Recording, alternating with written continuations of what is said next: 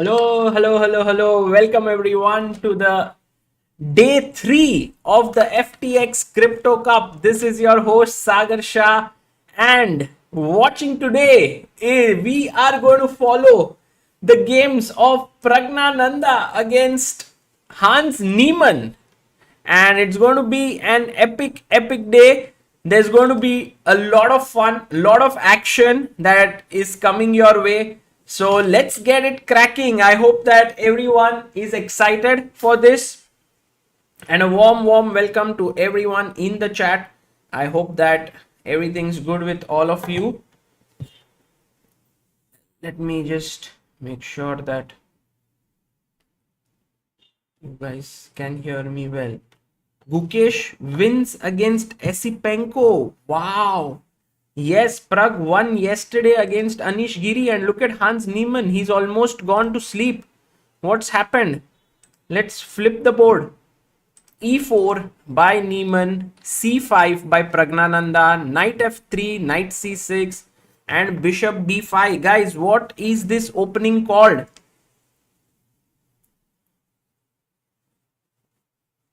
Where can we follow games of Turkish League? I put the link yesterday. It's live.chessbase.com. They are showing the games. Rosolimo, correct. Niemann is Sagar Shah after commentary for 6 hours. Ah, nice one. Nice one. I think this is going to be a great match today because you see Hans Niemann is young, very ambitious player. Oh, by the way, E6 played by Pragg. He has been playing recently G6, but he went E6, castles, Knight G7. Tell me who is the player who loves to play against the Sicilian Rosolimo like this with Knight C6 and Knight Ge7. Look at what Hans is drinking. He's drinking the Soothie King or Smoothie King. I think something like that. Let me see who is the player, who is the viewer who knows something deeper about chess. Who is the black player who plays this a lot? Not yet. I haven't been able to find someone.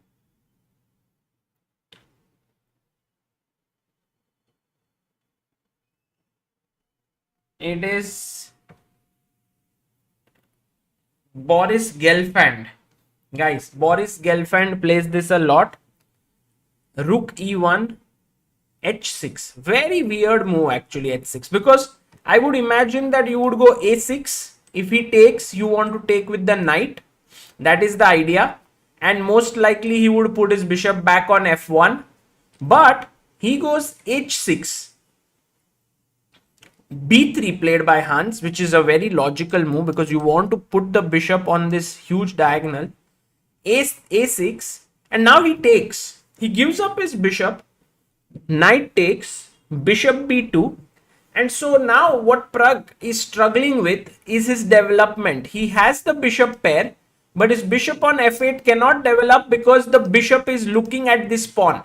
So at some point he might have to do f6 or d6 e5, which will take time, and white is racing ahead. So b5, a4 played by Hans, which is quite logical, b4 by Pragg, keeping it closed, d3, d6, and now d4. Wow, that's a very cool move. You see, Hans Niemann is trying to open up the position as much as he can before Pragnananda can finish his development. Very nice move, by the way. I liked it.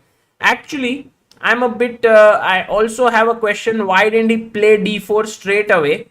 Because I have a feeling that here maybe he did not like something in this position, and when his opponent's pawn came on d6, maybe it was like, d4 takes, maybe bishop b7.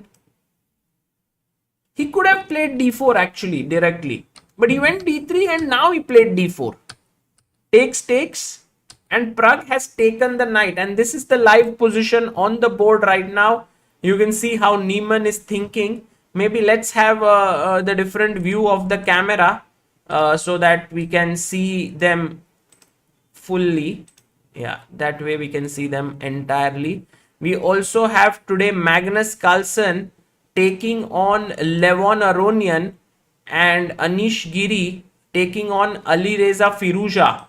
So very exciting games today. Let's have these 6 players on the screen so that we can watch them. Okay, he's taken with the queen. Very interesting decision. And now there is a pawn that is being attacked. How do you defend it, guys? A question to you. How do you defend the pawn on b4? Rook b8.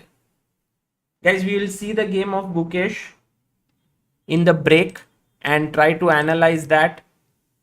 He beat Esipenko. That is huge. That is actually huge, which means that Gukesh, if I am seeing it correctly, might gain close to 5 elo points today by beating Esipenko, which will take him to 2732, which will make him world number 19, which will take him above Duda. Unbelievable.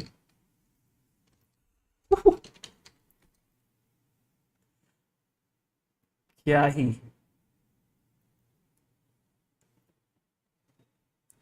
Okay, so rook b8, knight d2, e5 played by Pragg,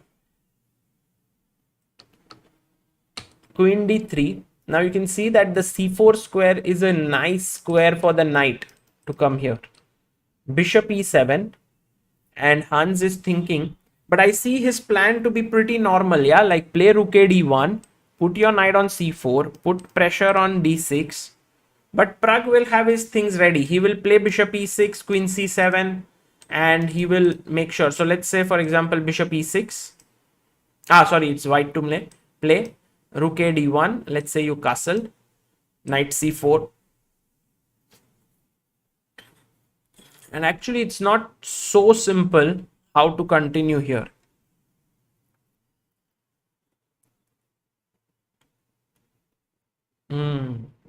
Yeah, quite a tricky position actually. How to defend this pawn, guys?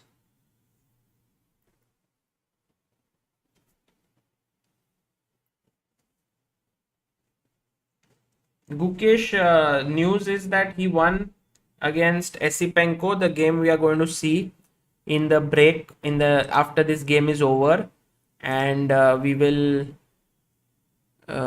try and analyze that game.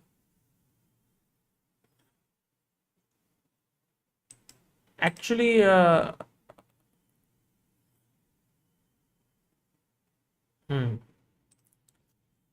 did Gukesh win with the white pieces or with black? Oh, he won with black.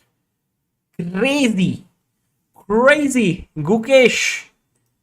भाई क्या ही बंदा है.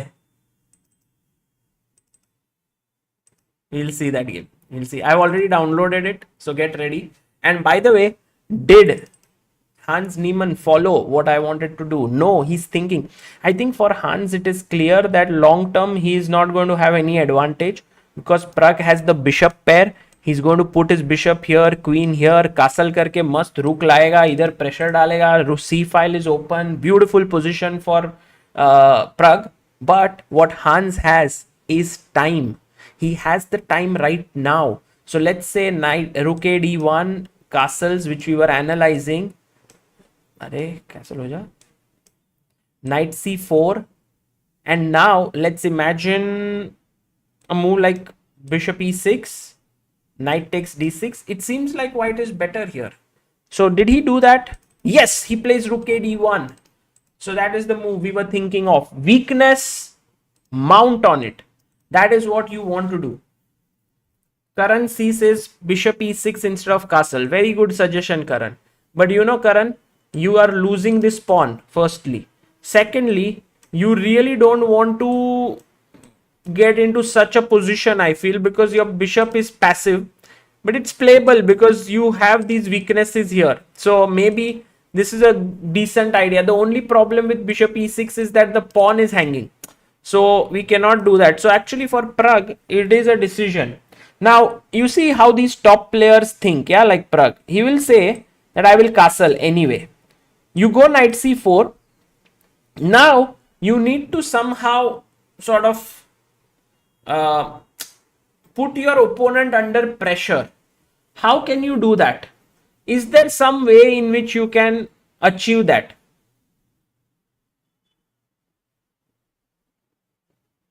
Can you put your opponent under pressure in some way? No, you can't play rook b6 because rook b6 just knight takes b6 free. Yes, I like Yagna Nidumolu's suggestion. Yagna Nidumolu, what I like about your suggestion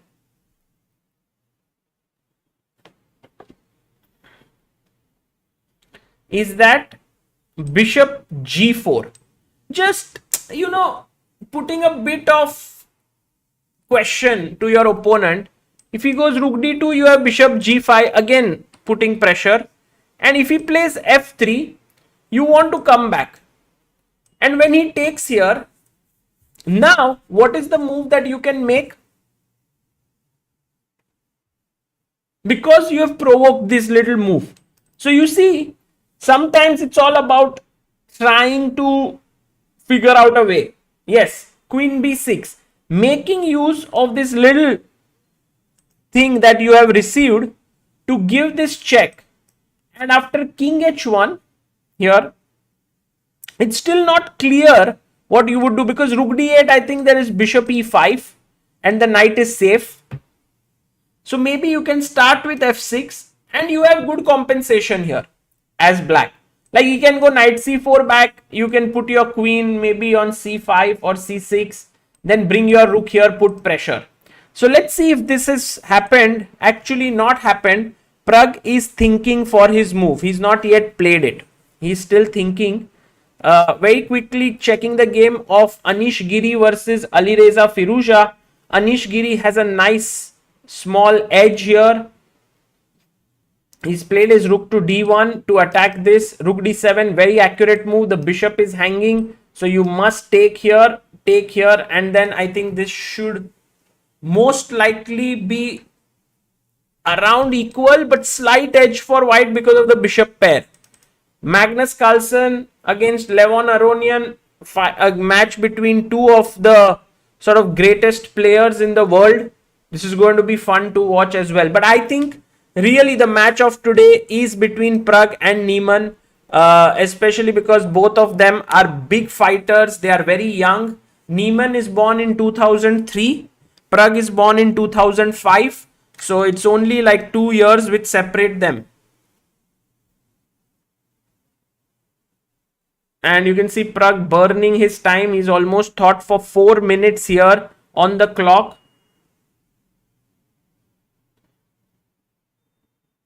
Castles, knight c4 has happened.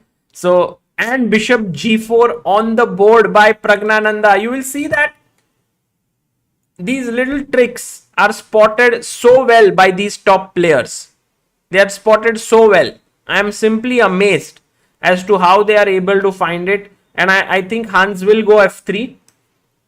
And just this fact that this diagonal has opened up gives so much to black. But I still don't know what is the best way to continue here. And I think, oh, he goes rook d2. He does not play f3. He plays rook d2. And I think for Pragg to make sense of what he has started off, he must go bishop g5. By the way, just so that you guys are clear on this position, after check king h1, the best move here is the very interesting move queen c5. And the point being that you are defending this pawn here, and knight c4 can be met with take spoiling white's structure. Okay, rook d2 is played now.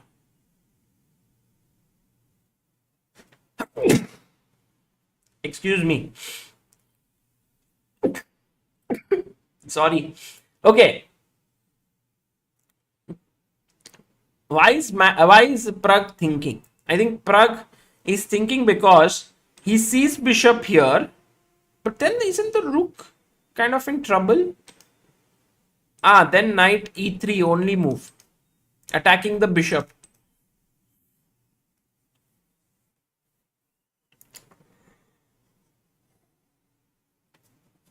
Bishop takes e3.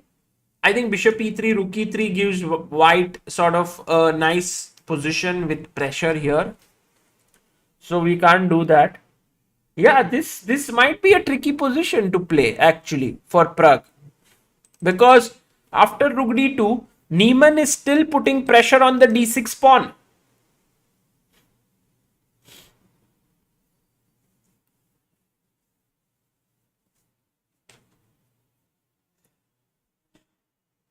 पता है या कल्पेश से सागर भाई सो जाओ. कल्पेश इतना जल्दी नहीं, थोड़ा 12 बजे के बाद.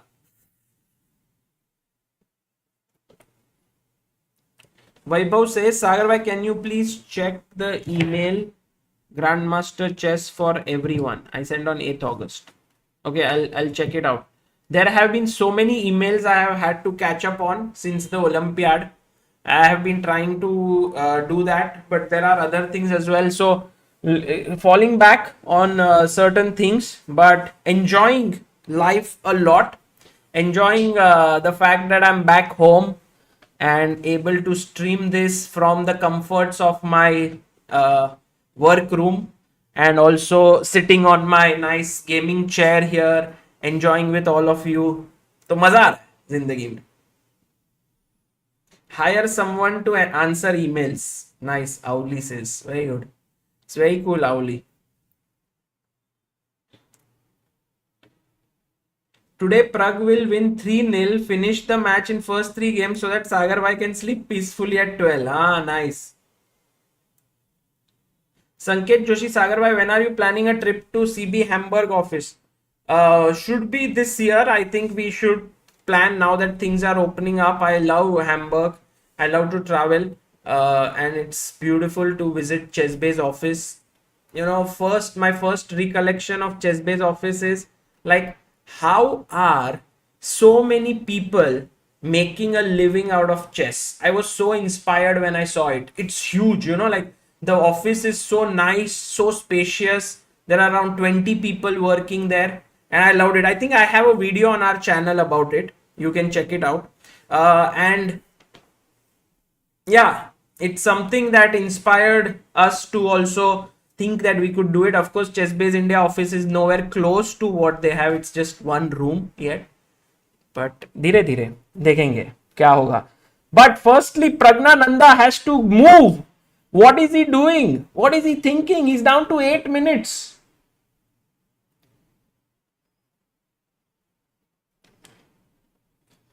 Sahajdeep Singh says, can Pragg play BG5 in this position? Sahajdeep, he can, but the question is, after 93, what do you do? So, one question to you guys is, why is Rook B6, which defends this and this, not okay?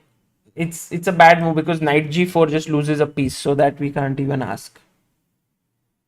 What is a good move here, according to you, in this position? This is, I think, where Pragg is thinking, because he realizes that this is hanging and this is hanging. So, what do you think should be a good move for Pragnananda here in this position?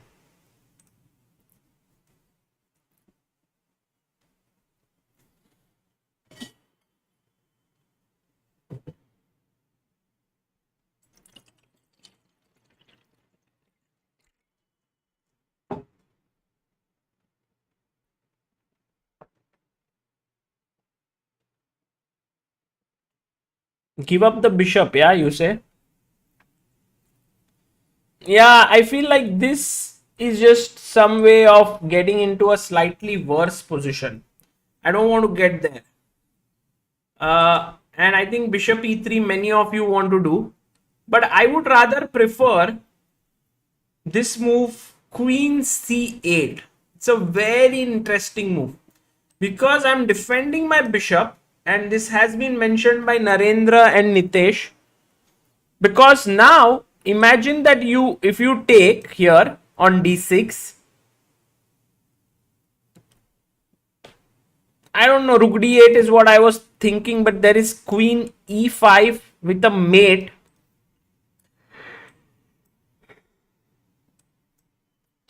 And bishop f6 is met with rook d8, queen d8, queen f4, bishop b2, queen g4, and white wins. So that's the reason why I think Pragg is a little bit confused here. Like, is it really possible and easy to find a move like f6 here, first defending this and then preparing rook d8? I think overall this seems like a very tough position, and a human move is to just exchange it this way, like take. But I think Pragg is not going to settle for such a solution which is one sided in a way. You know, this is hanging, rook can swing over. Also now rook b6, you can't play defending here. Why can't you play this, guys? All the people in the chat who are tactically alert, can you find it?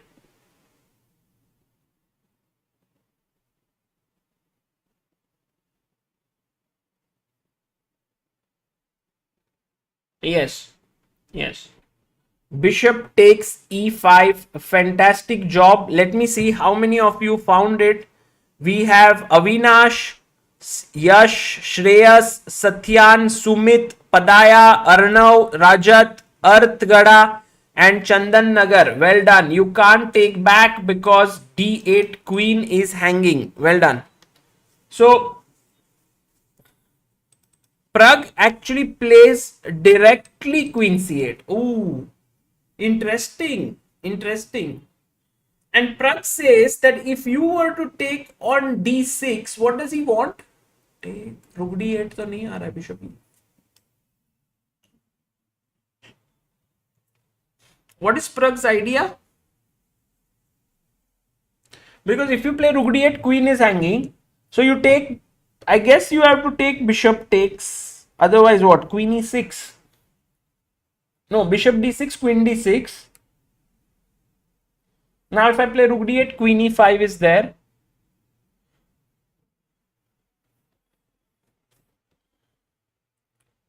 So bishop d6, queen d6. What is, you're just a pawn down, right? f6, and you want to play this position? I think Niemann can just take it. No? He's played queen c8 and Hans can just take this pawn.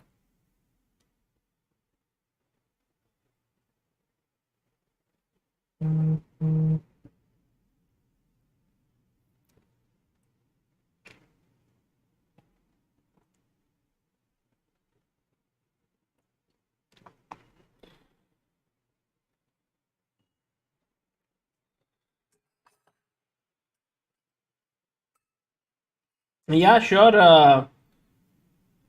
Siddharth Mittal, please do send us pictures. Very nice. Anton Smirnov is not just the best player from Australia, he's also one of the strongest in the world.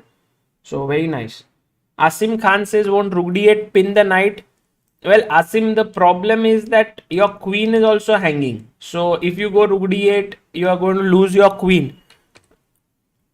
So, maybe Pragg has queen C5 in mind, but then you can even go back to C4, or you can do LPDO, which is like, okay, my piece under pressure, but this one is loose, so I'll attack here.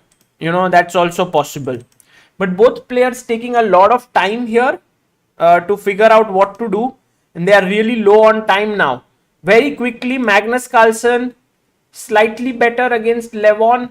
Look at this material balance. He has two pieces for a rook and two pawns for Levon. So Levon looks materially doing very well, but these pieces are really monstrous. So I'm very interested to see if Magnus is able to beat Levon here.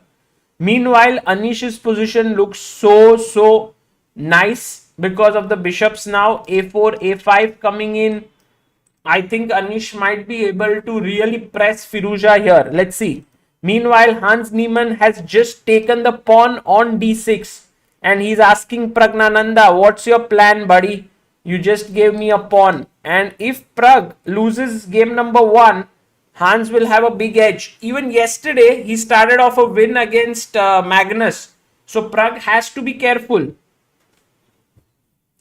Mohit Sharma says that maybe his plan is to exchange and go pawn down into opposite colored bishop. Possible.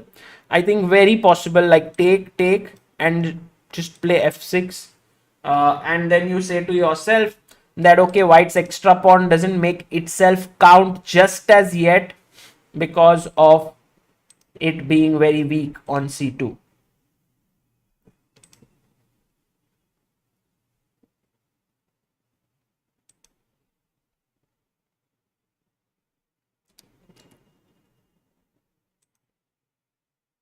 Oh, he goes queen e6. Pragg does not play take and that. He plays queen e6. Nice. Interesting move. Huh? Okay, what is your plan if I go rook? Oh, knight c4. I think knight c4 you have rook, maybe rook d8. Yeah, that looks strong. Knight c4, rook d8 could be an idea. Another plan could be bishop g5, already hassling here. So queen e6, I think Niemann's move now is kind of necessary for him to find. Otherwise, he'll get into, which is queen c4 or queen d5. These two moves offering a queen trade look nice. Jitesh A, all the best for your tournament in Udaipur. And queen d5 played by Niemann, showing that he is a world-class player. He's now offering a queen trade. Pragnananda under pressure, pawn down, but we have seen Pragg fighting hard in minus and lost positions. But this one, how to salvage this one? I think you have to trade the queens because otherwise you lose e5 pawn. The bishop is also looking here. Or you can be really calm, Mr. Cool, and play the move f6. Defend all of this, and then after he takes, you can take back and you can say to yourself, okay, I have the bishop pair and some compensation. But instead, Pragg first took on d5, rook d5, and then played f6. He's a pawn down,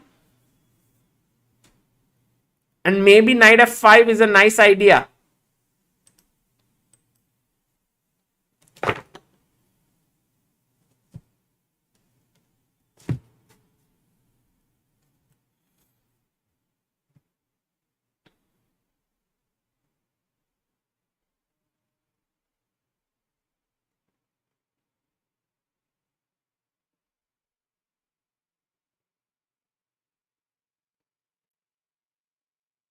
Actually, what should white play here is a big question.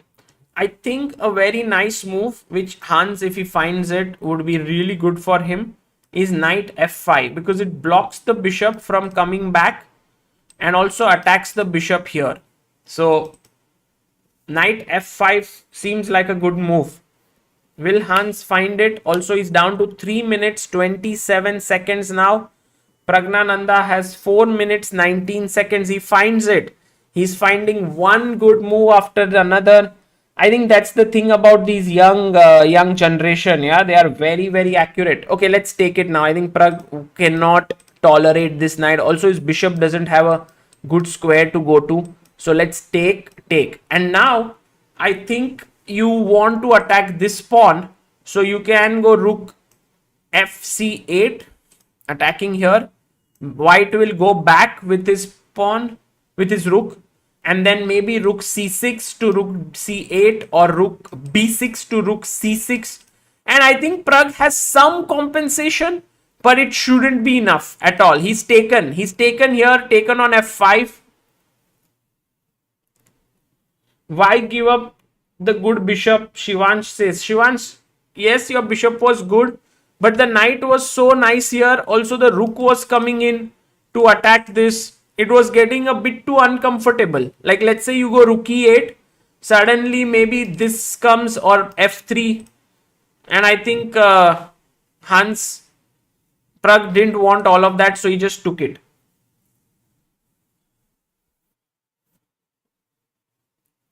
Rook fc8 on the board. Siddharth Ranadu says light square weaknesses. You are right, Siddharth. Light squares are weak, but also somewhere white does not have light squared bishop. So that gives black at least the comfort that he can play. Also, this is a weakness here. So he must play. He goes rook e2, which is nice. And I think now on the cards is also f4 move, because you can't take rook takes e7 would hang. Pragg goes h5. I think he's seen that f4 doesn't work because of bishop c5, check, and then he can take. So yeah, right now h5, I think a very interesting move. I would have never even thought of playing h5 there. I guess he wanted to stop g4. King f1, good move by Hans Niemann, just coming out of all back rank issues. Rook b7 with the idea here. You can see Pragnananda clearly under pressure, keeping his hand on his head. Hans Niemann knows this is his chance to take a big lead. King e1 played here. He's bringing his king here to defend this soft pawn on c2. Very good strategy. Pragg also activates his king. How is Pragg going to create any play? Because his plan, which was to attack this pawn, somehow the white king seems to have foiled it. Bishop c1, nice move. Maybe the bishop will now sit on e3, which is a good square. The accuracy with which Hans Niemann has played this game is just quite amazing, quite astonishing until now. But you have to play the entire game well. I think a natural idea is rook c7, but then king d1. And then you ask your opponent, what are you going to do? Because I have two pieces of mine holding this, and then my remaining pieces are going to attack yours.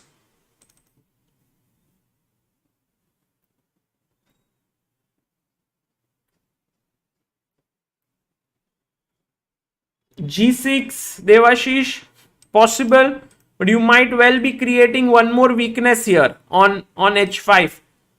You need somehow the rook to play g6, and then rook takes, put pressure here, but he can just go g3. So Pragg creating play for Pragnananda, very tough here, very difficult.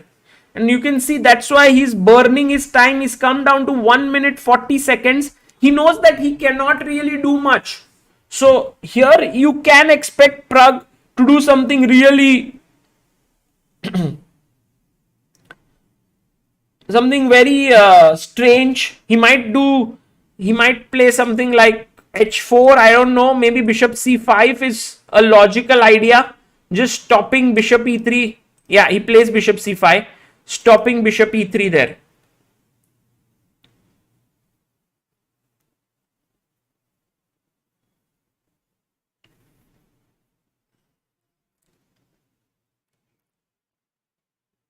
Yeah, maybe start off not with bishop e3 because bishop takes e3. You don't want to go into rook endgame for now. You can put your bishop here, put pressure here, then king d1 or directly king d1. Nikhil Shrotri, thank you so much for becoming backer of Indian chess. Yes, there is 10-second increment.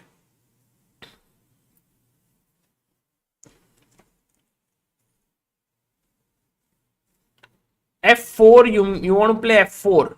That could be an idea. You have to make sure that you don't give your opponent too much play. I think bishop d4 is an idea here so that your bishop can sit well. He plays king d1, which was sort of a non-committal move, and Pragg goes rook c6. Pragg is waiting for Hans to do something because otherwise he doesn't have much to do here. F3.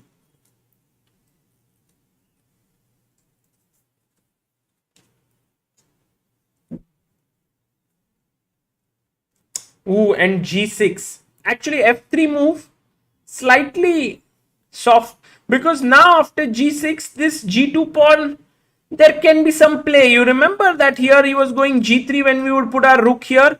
Now g3 means h4. There is no longer this strong structure, and Pragg can get some play like king f5, king e6, rook g7. Put pressure here. Actually, it's quite possible that Pragg might be able to drum up some play. For now, he looks clearly worse. But Pragg really likes to defend such position. And he's played f4. Very good move. Bishop d4 has happened. I think take with the bishop, yeah. Take with the bishop, attacking the h2 pawn.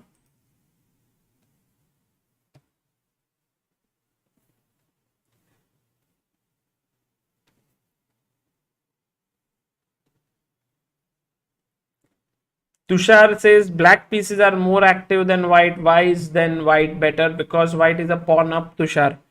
And also if you look at each of black's pawns, they are all very weak now.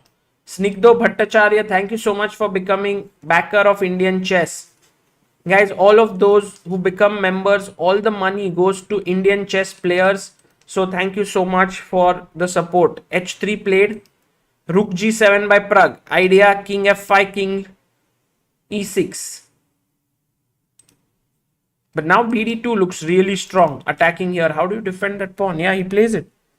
Just finding all the moves. Now Pragg. It's moves like rook g7. You play like with lot of passion, or you can say with lot of style, and suddenly you have to make a defensive move now. Rook b6. a5 makes a lot of sense. Just disconnecting these two pawns.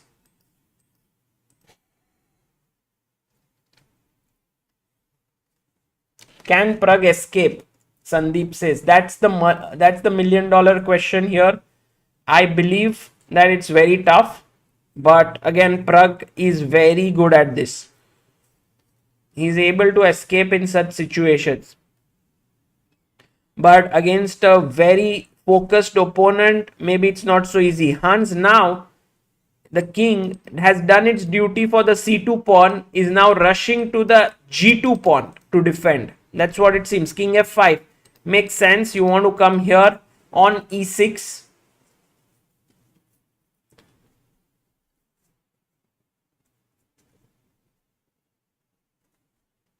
Rook to c5. Nice move by Hans Niemann. Just going clear of the d5 square, also making sure his c2 pawn is well defended. And getting ready to attack b4 with rook c4.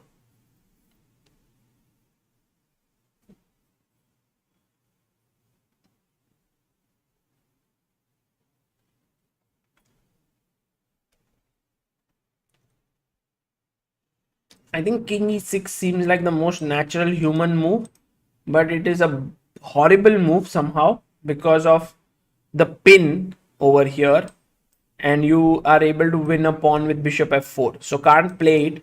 He goes rook to d7.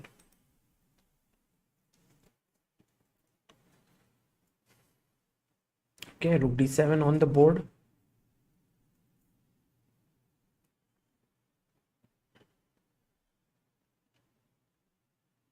Hans Niemann now down to 2 minutes. Pragnananda has 45 seconds. Rook c4 played.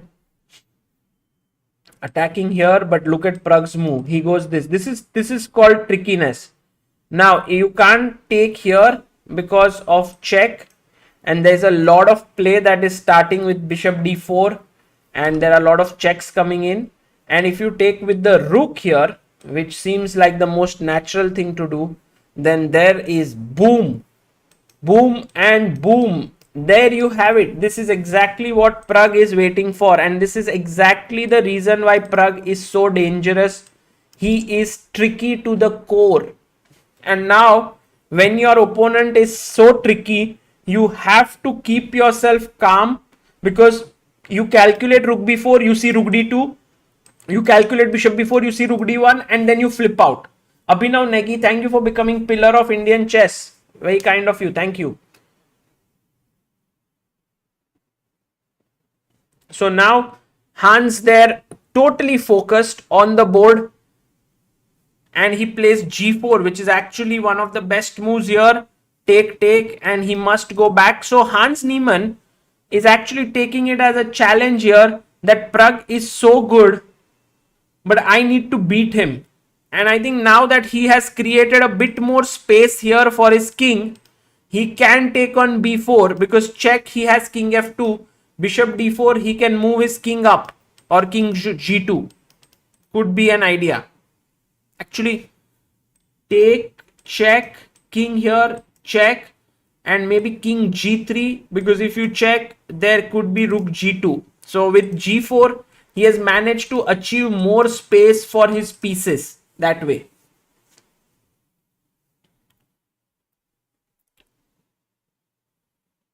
So will Hans take the pawn? He takes it.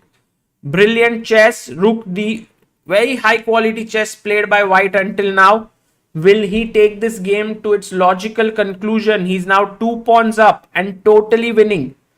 Pragg is slightly ahead on time now, but positionally he's gone. He's busted. He's 2 pawns down. What does he do next? Can he start some play from this side? Is there time enough to do that?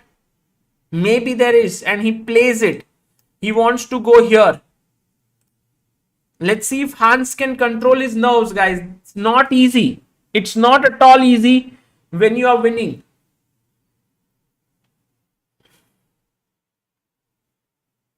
Rook e1 played.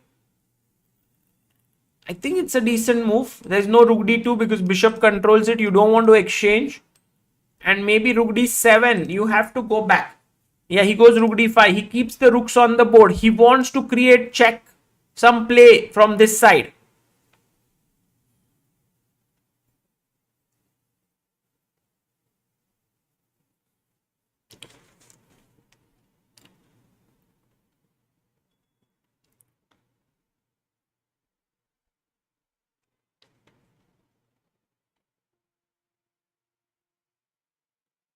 King f3. Okay.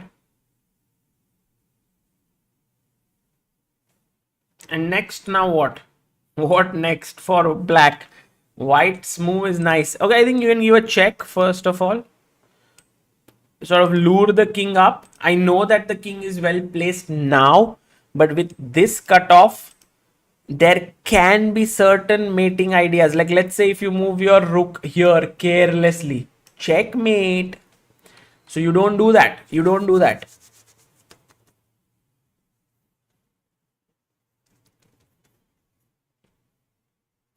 Bishop to c5 played by Niemann. Looks good. Looks good. Very solid.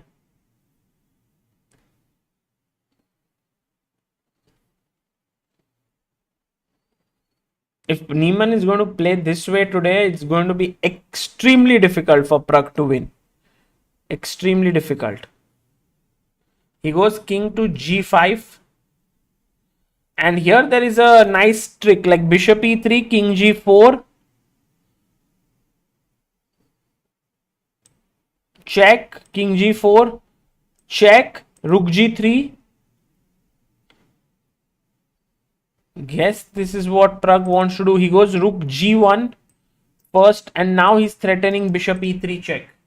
First protects this. It's a nice move. Bishop f4. Oof. You can see that Niemann has the bar is completely in his favor. Completely. Bishop d4 with the idea of bishop f6 is what would be a good idea. Take, king takes, and king f4. Plays it. What is up with Niemann finding one good move after another? Amazing chess. Great chess. Bishop g3. Guys, this is gone now. Check. If you go here, can you take here actually? Or is there some trick?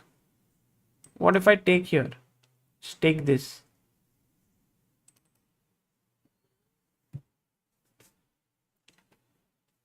Pragg would actually be wondering that where did I go wrong, you know? Oh, king. Now there's a beautiful idea here. Very nice. Rook h5. He finds this. Another classy move. And I think game ends here because you take. There's a check. And then you lose the bishop. What a move by Niemann. I think Pragg is going to resign here. There's no other choice. If you could go rook. It's bishop h4. Pragg never resigns, huh? I thought it was gone. Rook f1 attacking here. Threatening maybe rook f6, perhaps rook h2. Can we take rook f6? Bishop f6, rook h2. No, then this is hanging. And what about bishop f6? Is that working? Maybe there's rook f7. Oh, he takes and Pragg gets his chance, perhaps. Rook f7 or what? Not really. Because if you take, your rook is hanging. Does Pragg have any chance here? Rook e2 check. He goes rook f7, which is a nice move. And now bishop e5 saves the day. Because you hit the other rook. Rook e2, king d3, I think. No, what's there? Like bishop e5, rook e2, king d3, rook e5, rook f7, king f7, rook h4. Oh, he finds it. He finds bishop h2. Rook e2 check, king d3, only move. I think he'll find it again. Great chess played here by Niemann. Just not letting Pragg. Now take this. Oh, but take. Oh, you have to go into this endgame. Take. Now rook h5 check. Because if you take here, the rook is hanging. So rook h5, gh5, king f7. And this endgame, bishop versus 4 pawns, 3 pawns. This is lost. b4. There are passers on both sides of the board and you can't handle them. One bishop cannot handle all of this. Let's say the king, if he tries, okay, black decides to keep his king here, but then 2 pawns and a king. Let's say you go b5 here. Ooh, all of a sudden the advantage is lowered. So careful still. I think Niemann will do it better than me. He's going to bring his king in, perhaps. Okay, king h6, king c5.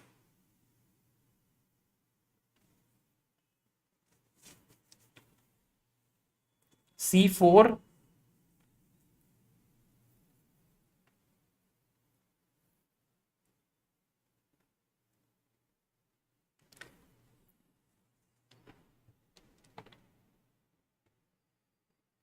King takes.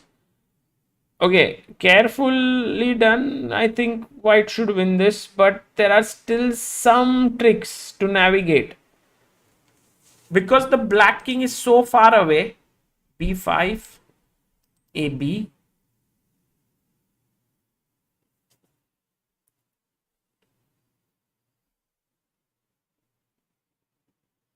A takes b5, c takes b5. Very good decision. Take with the c pawn, not with the a pawn.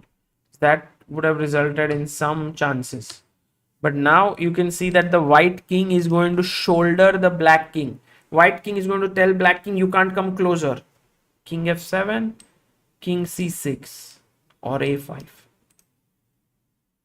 Somehow if the king was here, it's a draw with the bishop. You know, the bishop and king can hold these two pawns, but with the king away and the white king shouldering, like you're trying to come close, but I'll stop you. You're trying to come close, but I'll stop you. And then I'll play this. The best you can do is sack your bishop, and then my other pawn will queen. So it's a simple plan now to go here, push your pawn.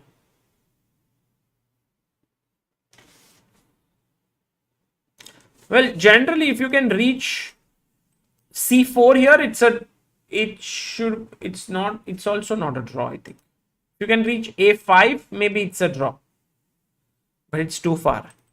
And Pragg has resigned after king c6. Hans Niemann wins, and Magnus Carlsen there shaking his head somehow. But why is he shaking? He's completely winning. But what a game by Hans Niemann. He's just completely outplayed Pragnananda from the opening. Played some amazing bit of chess. And Carlsen totally winning here. He has two pieces for a rook plus two pawns and is in the driver's seat. But what about Anish Giri? Anish Giri, is he in some trouble here against Firouzja? No, I think it's a draw. It should be a draw. So that's a draw, but let's finish with the game of Magnus here, because Levon is very tricky and Levon wants to take here. Knight f4.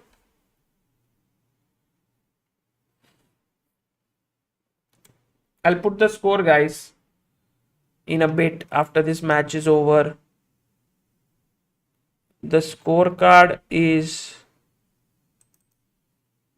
Pragg versus Niemann.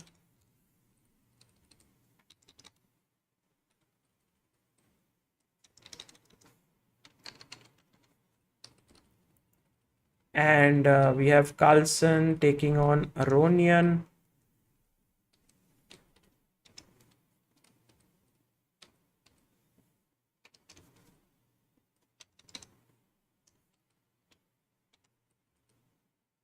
Anish drawing his game.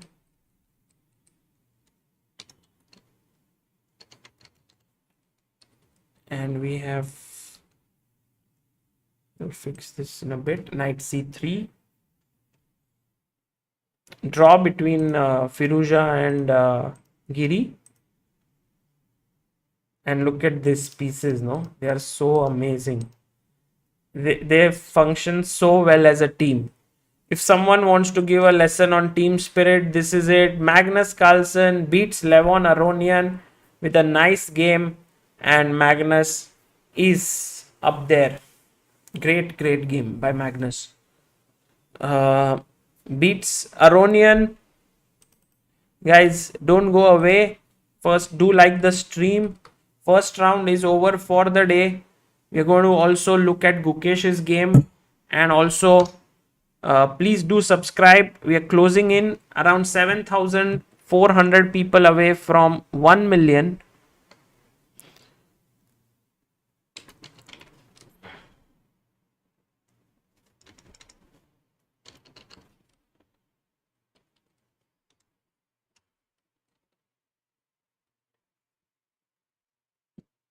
What happened in Duda Firouzja? Oh, sorry, Duda Liam. Liam won.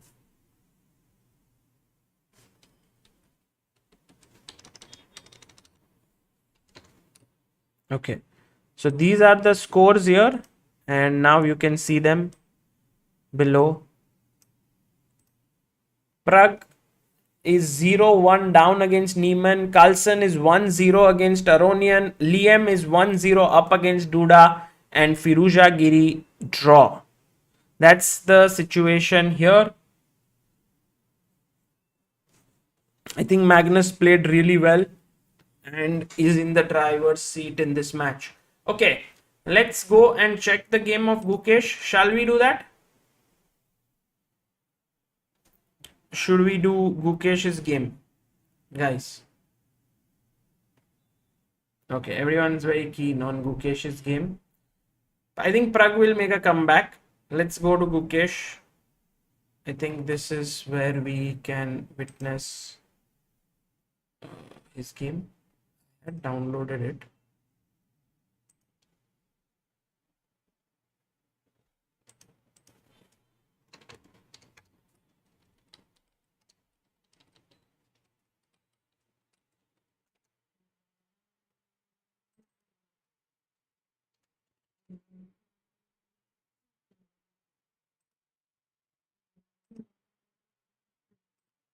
Okay, let's go. Let's see how many moves can you guys guess of Gukesh. D4, knight f6, c4. I'll also try to guess with you. I won't see the moves. So e6 by Gukesh, knight f3, d5. Simple chess. Gukesh likes to play this way. G3, check. You know what is Gukesh's favorite move here? I don't know if he has played that. But Gukesh's favorite move here is a5. Madhav Gautam, you are right. Rakshit. Exactly. a5. I like this move. bg2. Castles. Queen c1. I think this is his idea. If Gukesh would have, I think if opponent would have castled here, oops, sorry. If opponent would have castled in this position, I think Gukesh would have played this line with c5. No, is that? Or maybe this is not the position to play c5. When does he play c5?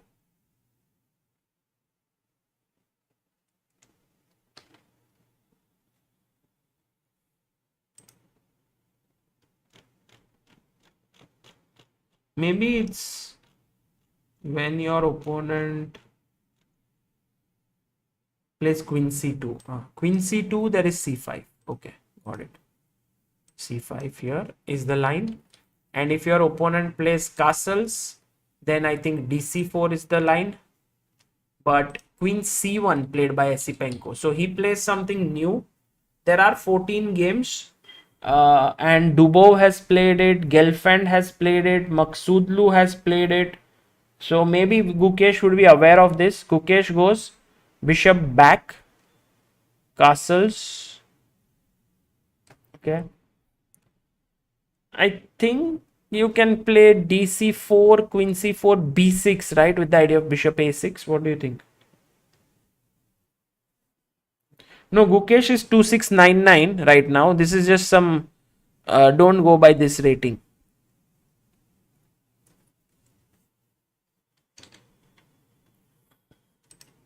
Can fix it also. He is 2699 now. Okay, so c6 played by Gukesh. b6 is also possible. Word of Rugdi 1.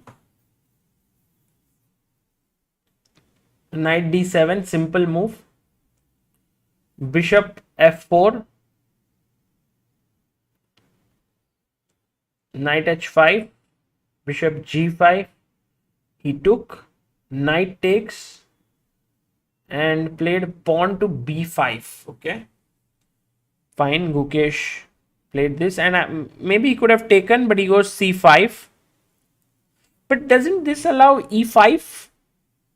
E5, take, and e4. Maybe that is the issue. Like e5, if you play, then take, and e4. And somehow this rook being opposite the queen is not a very pleasant feeling. So that's why Gukesh first gets his queen out to e7. e4 by Esipenko, because black was planning to play e5. So e4 on the board. I guess you go knight f6 now. But he will then play e5 and get more space. Bishop a6. Bishop f3. Knight f6. e5. Knight e8. Queen e3. So as of now, it seems like white should be slightly better because of the space at least. That's my feeling. h6, knight h3. And now look at this next move, guys. Can you guess what did Gukesh play here? Let's see how many of you are able to guess his move. Crazy chess by Gukesh. Parang Trivedi, thank you for becoming pillar of Indian chess.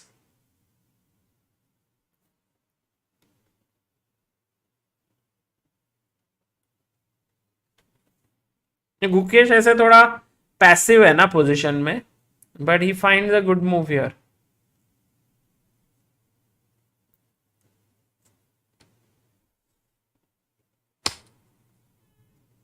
Ready? G5 on the board with the idea of knight G7, knight F5. Amazing. Bishop E2. Played. By the way, guys, players have not yet come back to their seat. So that's the reason why we don't need to hurry and finish this. I think they will be back in some time. Let me keep it ready. The players are coming back. Okay. Anyway, bishop E2, knight G7 by Gukesh. F4, attacking the G5 pawn, but knight F5. I think first you attack the queen. Yes, he did that. Then he played queen C1.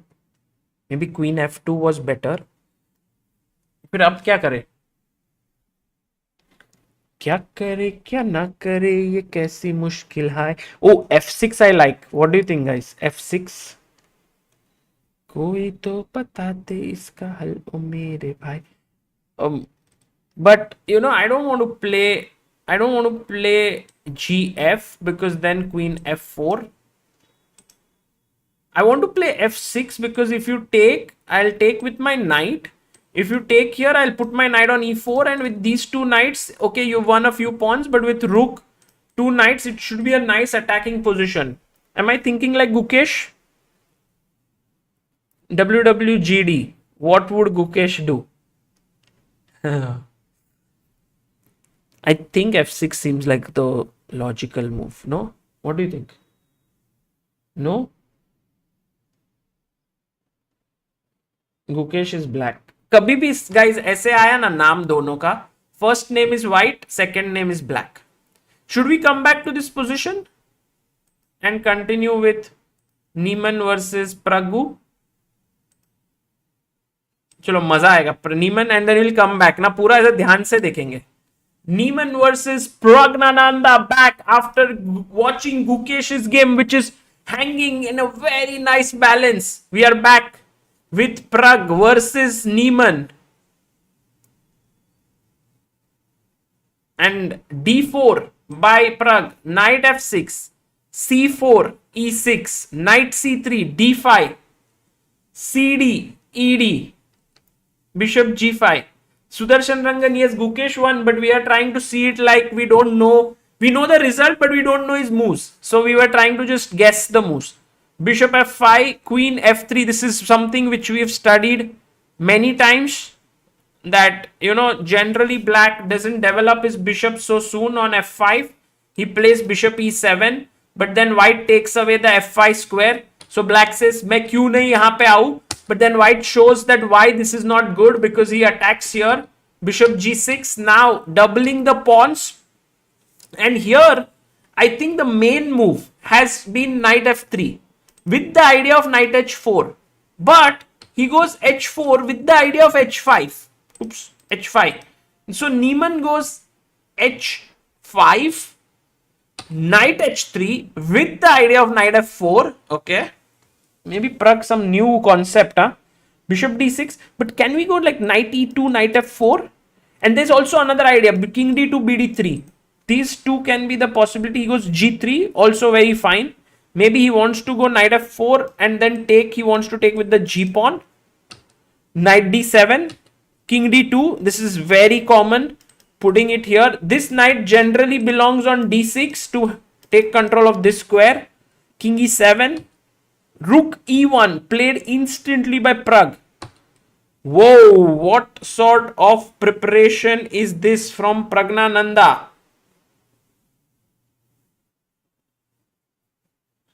Let me just go to our chess base board to see how many times this has been played before. So this is Gukesh's game. Let me copy it.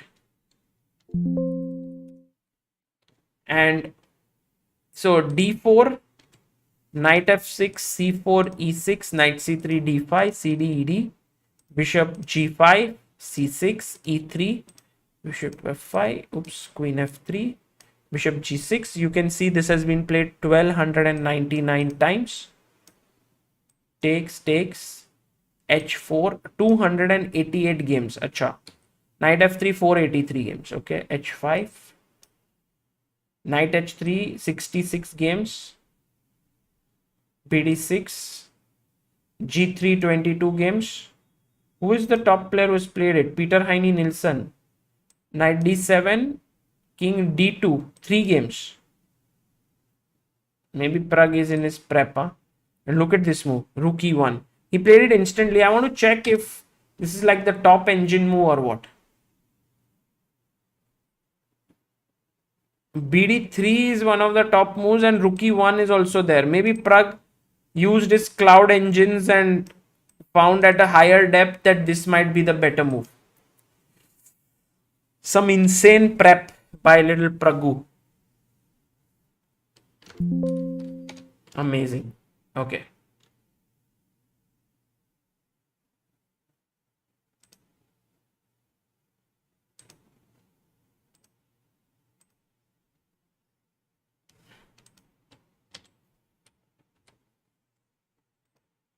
Okay. f5 played by Niemann. f5.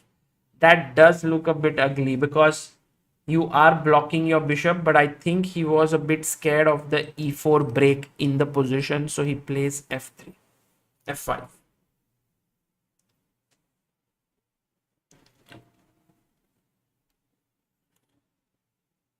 Sagar, stop campaigning. About what?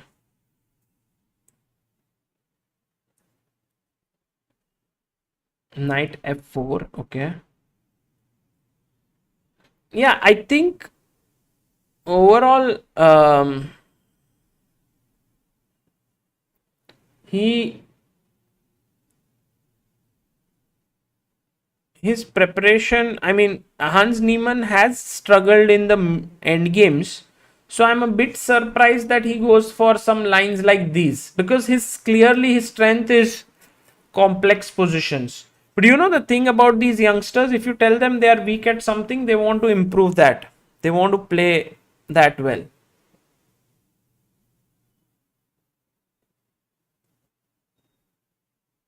Peter says on Twitter to stop campaigning.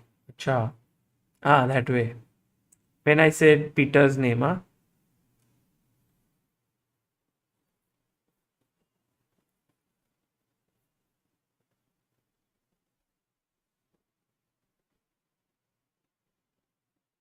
In G5, Ayush Malhotra says, is it strong after F5? But maybe he'll get kicked off with F6, no, at the another time, or just so maybe knight F4 makes sense. Knight F6. Now that the knight is coming here or here, can we play F3? I know it weakens this, and I don't want to do it because then Rook G8 and he gets play here.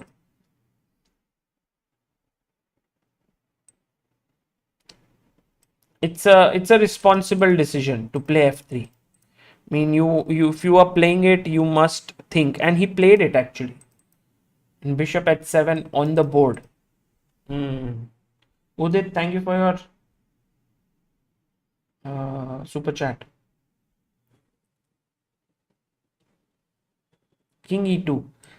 The king is going to f2 to protect this. Nice. You see, king can do a good job to defend it there. It's a nice thing.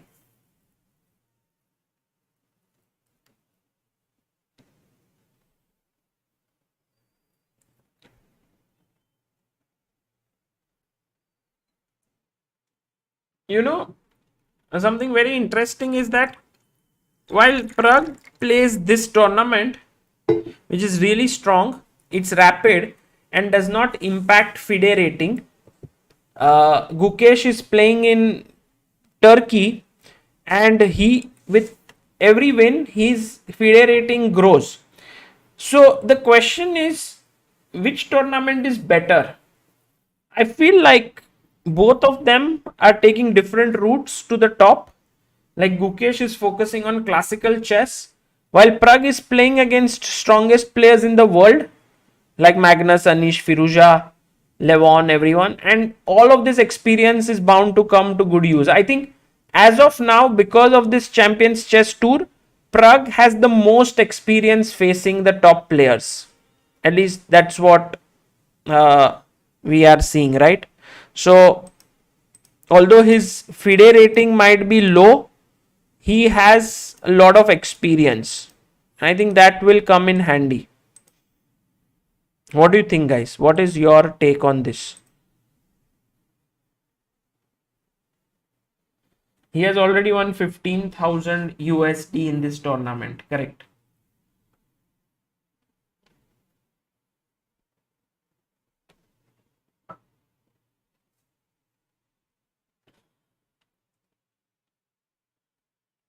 No, I mean, of course, Arjun pulled out, no, of the Abu Dhabi Chess Festival.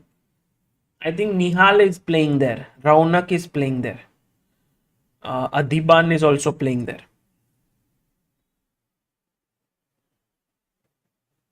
Pragg is getting more bigger events for sure as of now because of the Champions Chess Tour and because he won the Challengers Chess Tour. That was an important win for Pragg. Arjun is playing, huh? Acha, Arjun didn't pull out. Oh, I thought Arjun sort of pulled out at the last moment, but he's not. He's playing. Amazing.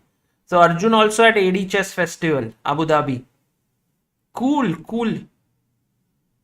So this is good, no? Right now we have everyone playing.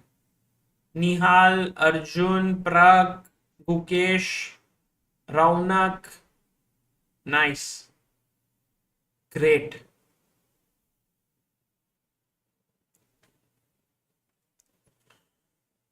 Gukesh on Levy's podcast said classical is his top priority. Okay, got it. Why Rook C1 says Abhishek Nair? I think one of the things is to discourage some king going here because then there is this pin. And also the other idea is to maybe double down the c file or maybe move the knight away. See, he played b5, now c6 could become weak. This is a typical Hans move. Like, I don't think any other player would have played b5 because you put your rook on c1. Abhishek Nair also asked in the chat why rook c1. But Hans is like, okay, now you see the rook is very useful because this is weak. So not a great idea. Now knight c2 makes a lot of sense. Then you put your rook up like this. Okay, it's still unclear as to how Pragg will make progress. But I think you go knight h3, the other knight to f4 and then knight g5. I think you play with your knights on that side of the board.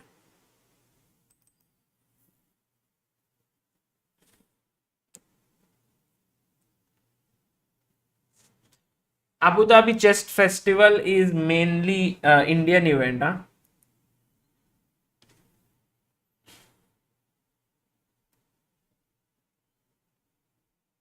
What is this chess speaking for itself? A lot of you are talking. I think Hans Niemann gave an interview. Yeah, chess speaks for itself. When? But after losing to Carlsen, Divya is also playing at Abu Dhabi Chess Festival. Correct.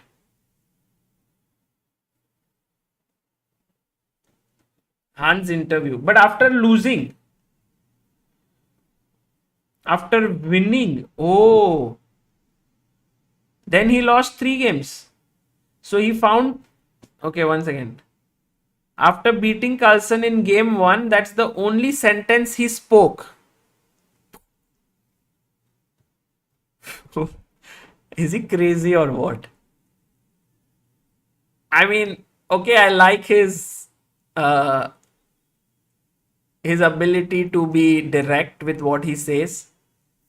We've also had him on Chess Base India. But when you beat Carlsen once, I don't think you can say the chess speaks for itself or something like that with Magnus. But okay, Magnus then beat him 3 games. And then did Magnus say chess speaks for itself or he didn't say anything? I think Magnus was like, there's no need to say all of that. He was trolling. He speaks his heart out. Okay, maybe nowadays you cannot really know whether someone's saying something really or just trolling. Bishop b1.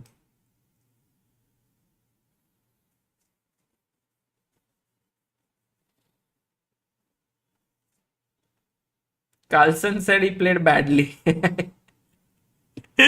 That is even more savage. Beating him 3-1 and then saying that I played badly. So if what if you played well?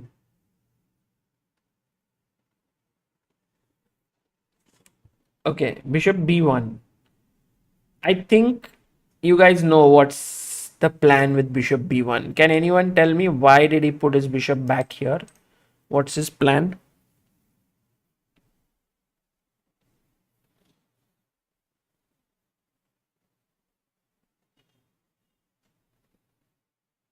Yes, Suryank Singh, Vignesh, Siddharth Jain. Yeah, not a3 bishop a2. I don't think that's the plan. But rather the plan is to play knight d3. And then the knight will be very useful somewhere. So Niemann has gone rook g8 to put pressure on g3 with his bishop and rook. So the knight right now can't move, but Pragg had it all covered. He plays his knight to e2, defending g3, preparing knight e2, knight d3. And actually, it's all coming together for white nicely. He'll play his knight to d3. Maybe he'll bring his rooks to double down the c file.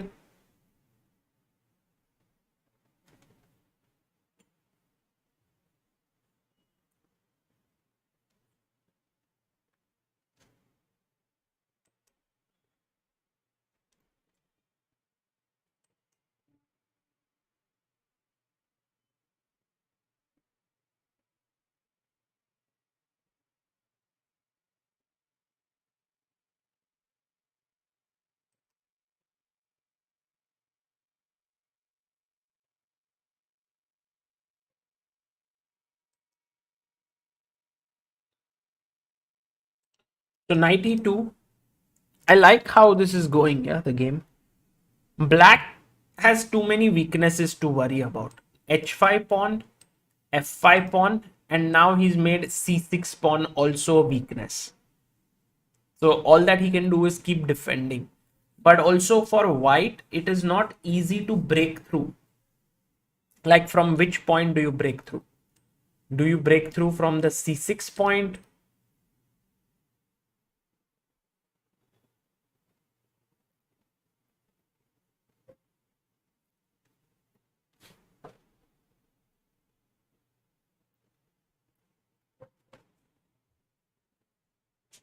Okay, what's happening in other games? First of all, Alireza is going all out against Anish's king. Wow.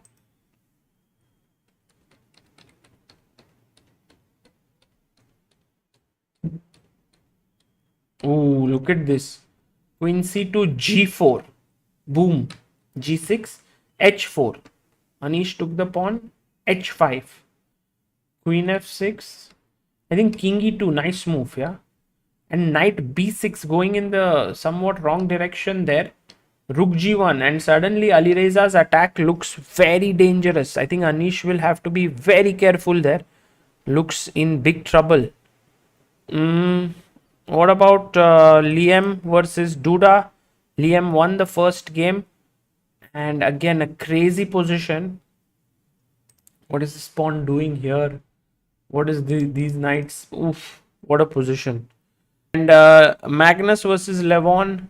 Magnus is better after winning the first game. He's also better in the second game. I think it was a King's Indian.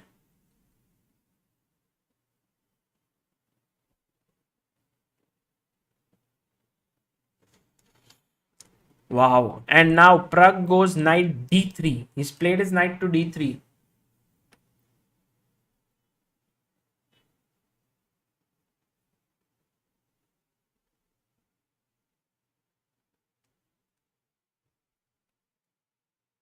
And then knight c5. Check. In the air. Knight f4. The other knight can swivel over there.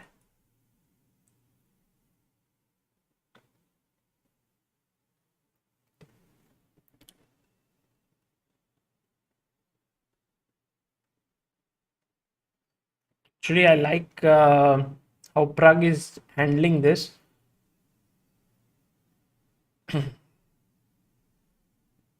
But where is the next blow? Okay, I have one plan, which is go knight f4 here.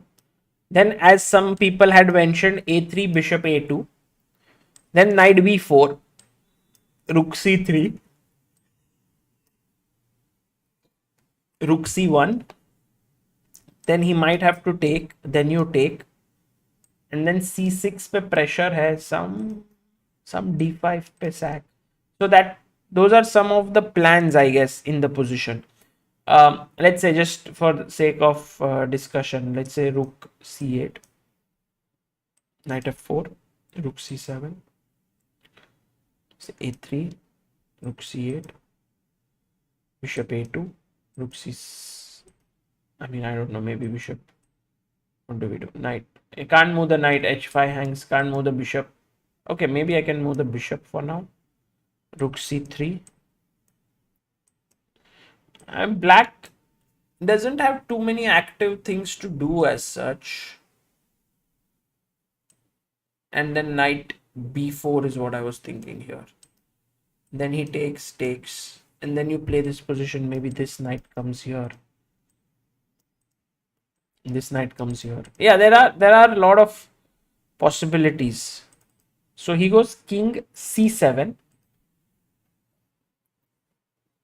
Okay, let's put the knight here. Rook c3. Maybe allows b4, but okay, Pragg says I'll go back. If you play b4, I'm fine. No problem.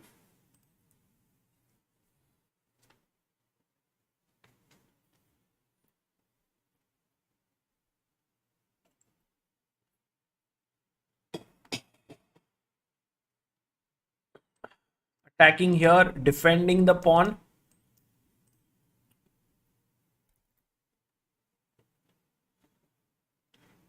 A3 looks really normal, yeah, here. Just stopping b4. Meanwhile, look at what Firuza is up to. He's played his rook to c4. After takes, h4, sorry. And attacked here.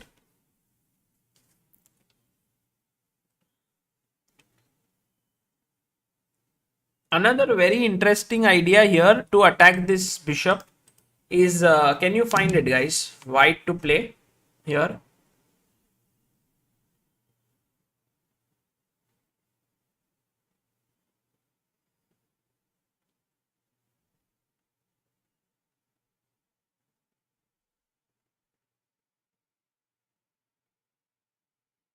Yes, knight d1. Okay, knight d5 is possible.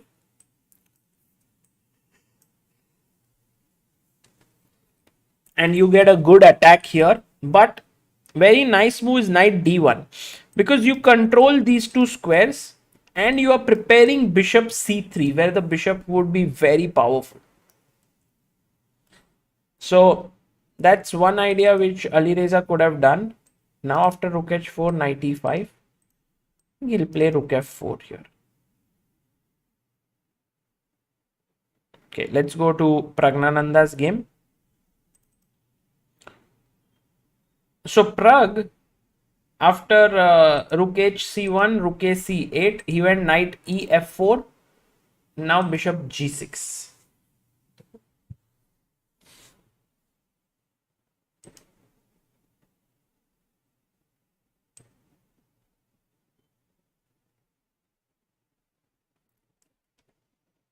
Knight c5.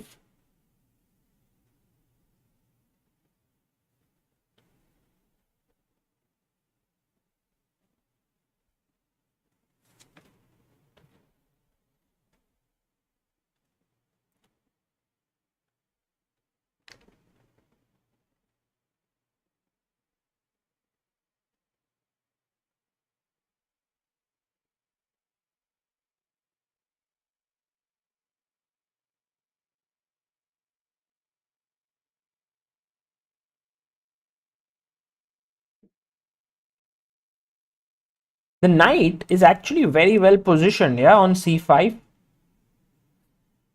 And where does it go to next? This is well covered for now.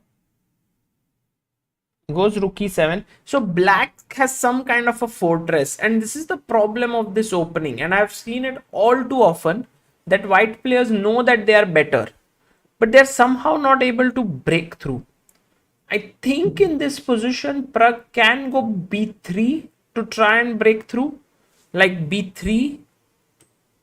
And if you take, I would take with the knight, but also possible, very interestingly, is a4 to open up the position, because next move I'm anyway taking this. If you take here knight a4, rook b3 next, that would be very cool. So b3 is what maybe Pragg might be able to open up the position, and you can see there he's thinking really hard on the top of your screen.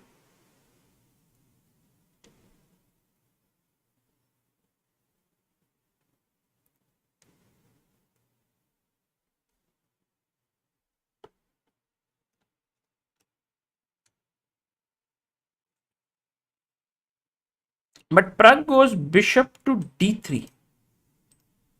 Okay.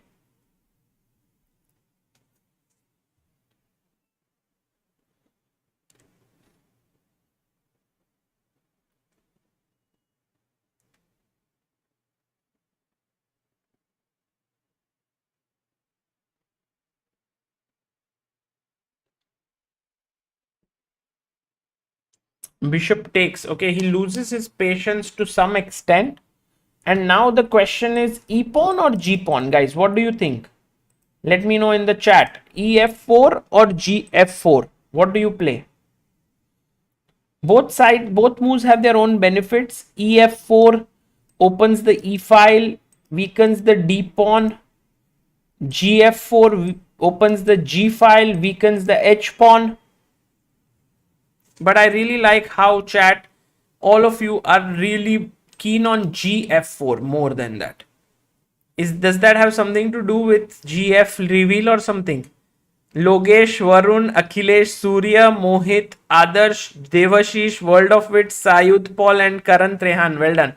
I think also gf4 makes more sense because you keep this sort of phalanx together of pawns, and then maybe rook g1 to g5, put pressure on f5.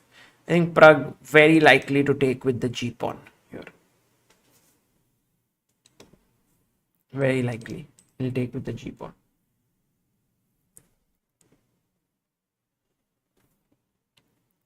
He plays ef4. Oof. Rook a7. I guess he wants to play b4. But you know, this is where the knight anyway wants to go. Here on e5 now. I'm not sure about rook a7 as a move, but okay. You have to move this bishop for sure. Like bishop e2 or bishop f1. Because you want your knight here. But also, yeah, bishop f1. I think his idea is bishop h3 now.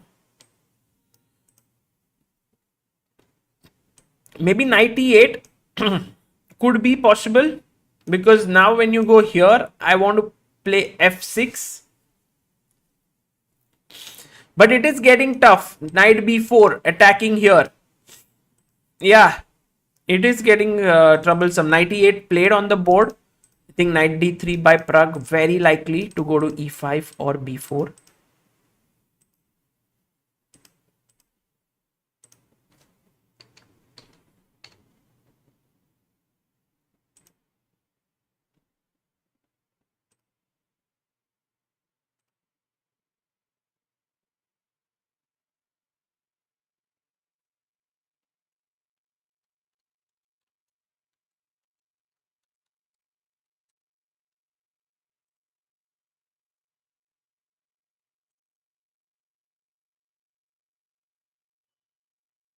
Kaustubh says, what will Pragg prefer in the endgame? Two knights or a knight and a bishop? I mean, for now, I mean, he wants, I think what Pragg wants is some material somehow, because black has so many weaknesses that the knight is coming from here and here attacking this, or from here and here attacking this. And this is also a tactic like knight d5. If you take here, the rook would hang. So knight d3 on the board. I think Hans has to be little careful of all the tactics here. How he goes knight d6. He wants to put the knight here. Smart. But he can't do it so easily. Like first say knight e5 is 1 point, but there is knight c4 blocking. And if I play b3, you take, and this is exactly what you don't want. Rook coming in.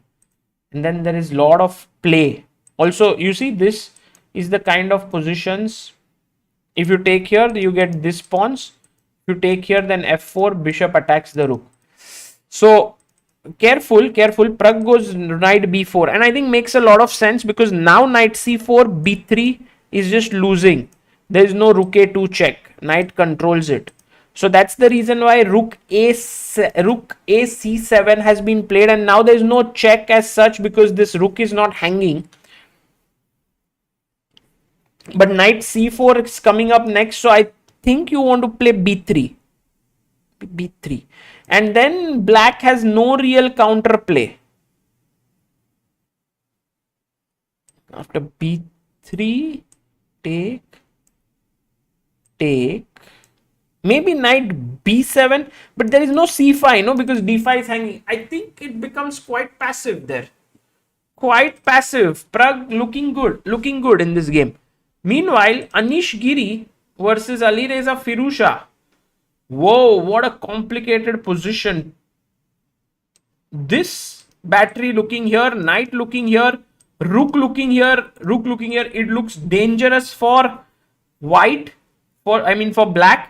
But even black pieces are very well positioned and could be some huge attack on the king.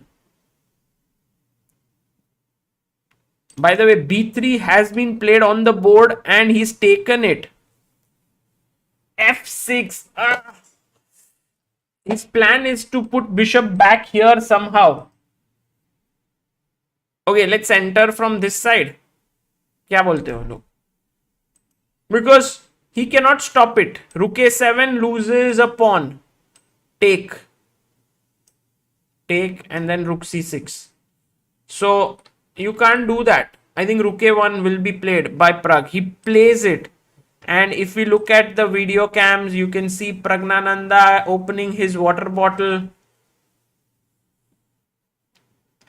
By Pani Piya Pragg means it's already tough for the opponent. And Pragg actually quite easily converted it.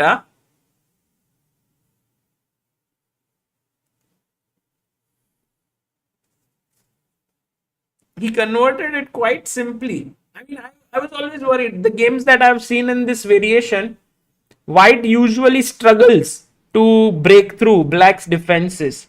But I think Niemann's move b5 was the sort of really a bad move there.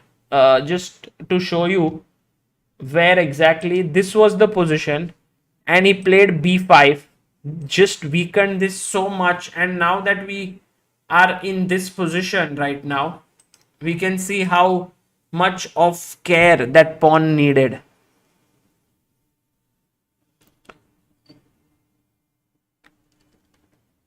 I think with Pragg most likely going to win this, the scores will then be 1-1. And then the match heats up. Niemann actually started off with a win even against Magnus, then lost 3 games. Is his fate going to be the same against Pragg? Anish finds the best move here, taking on d2. If Anish can beat Firuza in this position, that would be some great defense by him. And Carlsen, okay. Black looks pretty solid there. And Liam versus Duda. Suddenly Liam is better. I guess Liam might win another game. 2-0. 2-0 he would be up. Okay, going back. What happened? He went bishop e8, check, king b7, and another nice little move. He wants to go here. Again, notice c5 not... Is c5 possible? Because if I take here, the rook is hanging. No, c5, rook d6 is coming here. So dc5, if you take with the rook, I'll take, you'll take, and the d6. Knight is lost. So Pragg just wants to go either rook e2 or rook a2. Most likely on a2, because otherwise he would have gone rook e3.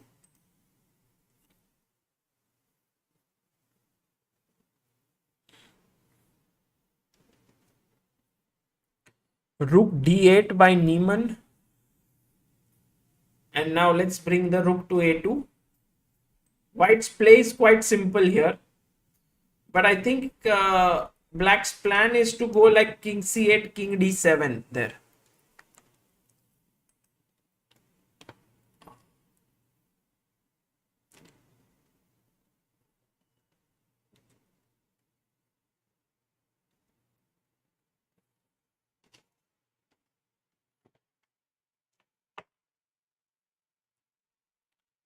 Rook a2, yes.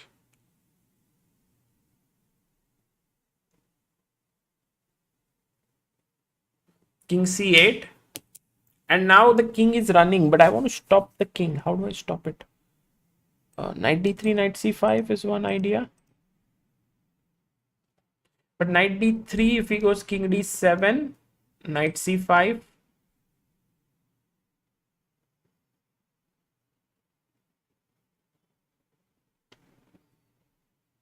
King here, let's say.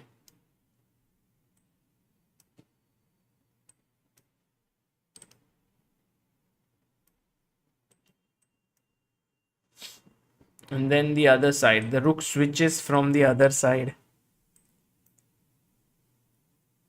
Fork. Oof. Dosto, this is just too terrible. And actually, very nice positional play by Pragg. Just giving Niemann no chance. No chance. And I think Niemann might also decide to just throw in the towel and resign. By the way, we have 6,000 people here, and I just want to tell you a couple of things. One is that Gukesh won his game against Esipenko and is now world number 19. We were just looking at his game. We had gone halfway through, and in the break of the next, after this game, we will look at it further. And the second one is in the link in the description and also in the pinned message. We have an FTX Pragg scholarship, which is worth 1,50,000 rupees, given to, which will be given to one student who deserves it.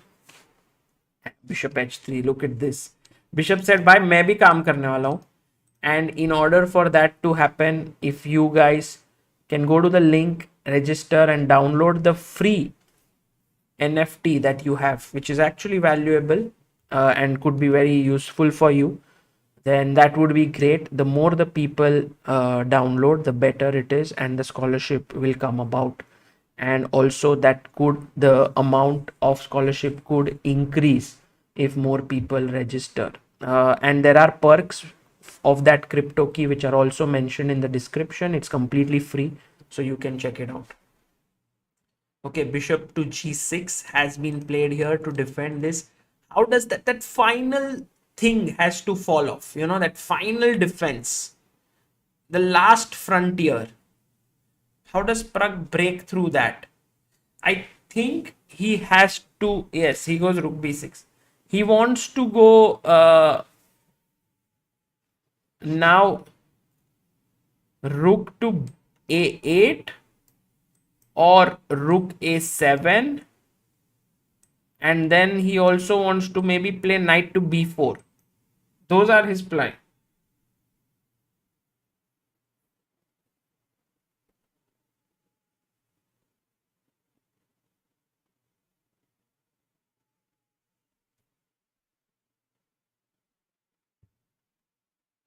Sagar sir, chess set में cover included है? Cover मतलब pieces के लिए you get a pouch, and for the board you get a bag to put the board. That is included.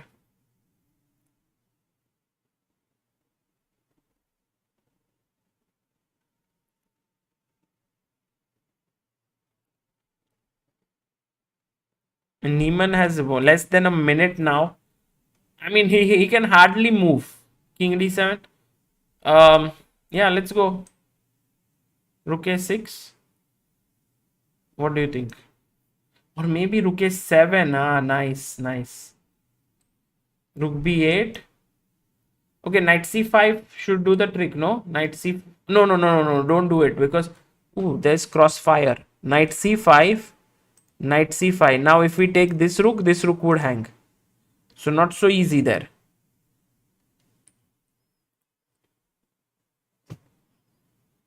Rook b8.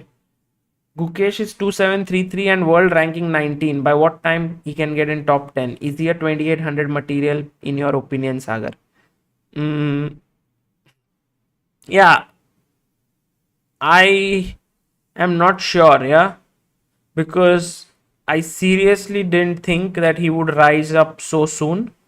I knew that he would get there, but not so quickly like he's doing right now. So he's surprising us all with his performance, and he's been simply phenomenal in that sense.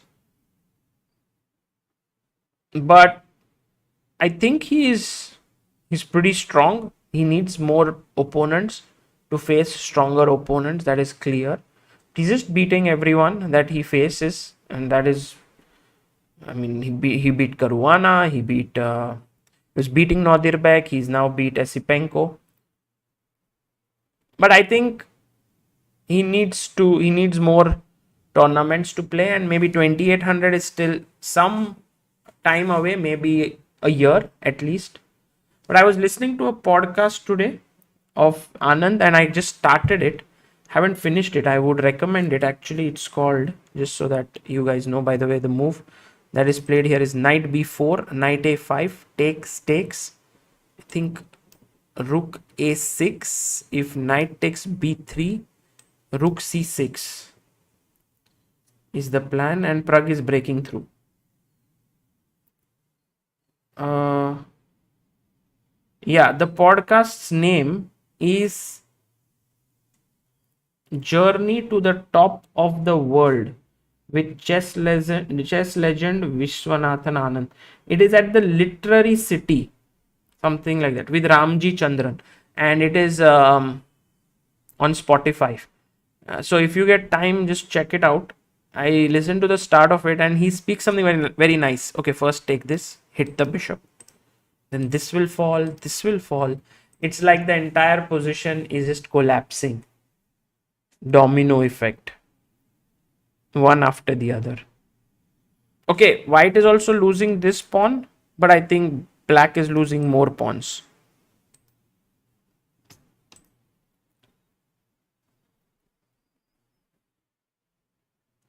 Ah, Shashank has put that link. Nice. Thank you, Shashank.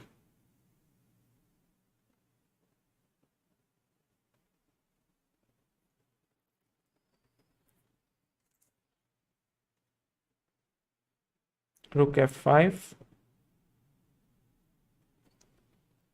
You can't do even bishop d7 because of rook f7. Because of this. So now rook h5.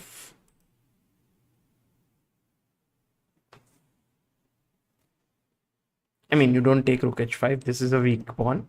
You don't blunder the rook. But you can already start to think about defending first this king e3 and then pushing forward with g4. So Pragg clearly winning here, and that will mean that he will equalize the match with 1-1.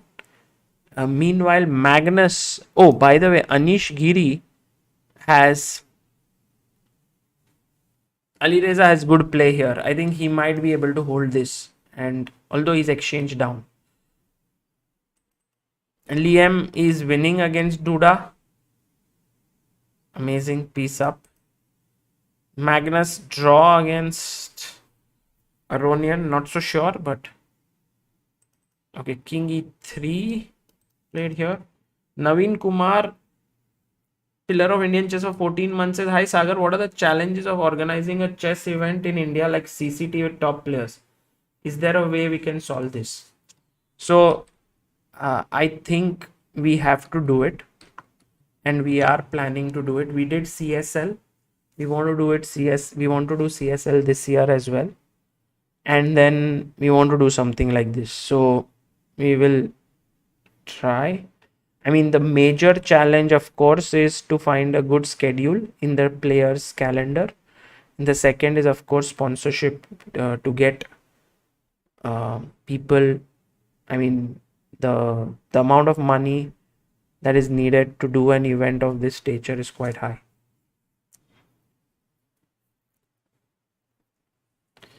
Bishop c6. So Niemann just trying his final few things. Pragg has 3 extra pawns, but it's just like the last game, yeah, where Niemann actually completely outplayed Pragg, didn't give him chance, and now Pragg is completely outplaying Niemann, which just shows how well matched both of them are. Rook c4.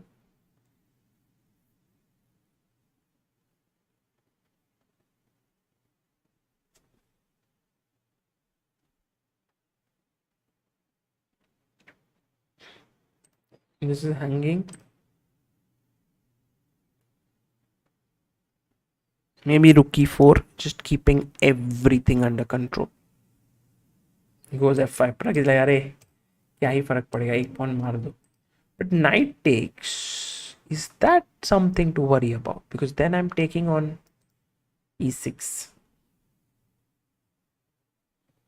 I think knight takes, he'll move his bishop away. He took with the knight. Maybe bishop g8 with the idea of f6, f7, f8. He went knight e7, good move. Knight f3. Rook is attacked, but then just take and take back.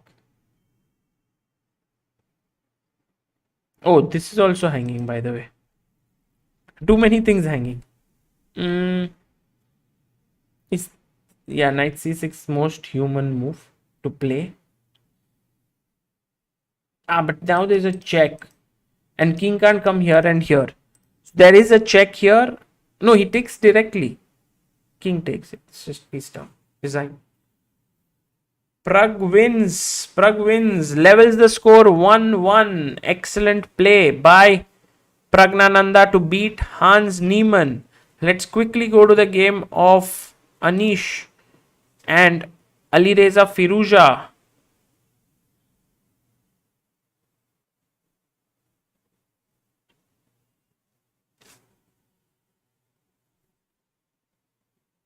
Three one incoming. देखते.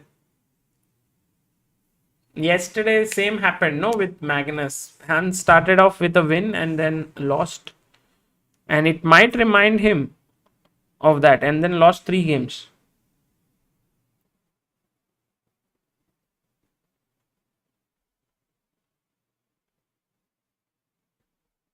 One dialogue of Hans has become very popular, yeah. Okay, b4. I think you are exchanging pawns. You most likely will end in a draw. Very likely that Magnus will convert this. What do you think, guys? Magnus Carlsen will convert such positions, check, bishop, but it's very tough when the knight will sit on e5. In fact, it might be very well that Levon might start pressing, yeah, at some point if Magnus is careless with his knight and queen.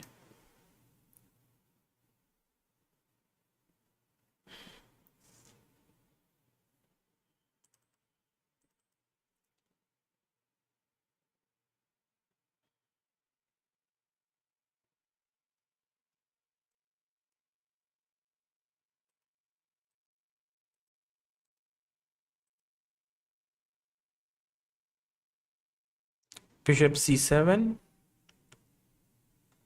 Aronian is wearing a Olympiad t-shirt.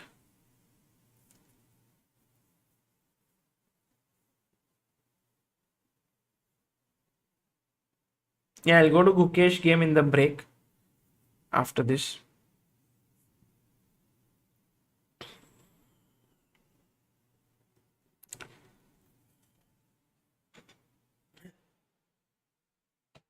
Somehow Anish is not able to break through in this game. He was better, but now it seems like the position is around equal.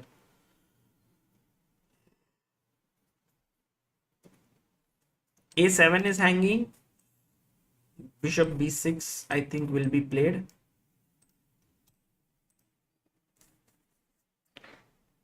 Liam 1.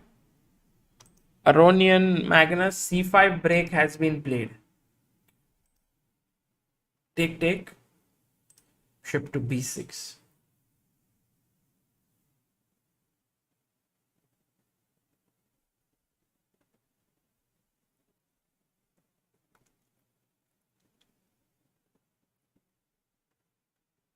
f5. Anish has to remain a bit careful because if let's say king comes up, yeah, he generally is careful. You don't have to tell him twice. I was thinking like king comes up and plays e5, but now with the pawn here, it seems okay. Should be able to hold this.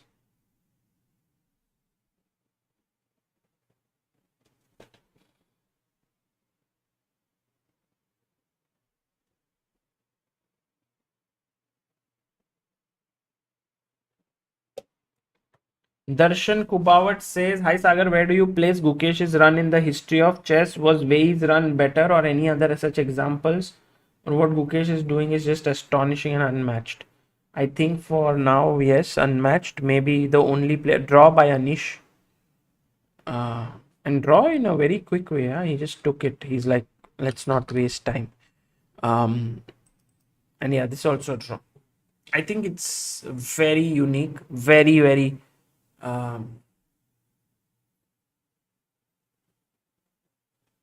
it's something that I have not seen in my chess coverage.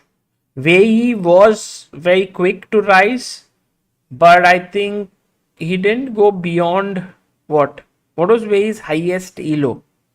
Okay, draw has happened, and so time to update the scores on the screen. I think Wei's highest rating was maybe even 2730. Yeah. No, not 2770. Come on. It was not 2770. 1-1 for Pragg Niemann. 1.5 for Carlsen Aronian. 2-0 for Liam Duda. And Firuza Giri 1-1.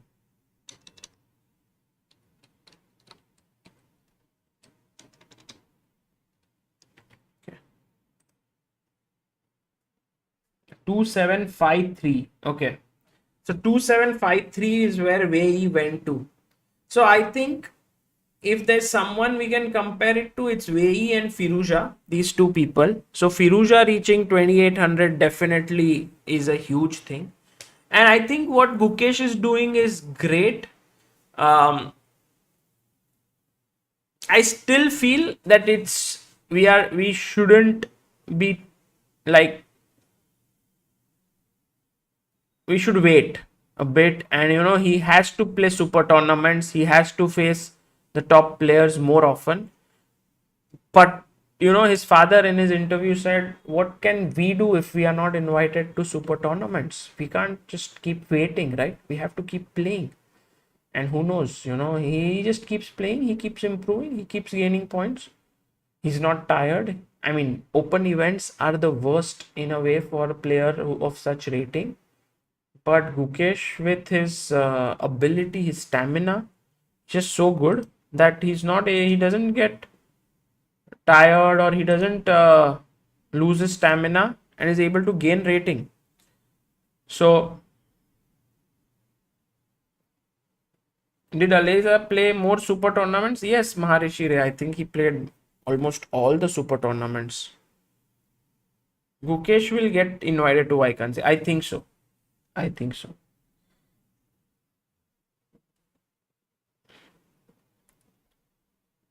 Let's go and check Gukesh's game. No, we were looking at it. We had reached here, and then I was talking about this idea of Gukesh to play f6 takes knight f6 fg knight e4. I just like that entire concept, and he played it. He played it. Nice. Takes, and now I think take with the knight. Oh, he took with the queen. Is taking with the knight good? We'll check it. My point was this. I don't know how good it is. I just played more on feel, giving up this pawn, jumping here with the knight. And I felt like this position, Gukesh should be better. But maybe he's not.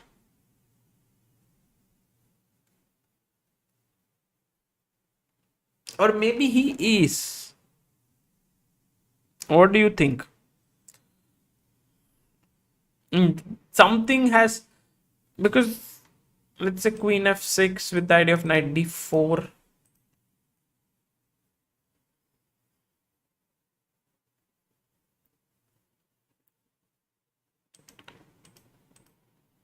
So anyway, he went queen takes. I think he'll take fg. Oh, fg, there is knight d4. gf, knight e2. So take knight d4. Take. If you take here. Oh, by the way, this happened. He didn't take on f6. He played bg4. But if he took check, king g2, take the queen, you must take. And now rook f6 is just winning, yeah. Like rook doubles. This is weak. Even your pawn up. So yeah. So he played fg, knight d4, bg4. Okay. How to finish it off? Knight f3 check, king g2.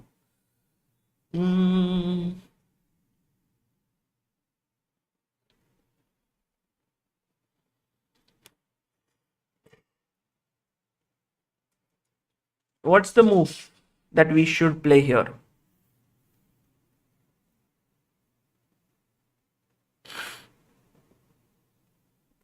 Maybe hg. Knight f3. I thought king g2. No, not bishop f3. Knight f3, king g2, and maybe knight g5 then. Yeah, that's possible.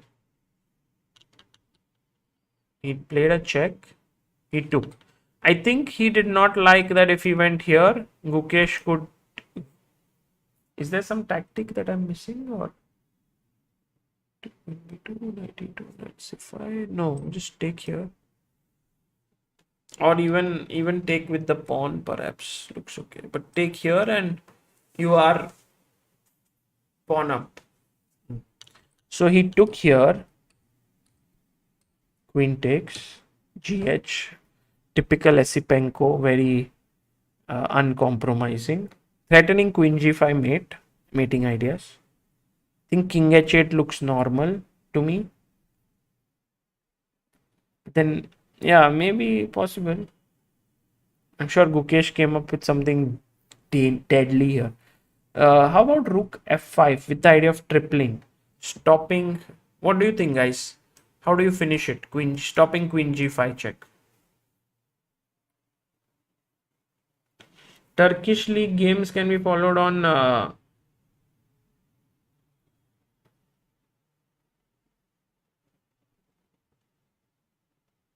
live.chessbase.com.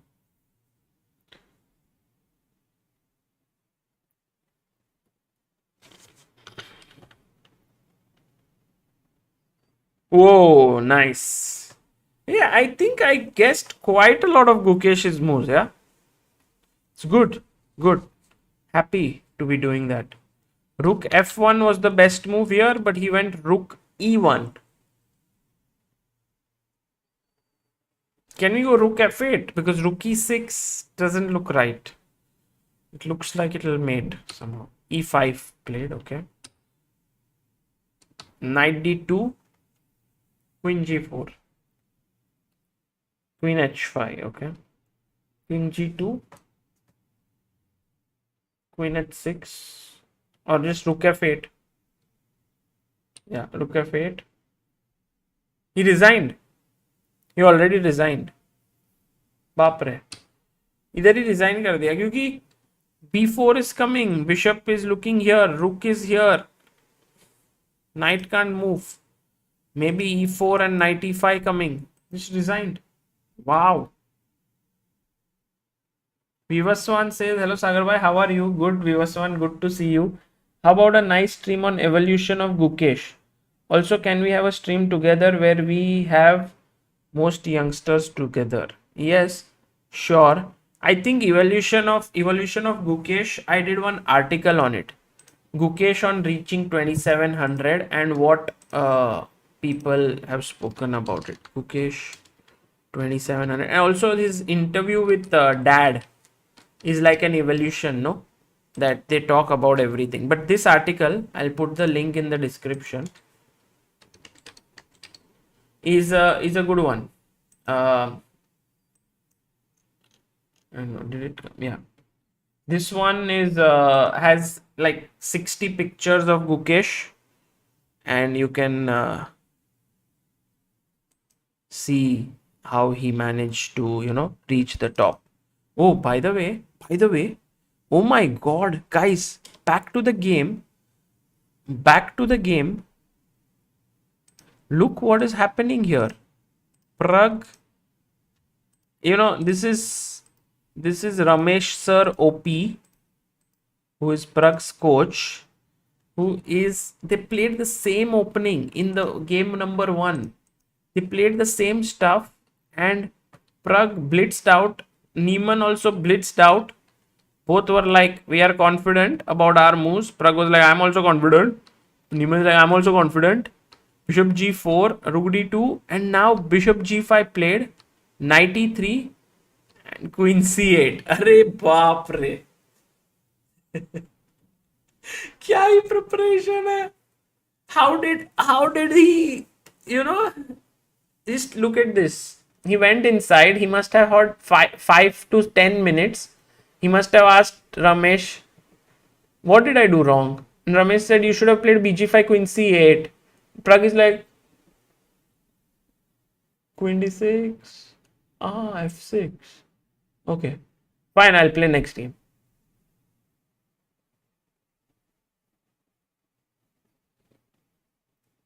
So, I think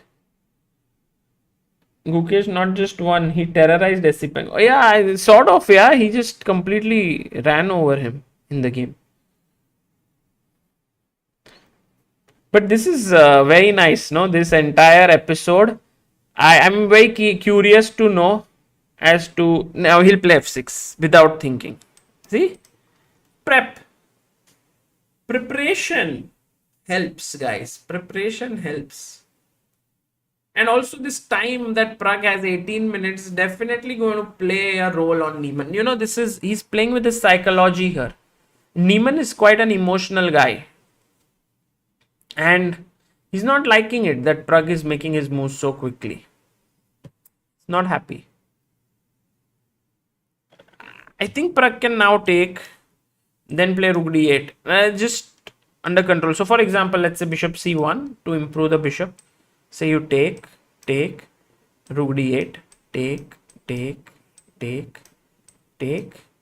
Let's say threatening a check here. So rook here, take, bishop d1, a5, bishop b3, bishop d2, bishop c2, bishop b4, bishop d3, f3, draw. Opposite colored bishops. So something like this will happen, it seems to me.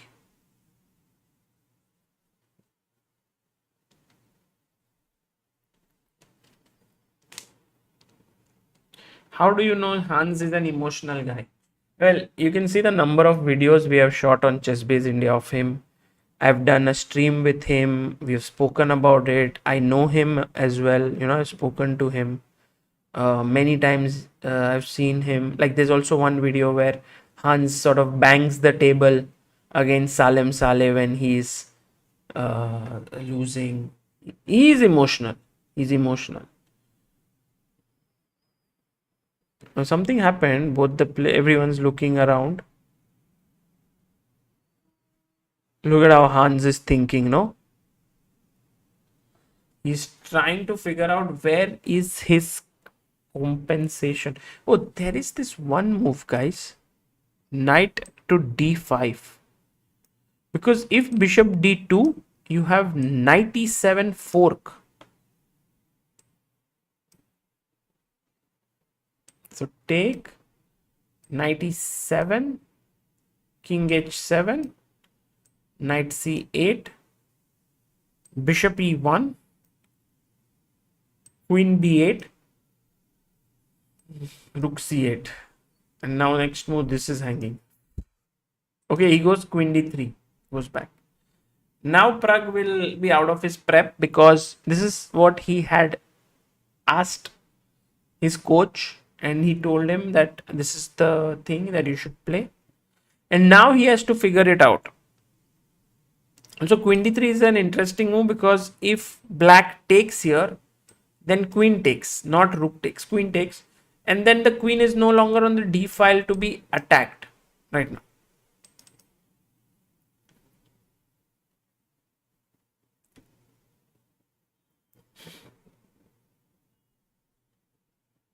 Sagar, why didn't Pragg play rook d8? That's a good question. Can you guys tell me why he didn't play rook d8?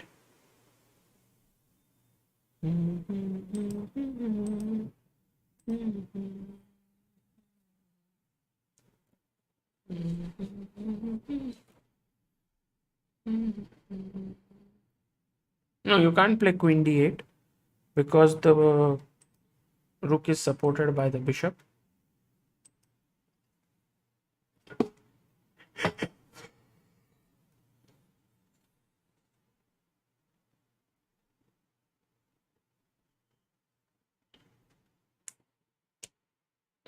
The move here is queen e5. Good move by Satyam, Anukul, Dhruv, Abhimanyu, Soumya, Badrinath, Viraj, Raghav, Raid, and TG. Well done. Take here. And then this is a mate here. So bishop f6. And then queen g3. And then rook d2. And you can take bishop f6. So somehow it's not so cool.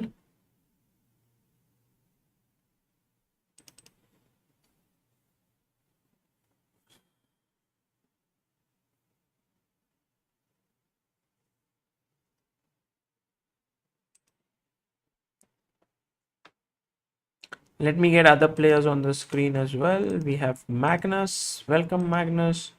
Hello, Aronian. Levon, how are you doing? And we also have Anish Giri. Hello, Anish.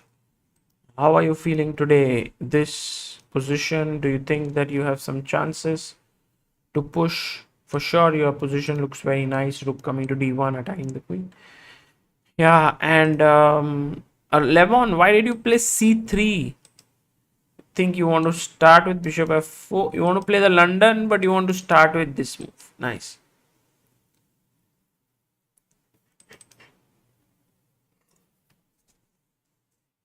Lei Kwang Liam winning his third game in a row.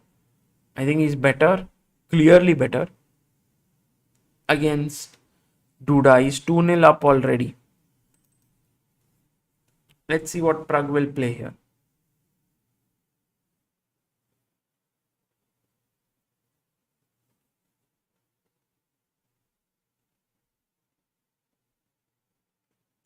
Let me just get something to eat, maybe, and I'll join in a second. I'll have to check if there's anything in the house.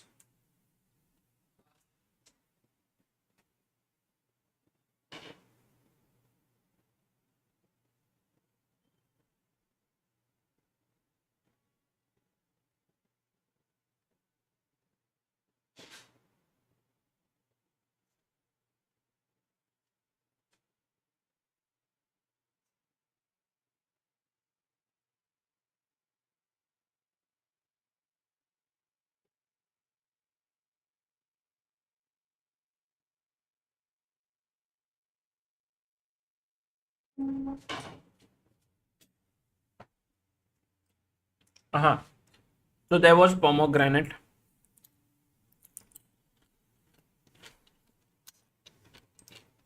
And look at this, Pragg now is thinking, see what to do. Should I play Rook d8 now? But I can't. Or can I? No, I cannot, because he will take twice and then I will lose my bishop. अरे अरे अरे PC मर गया, क्या करना.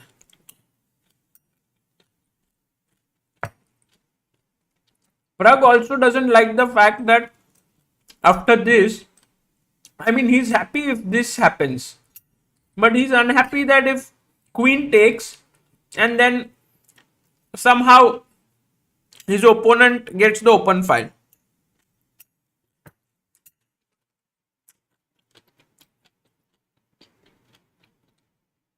So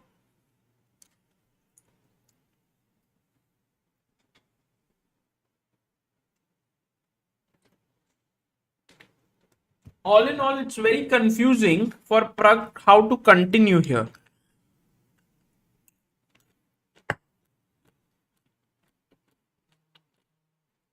One idea could be bishop e6 with the idea of rook d8, because then the bishop won't hang. But Pragg finds the best move in the position. Bhai log, what a move!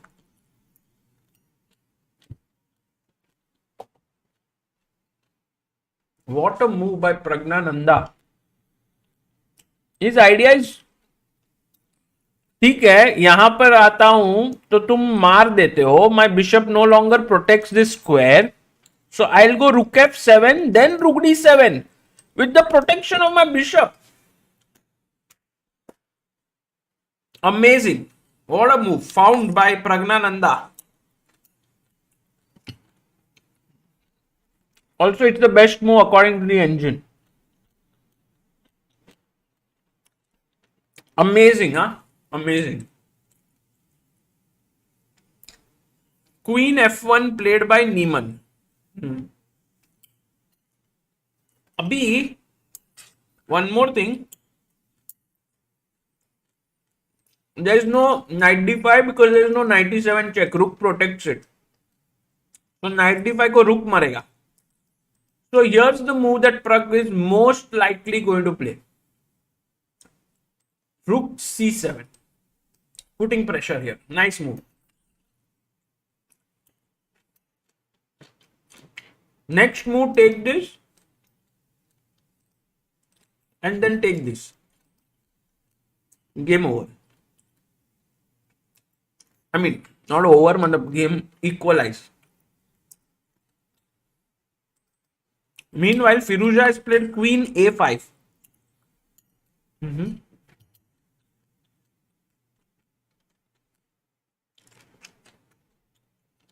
Interesting. Magnus Carlsen, in order to stop Levon Aronian's London, goes knight c6. And Levon doesn't play bishop f4. Why? He plays this line. And I think this is a good opening position for Levon. c3 move working well for Levon. Huh?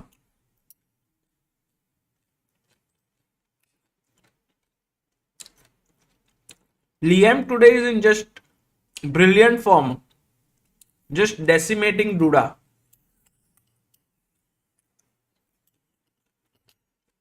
I think Duda is not been himself after the candidates. Hey guys, tactics, huh? F3. Let's calculate. Ready? Bishop takes e3. Okay, check. Rook has to take. Rook takes c2. Then.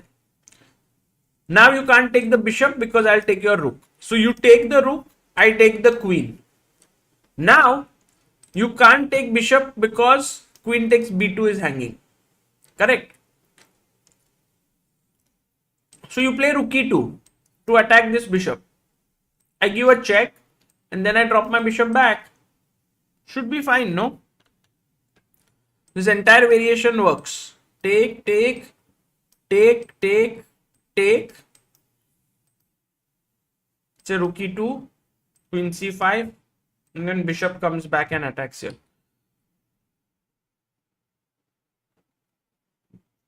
So most likely take, take.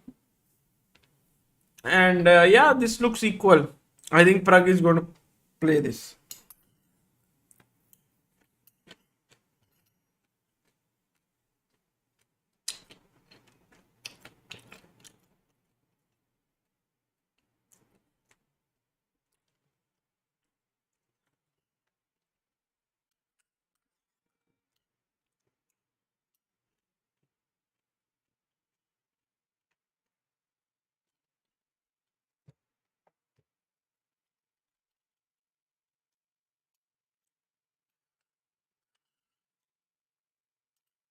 Junaid Ahmed says, people hyping Gukesh so much makes me remember the lines of a great legend. Ruko zara sabar karo. Well, I think for me, it is clear that Gukesh will become a great player. But how soon or in what way, we'll all have to wait and watch. Also, you know, guys, it's always very tricky at this level. Like everything's going for well for you, you are just gaining one rating, like rating points after rating point, and then suddenly you hit a point where you stagnate, and then you're just not able to improve. It happens a lot with everyone at different levels, and so it's important to kind of hang in there. Also, at this point where Gukesh is in momentum, he must keep going as much as he can. I mean, he would be doing that, but he shouldn't. Like, for example, I can just say from my personal example that after I reached 2468, which was my highest elo, and I was in great form, somehow for 3 to 4 months I didn't play after that, which was, I thought, at that point I felt really nice because I was 2300, and from there I gained 168 points and I became an IM, scored my first GM norm, and that was just great. But you know, after that it was very difficult to find that touch again, which at least for me, and I don't think Gukesh will ever face such a thing, but it's good to sort of keep playing. And I think Gukesh, what will be his next events? Where will he play with such a rating? Will he play open tournaments? Will he play closed tournaments? Will he get invitations? There are many questions that need to be answered. Right now, though, he has. If Gukesh was the stock, I would have invested in it. Nice, Sumit.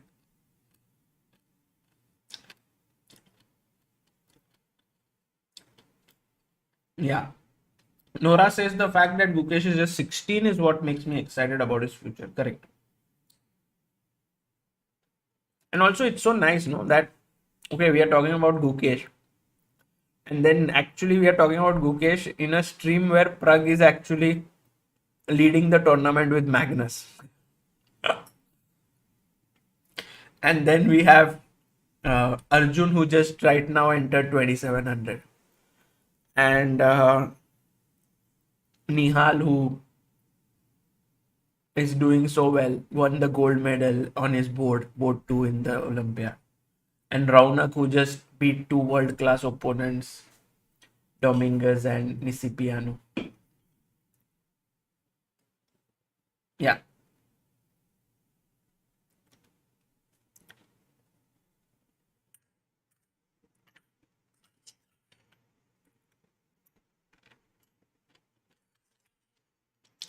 And of course, we all are very excited with our young guns, but not to forget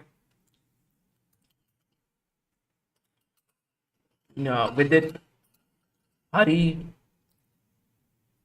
Narayanan, they all are working really hard, and I'm sure that they are all going to also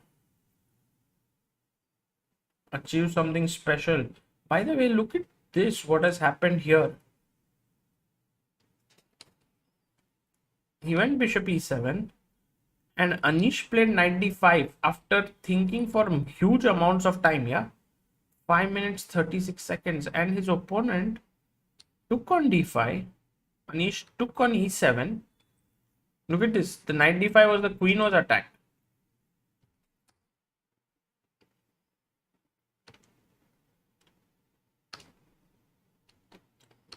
Okay, should be slightly better for white, slightly, because guys, can anyone tell me why this should be slightly better for white?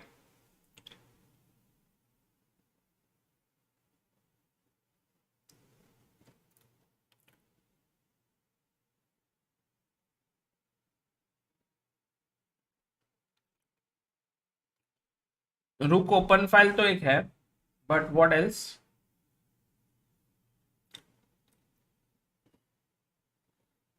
Bishop versus knight, but oh, Asim Khan with the right answer there. Pawns on both sides of the board, and I think Anish would play on in this position, not agree to a draw, I believe, because theoretically the bishop is superior to the knight in such positions when there are pawns on both sides of the board, because the bishop is a long range piece. It can quickly go and attack here, quickly come and defend. Let's say g4, h4, g5, I can create weaknesses. But on the other hand, the knight cannot. But it is not easy. There are no weaknesses. So I think black will stay steady, and it is a drawish position. But we will see. Oh, meanwhile, Hans Niemann took on g4. Queen b2. He played a check, which is not a good move. King h7. I mean, his best move here was rook d3, but already Pragg is pushing now. Rook d3, queen e2 is the best move for Pragg now. I guess Pragg will find it because queen e2 attacks g4. And the point is that if you play h3 here,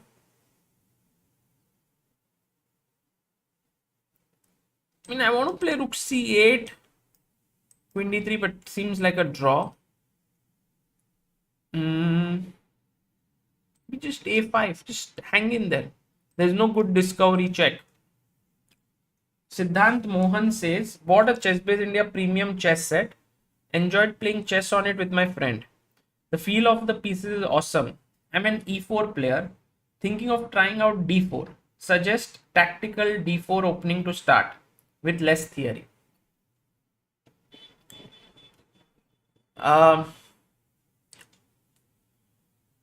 Well, first of all, Siddhant, thank you for buying the Chessbase India premium chess set. And I think a good opening for you. Oh, by the way, they drew. Pragg decided to draw the game. Rook c8 खेल के. Actually, Pragg could have gone on, yeah, with queen e2. Maybe he was not very keen to continue the game because after queen e2, the rook cannot move. Queen takes queen, pawn takes, and then pawn pushes. Queen cannot move, rook is hanging. G4 is under attack. And black can slowly improve his position. Like, there are ways. Like, for example, a5, let's say h3, a5, king h2. Again, I think rook b7, c7, so that if queen takes. Okay, they drew, by the way. One of the rare cases where Pragg didn't fight on in a position and Niemann had no reason to continue. So that is a draw. Nice. 1.5 with Pragg having the white pieces in the last round. I think the Pragg made his choice carefully. Yeah, and about one d4 opening, something tactical, I think a good idea can be d4, d5, just an idea. One is knight c3. It's called the Veresov. I'm putting bishop here. This is one. The other one is if opponent goes knight f6, you can still continue with the Veresov, knight c3, or you can play bishop g5 with Trompowsky. So I think these are the few. If you want something solid, then bishop f4, London always is there.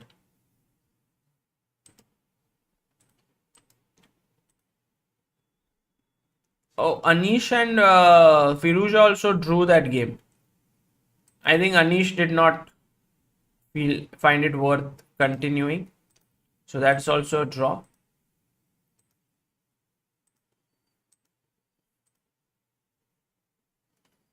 Let's go to Magnus versus Aronian. We have a new member here. Thank you so much, Soham Kulkarni, for becoming booster of Indian chess.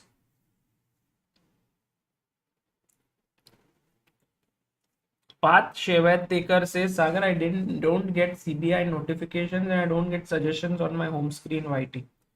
I don't know what to do. There are people who've been telling me this and I have no idea.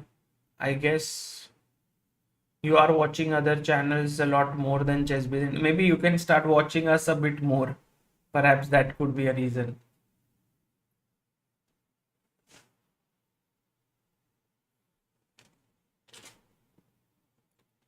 Deep Nirmal says, Sagar, I am looking to buy a chess set that has a hard board. Please do suggest a good one. Thanks.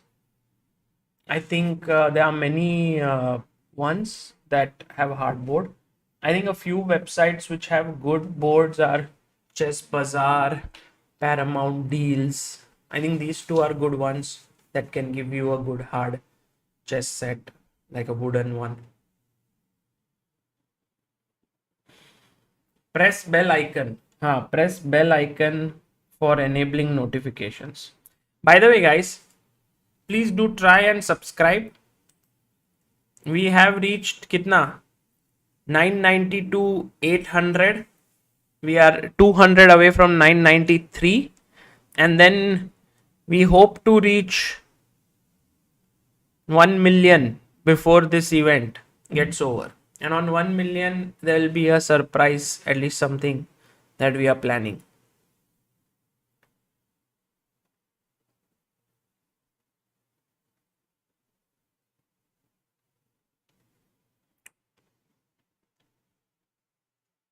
Prajnai says, I have problems in playing against gambits, especially Vienna. Black seems to have an advantage out of the opening.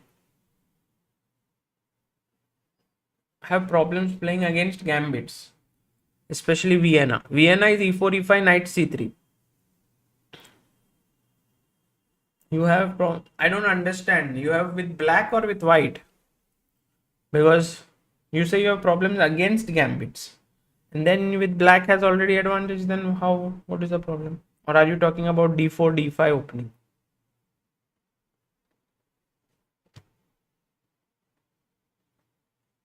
Is Amruta back? Everyone's missing Amruta, yeah?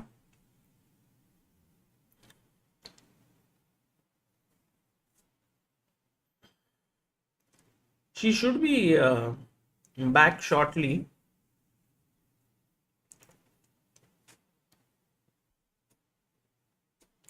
How much a chess clock costs? I think around a good clock would cost you around between 3 to 4,000.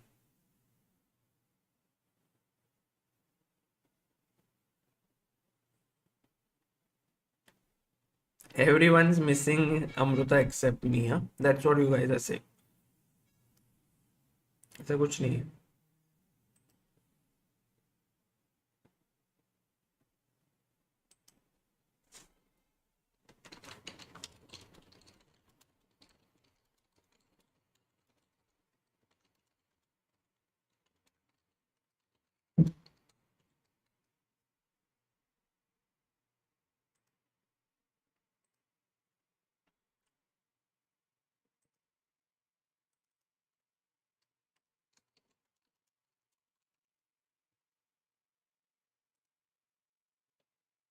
Yeah, let's update the score.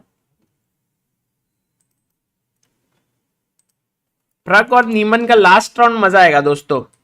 It is going to be fun. 1.5, 1.5. Carlsen. Let's look at Carlsen's game carefully because, and also Firuza Giri are 1.5, 1.5 with Firuza having white in the last game. मजा आएगा. ठीक है. So Magnus की तरफ से देखते हैं. Magnus Carlsen है ब्लैक. तो world champion who is having the black pieces right now seems under pressure. Why? Because somehow his bishop is a little bit passive defending here, but this is the kind of bishop who's working from home. He's at home, he's taking care of the house, he's also taking care of the office. The bishop drops back to c7 and instantly Levon goes bishop d2. I don't know why did Levon play bishop d2. This knight is a big nuisance putting pressure here. I want to kick it away, but the moment I kick it away, this pawn becomes weak. So Magnus is like, भाई सागर भाई exchange करते हैं ना, exchange थोड़ी ना ये. And Levon is like, you want to exchange, you exchange. I'm going f4. I want to expand in the center. Now Magnus bhai is thinking, he's trying to understand what's happening. पहले तो मार देंगे अभी, I think मारना ही पड़ेगा. But मारने के बाद after b takes, don't you think that this one pawn sort of blocks two pawns? Don't you think I can push now? But if I push, then after take king h2, don't you think this becomes a loner, अकेला pawn? So Magnus के पास एक है decision का, क्या मैं मारूं? पर अगर मैं मारूंगा नहीं, if I don't take it, what about my bishops here? What about this bishop here? It can't do much. So that's the reason why. What to do? Magnus Carlsen thinking एकदम आराम से. टाइम देखो भाई, Magnus Carlsen के पास सिर्फ 4 minute. Levon Aronian opening the water bottle like Pragg style, drinking water. I have no water at home. I have to go and fill the water. Guys, next game के पहले please give me some break. I need to. What? b6? Magnus Carlsen ने खेला b6. But then does that not weaken your pawn? Levon will be more than happy. But I think Magnus is like, दोस्तों, अब देखो, right now there are some symptoms of problems that can happen in future. Like this can become weak. The rook can come here, put pressure, and too many things can go. What I'll do is I'll play this. And yes, I know this is weak, but it's not falling as of now. Also, your king is slightly weak. So even if you manage to win this pawn, if I can get h5, h4, suddenly bishop f2, problem. So that's the reason why after take king h2, rook d8, because if you take, I take here. So he played the move bishop to c3. And dosto, looks can get deceptive because this guy, while everyone's laughing on it, you're a weakness, can suddenly go up and become a passer.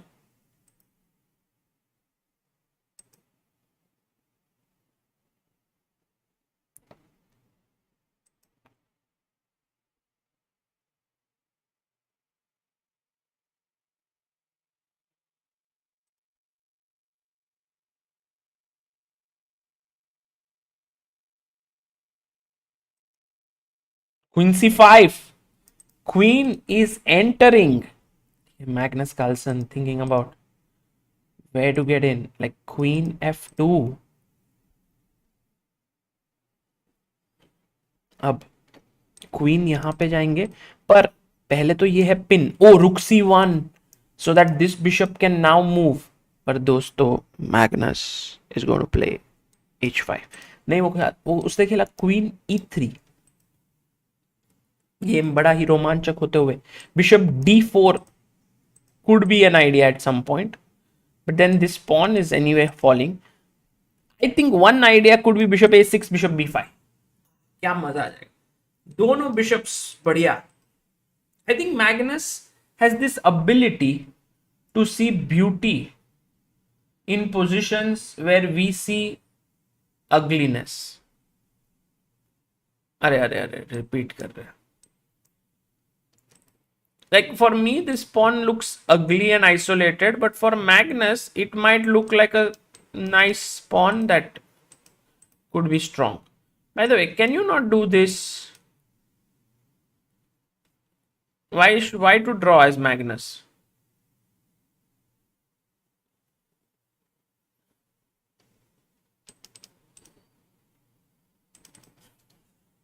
Guys, do you think Levon Aronian will draw the game?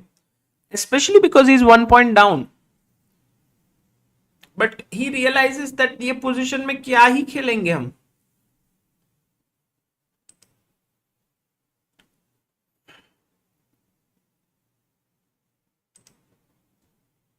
Nothing much to play for, no? Magnus is like थक गया हूँ भाई. Actually, to tell you the truth, like when you see Magnus Carlsen, do you feel like he's not enjoying chess? I look at him and I think maybe chess is not so much fun for him, but he always has this expression. अभी देखो, अभी norm, like what did he play? He played something that Magnus didn't like, e5. He was like, don't like it. Do not like it.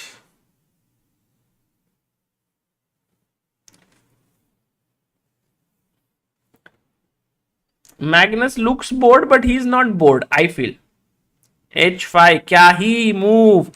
देखो दोस्तों, this he's now actually going to soften up the king side with this pawn. And this king is, so suppose this king is sitting here and he's like, he makes a phone call to the queen. He's like, hello क्या चल रहा है. Like हाँ well attack तो कर रही हूँ पर थोड़ा टफ पड़ रहा है अटैक करने को. Like okay, do you want reinforcements? Yes. So king is like pawns, who's ready to move? F pawn is like I can't move, you know, bishop is looking at me and you will be in trouble. G pawn is like, oh, if you move ahead you will become weak. H pawn is like, sir, already gone one square ahead, let me go further. I will open up the position and you will remain safe with G and H pawn. So H pawn talks to its brothers and like, bhai log, take care of the king, I'm going on the expedition, going forward. So that's how. But suddenly H pawn with huge ambitions stopped by H pawn again. And bishop is like, arre H pawn, how are you? Thanks for helping me out. Getting the g4 square. धैर्य छावड़ा जी कह रहे हैं, your dedication in whatever task you pursue is very motivating. તમે બહુ સરસ કામ કરો છો, and I also wanted to ask, how do you avoid procrastination and stick to schedule consistently? Thank you, Dhairya. If I had to answer this question, I think I would have been. I procrastinate a lot about a lot of things, but I'm also doing some things all the time. So that's why. But a lot of things don't get done in when you are trying to do so many things, and a lot of things get done. I don't know. Like, I think there are certain time zones.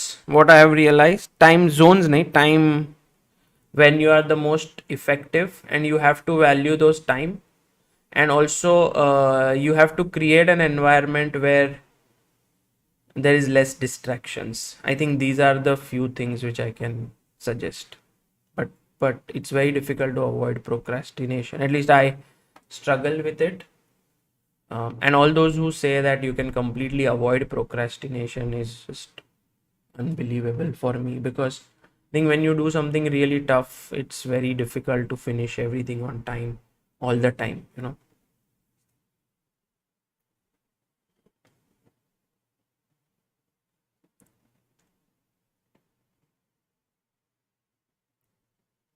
अरे तन्मय भाई, what else do the king and queen talk about सागर भाई? हाँ, so अभी वो उनका बात चल रहा है. So the king and queen, king is like queen too far off. Queen is like, भाई आपके लिए तो काम कर रही हूँ ना, like I'm working for you. So the king is like, okay, fine, just make sure that you get the job done and come. The rook now goes here, and rook को enter करना है, पर the discussion is like, why did the rook go there? There are no entry points in the position. तो अब everyone is very happy in black camp. Queen is like, I had told कि मैं काम करूंगी. I going in, and now she's telling the rook, why rook, you have to join me. We have to together as a team all meet up and attack. तो अभी तो सब कुछ बढ़िया चल रहा है. Rook is planning to enter. King is also must safe. पर रुक, क्वीन बोल रही है रुक आ जा, किंग बोल रहा है भाई रुक रुक, बिकॉज इफ यू गो, भाई मेरा वाट लगेगा इधर. रुक बोलता है पर भाई आपके पास तो है ना इधर. तो क्वीन इज लाइक, अरे but this is, queen is controlling this, but रुक सेज मैं इधर आ सकता हूं. अब ये पॉन बोल रहा है भाई कोई मेरे को बचाओ, I am hanging. Everyone in black camp is like, तेरा कुछ नहीं यार, तू मरेगा तो भी चलेगा, like we don't care about you. Now एक पॉन से क्या ही मतलब. तो क्वीन F2, क्वीन और किंग बात कर रहे हैं, भाई can I exchange myself? King is like, no please don't exchange yourself, without you my life will be alone, please stay on the board. Queen is like, I don't listen to you, king. You can live a lonely life. Because after take, rook here, can you find the move for black to play?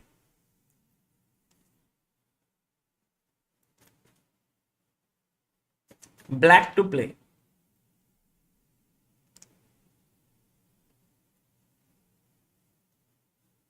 Exactly. Check, takes, boom, check, and bishop gone. Pawn is like, अरे thank you rook, you came to my rescue. Rook is like, by coincidence, no one cared about you anyway. Queen comes to e4, because suddenly they both also spoke and they were like, I need protection. So queen e4.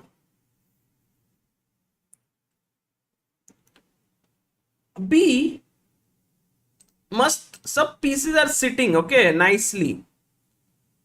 This pawn is under pressure, pawn to come constantly under pressure. Pawn is like क्या करूं, मेरा जिंदगी का future क्या है? Printing engineering, stand up, chess, G6,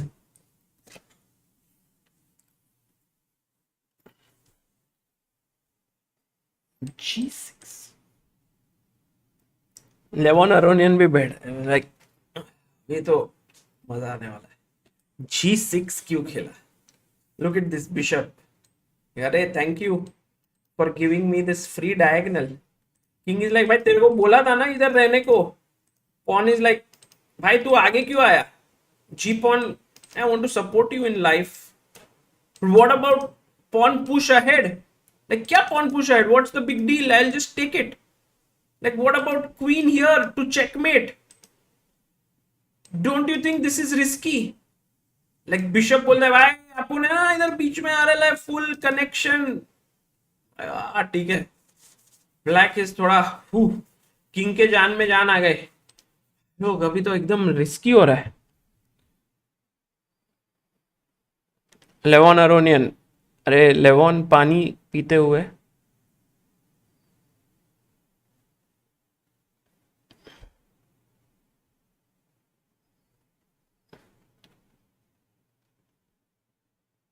What to do now?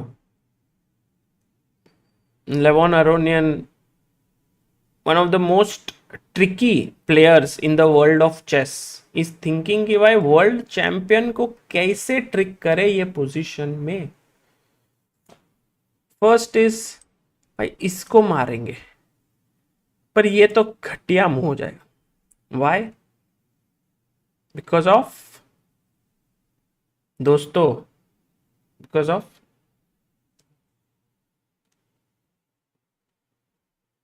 नहीं दर्शन परक जलज दुर्वे, ये नहीं, ये मूव गलत। क्योंकि चेक, किंग किधर जाएगा? इधर जाएगा, इधर जाएगा तो चेक एंड देन पॉन मरेगा, तो you have to go here and then check, तो उधर ड्रॉ हो जाता है। So you must start with rook C8 so that if queen नहीं मार सकता, queen is defending, wherever the queen goes, rook takes C3 is coming. What? He blundered? No, क्या हुआ? मूव हुआ, E6 ही played first। देखा, smart. ये move miss हो गया। Take, bishop takes, now he saw queen E5, पर यार bishop बीच में आ रहा है ना, so he took the pawn. ये पॉन वैसे भी डर गया था, is gone. Now Magnus is thinking कि भाई सब कुछ तो इक्वल है, everything is equal. My king is weak, his king is also slightly weak. ये बिशप बहुत टेंशन दे रहा है। So why don't we play bishop D4?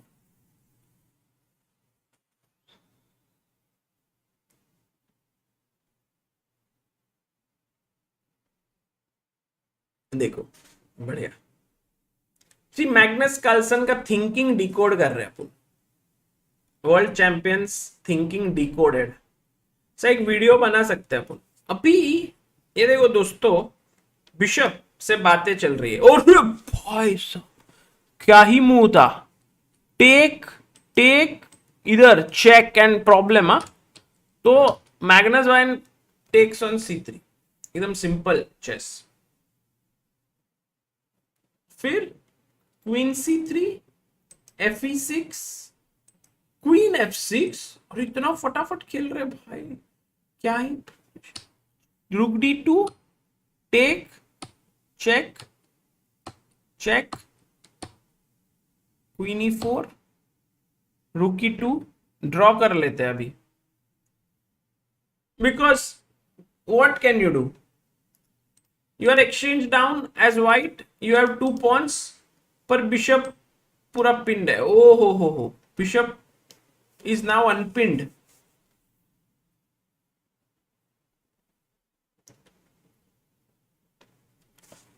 Levon Aronian full fighter mode, huh? Levon is like check, ha, pawn push. He'll play on. Meanwhile, either Liam draw. If Liam gets a draw, he's through. He's won the match.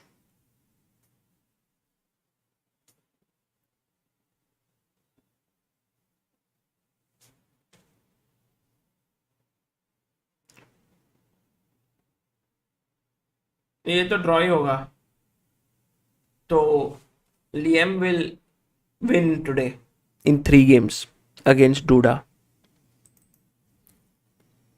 अभी ये king आया बाहर. King is like काफी time spend किया. I was in my palace here, but now the time has come for war. Queen is like अरे कौन सा war, पूरा तो खत्म हो गया, अभी आप क्या ही अकेले मतलब. So king is like, रुको, I'm coming to checkmate from here. Like queen is like, रहने दो, घर पे रहो, don't. We'll draw हो गया. Duda versus Liam, so Liam has gone ahead.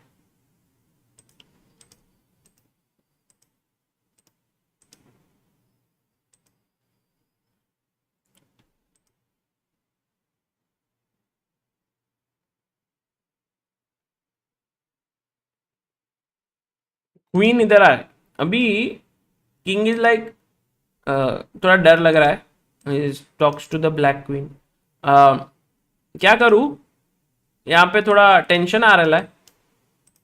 King queen बोलती है डार्क स्क्वायर्स पे रहो, डार्क स्क्वायर्स, लाइट स्क्वायर पे मत जाओ, बिशप आ जाएगा. तो किंग बोलता है ठीक है, थैंक यू. अरे मार दो, क्वीन से क्वीन मार दो. किंग इज लाइक रुको रुको, डोंट गो अवे. अरे अभी तो मतलब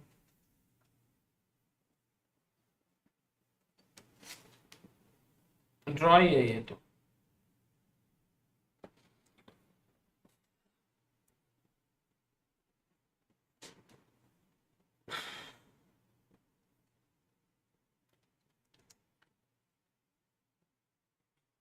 क्वीन किंग को छोड़ ही नहीं, मतलब like I will be around you.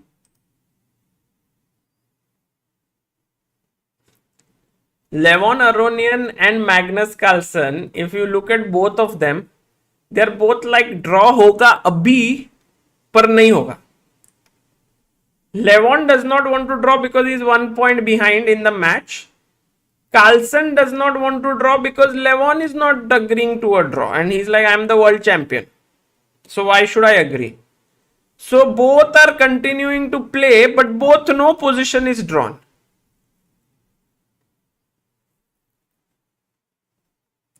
King is like, why are you going on a light square? You told me not to go on a light square. Queen is like, I have more power than you. You can only move 1 square at a time. I can zoom in to any position. King is like, okay, sure. I won't argue with you.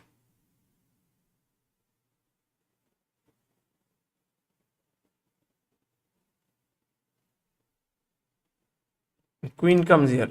King again shaky. He's like, a check coming from here. Queen is like, don't worry. हमने ऐसा बंदोबस्त, ऐसा fielding लगाया इधर full, that you have nothing to worry about.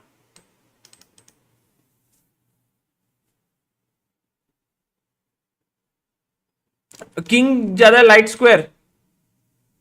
Queen is like, बोला था ना आपको लाइट स्क्वायर पे मत जाना. किंग जस्ट एक बार ट्राई किया. व्हाट? लेवॉन अरोनियन इज लाइक, ये किस टाइप की ड्रॉ कर रही है इन्हें. मैग्नस भी क्या ही बंदा है यार, क्या ही फोर्ट्रेस ढूंढ के रखा है उसने. King F5.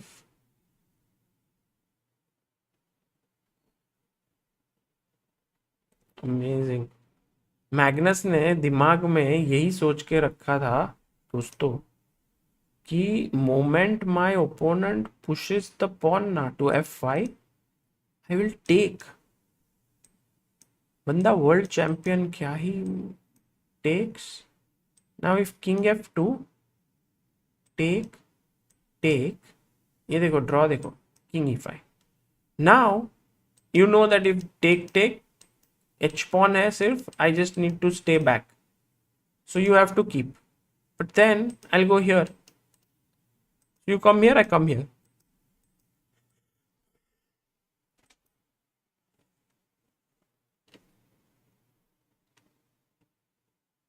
So guys, draw हो चुका है गेम.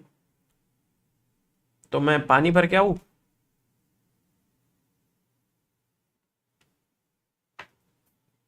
प्रग शुरू हो गया? तो प्रग का गेम शुरू नहीं हुआ है अभी तक. विल स्टे रेडी फॉर प्रग. पर मैं पानी भर के आता हूँ. क्या बोलते हो?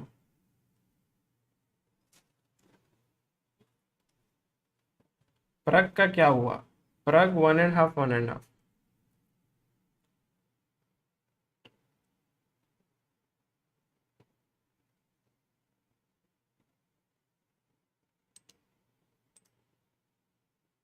रमेश बाबू प्रज्ञानंदा वर्सेस हंस मोके नीमन.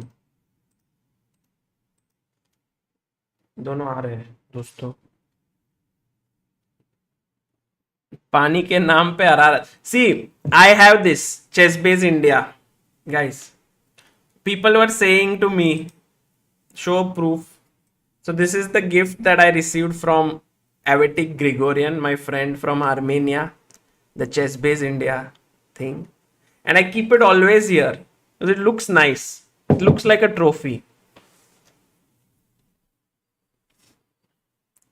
Someday, someone will come home and drink it, but not me. Meanwhile, जब तक मैं आता हूं दोस्तों, can you make it 993K? We are just 7,000 away from reaching 1 million. And also, all those who are waiting for the last game, get your free crypto key NFT. ये देखो, this one.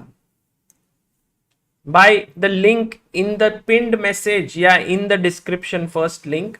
If we have enough people who download the free crypto key, which is very useful to you guys, which will be useful to you, then there will be a scholarship called FTX Pragg scholarship of 1.5 lakh, which we will award to a talented youngster in need of funds. So please do check it out.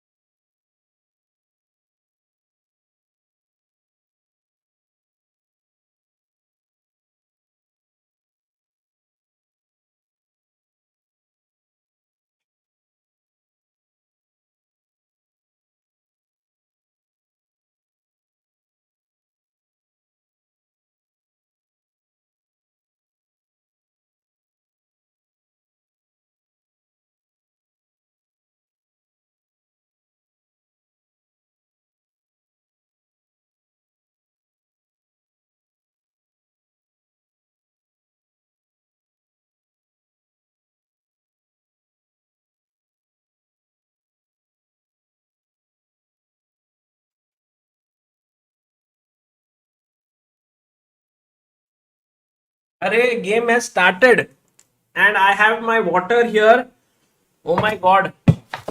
But what a big surprise. And we have a super chat by Mahesh Kotapalli who says, I stay in Miami and I don't know where this event is happening. I think I need to go to a beach to meet Carlsen. अरे महेश क्या कर रहे हो आप? Please go on the weekend. There are also tickets and all. Please do go there and send us some pictures of your experience. देखो psychology देखो दोस्तों. See, learn from Pragg. Okay. Game number 1. Hans Niemann plays an opening, gets an advantage, crushes Praggnanandha. Hans Niemann very happy. Game number 3. Hans Niemann plays the same opening, Praggnanandha comes prepared, game ends in a simple draw. Game number 2. Praggnanandha plays very well with white, crushes Hans Niemann. Hans Niemann says, I will do the same with Pragg, I will also prepare, I will come to the game.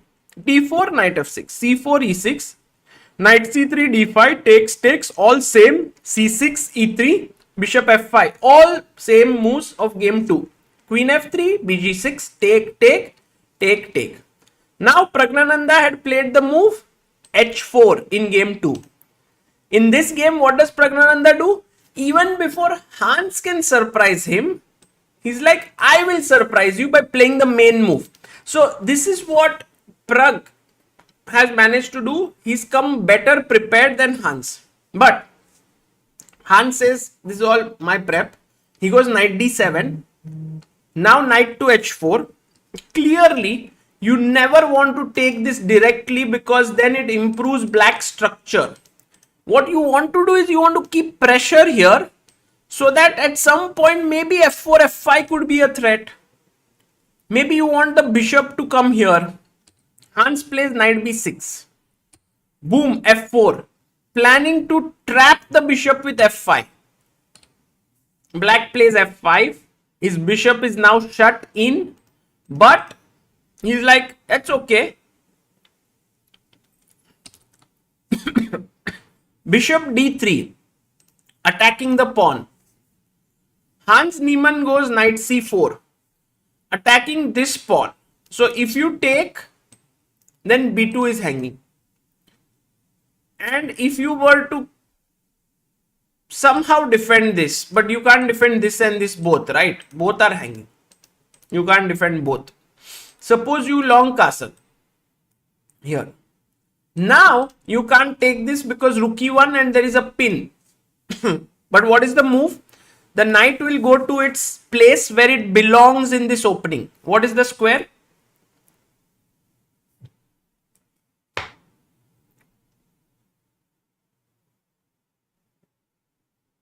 World of Wit. Very right. Shreyas Gokhale, Shivam Agarwal, Akshat, Chess for Fun, Kabir Singh Ahuja. The knight belongs to d6, where it defends f5. So that's the reason why Praggnanandha was like, I will not let this knight go to its square, to its best square. I will take it. And after take, he plays his king to f2. So we reach a position where there are two knights against two bishops. Very promising position for Praggnanandha. But he must win this game if he wants to get the full points. And look at his focus and concentration there. If Pragg manages to win this match, he gets another $7,500. So actually this, after 3 days, Pragg would have won $22,500. थोड़ा maths करके बताना, how much money does that convert in rupees? King f2 long castle done by Hans Niemann.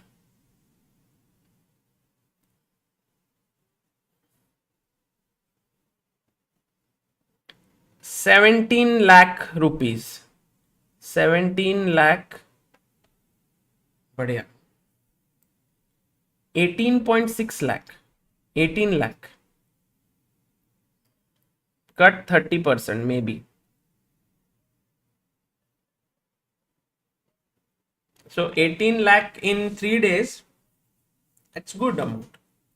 Good amount. and that too, doing what he likes to do, doing what he enjoys to do.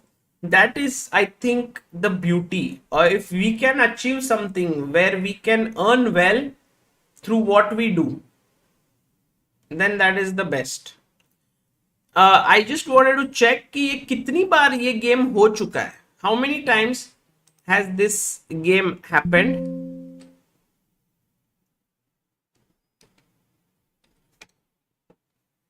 Like this opening. So if we look here, d4,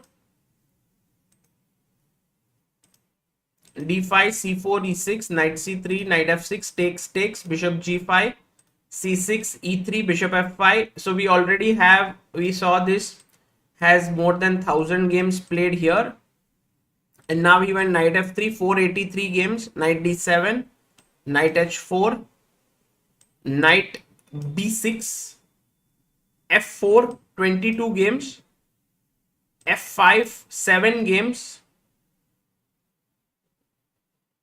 pd3, knight c4. They are following a game of Carlsen versus Sharafiev, Lupulescu, Sedlak, Debashish versus Rakhmanov, bishop takes, pawn takes.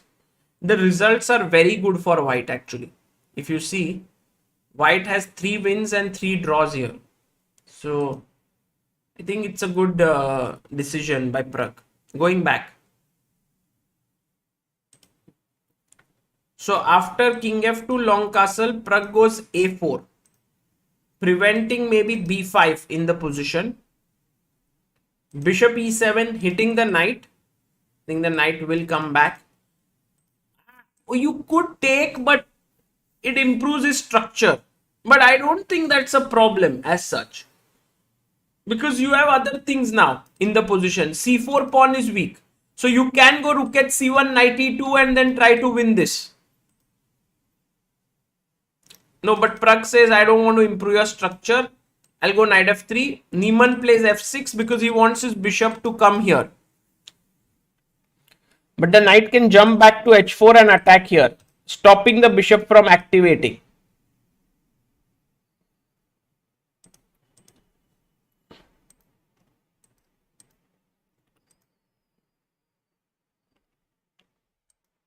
Magnus needs just a draw, while for Firuza and Anish, it's a match to decide who will move forward. And I think the game has another fighting opening, which is the Nimzo Indian.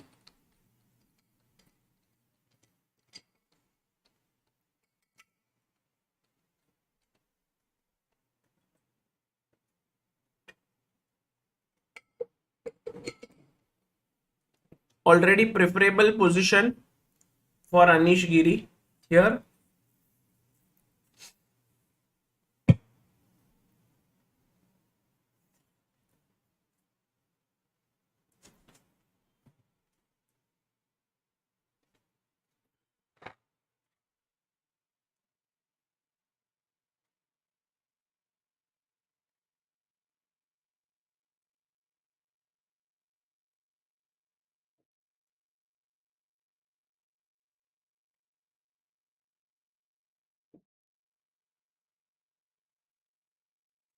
And now let's go back to Pragnananda and see what he is up to. After f6, Pragg is thinking very hard.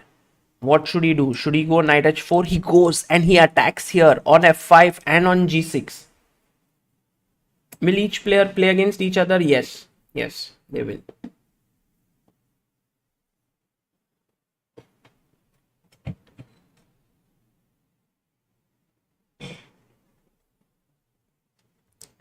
So now the main thing that black has to worry about is his f5 pawn here. This is the pawn. Okay, that's a weakness. How does white attack it one more time? Oh, he goes bishop b4. How do you attack it? You have to play it subtly.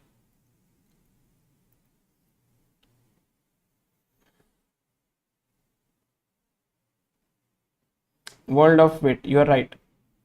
Knight e2, Prahlad Sen, Avinash Kadam, Ratnam Gurumurthy, Badrinath. You're right. Oh no, not Badrinath. Siddharth Singh, Harshit Arora. You go from here to here and attack. So actually, you could do this right now. But then after rook h e8, the problem is that you can come here, but black will create his own play in different ways. First of all, he can defend it with rook d5. Secondly, he can hit in the center with c5. And you can see that black is very well placed for this. So Pragg should not get too excited for this plan here. Instead, he should focus on rook hc1, which he does. See, these are the little things which you will see that their decision making is so accurate. They just understand what is important at that point of time. And now white has a big threat to play knight a2, hit the bishop and win the pawn. So Niemann has to be careful. If he takes, then rook takes, and you can't defend this because if you go bishop f7, I'll take on f5. If you play b5, I will take and take on a7.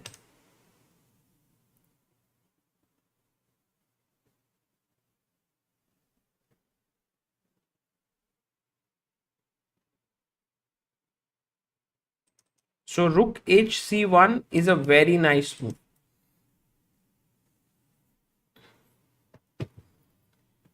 I don't think we'll go into a tie break, I feel.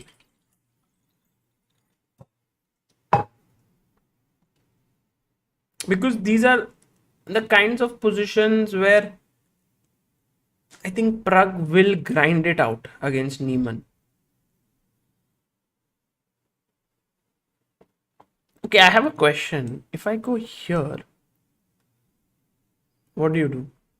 Because if I were to play knight a2 now, there is bishop d2 attacking here and here. I don't see that as...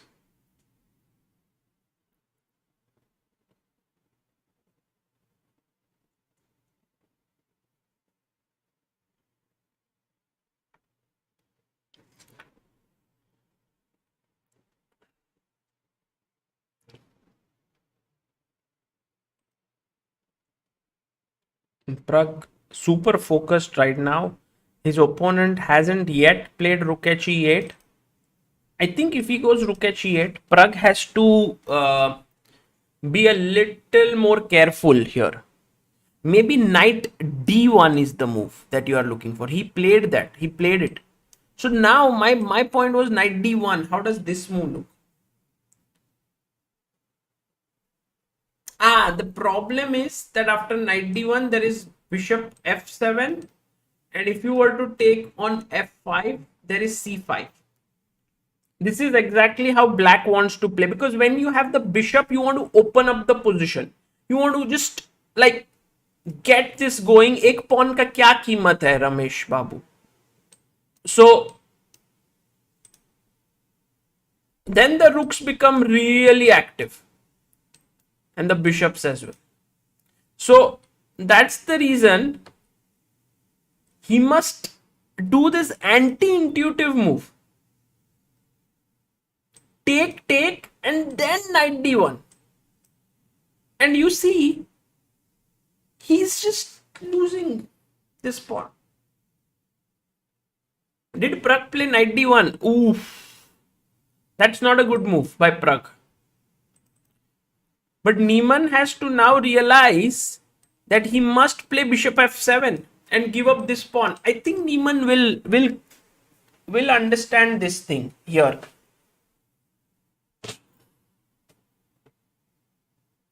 Because if he had taken here, it just doesn't feel right, yeah, because you are improving the structure. But after knight d1 now, there is no bishop f7, and how do you protect this pawn? There's no way. So you're going to lose a pawn at the very least. b5, I take, and you lose a7. But Pragg has gone knight d1, And now it is up to Niemann to find this move or not. How easy it is for him. If he is at the top of his game, he will find it.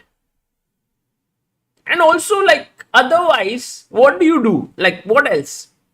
Yeah, he plays it. He plays it.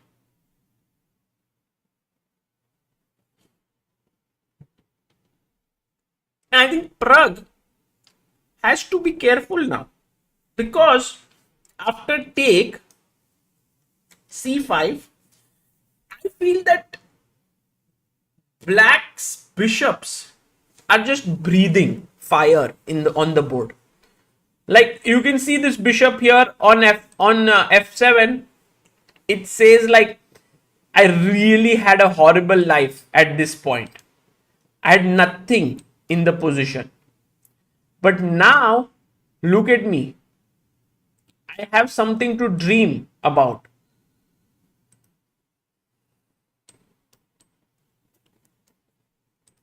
I have open diagonals. Bishop f7.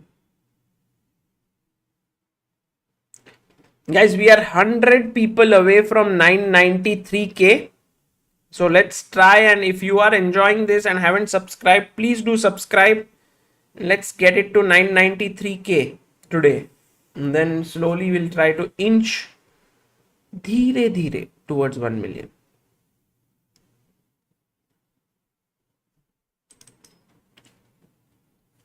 Ooh, look at this. Magnus Carlsen having an interesting position against Levon Aronian. Aronian has actually sacrificed a pawn out of the opening in the King's Indian.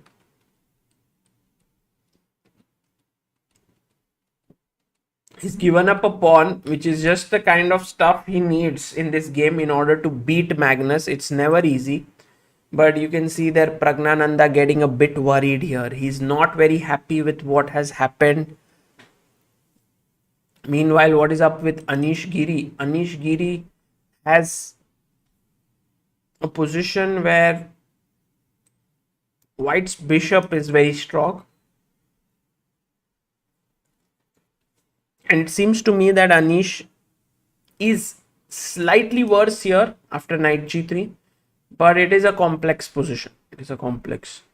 Meanwhile, knight f5, c5 has happened. Hans Niemann drinking his water there. He's happy with what has just transpired. Oof. He's just very cool, calm and collected there. And Pragnananda has to be careful. Guys, this is not easy.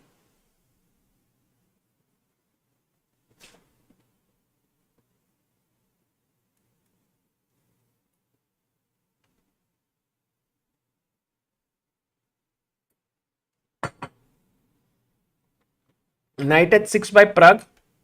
He's trying to take away the squares of this bishop. But let's imagine that if this bishop comes to d5, then you can go knight c3.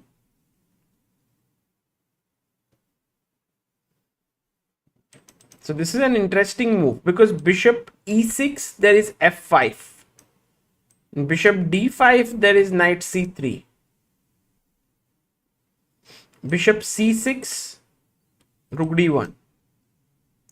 So he's trying to sort of make the position closed because here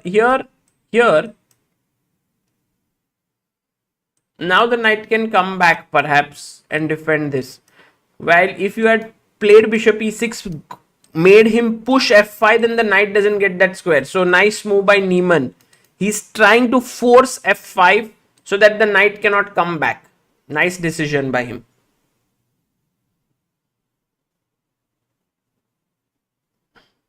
f5. Now bishop d5. It's very important. Good play by Hans actually. Excellent play. Game is heating up, guys. Knight c3 is kind of an important move here because here, I mean, if you take, then I can take, rook takes and then take, and the bishop also in trouble. So knight c3 played by Pragg. Pragg has played knight c3. And if you take here, then after b takes c3, the center is once again solid. Black is worse. But bishop c6, good move. Now no knight f5 here.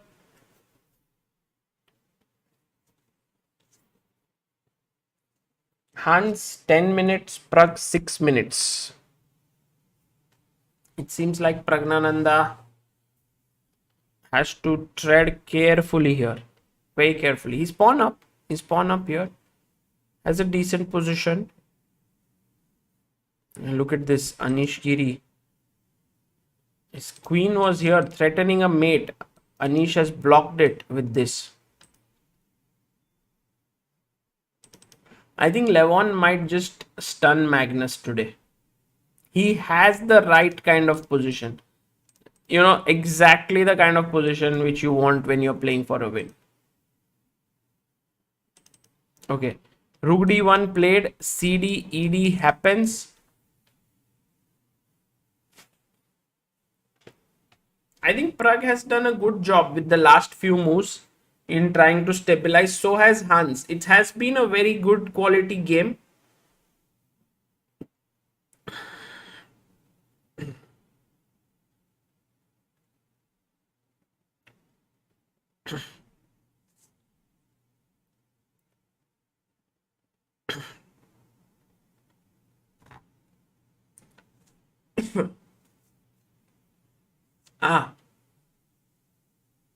I haven't updated the score fully. Okay. It is 2-1 in Carlsen's favor against Aronian. And Liam already won. 2.5, half against Duda.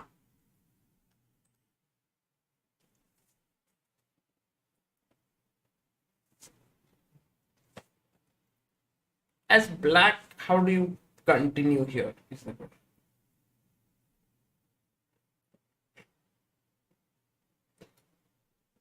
Can I take, just an idea, take and play rook e4. And I want to play rook here, sort of trap this knight. But I think g3 just prevents it.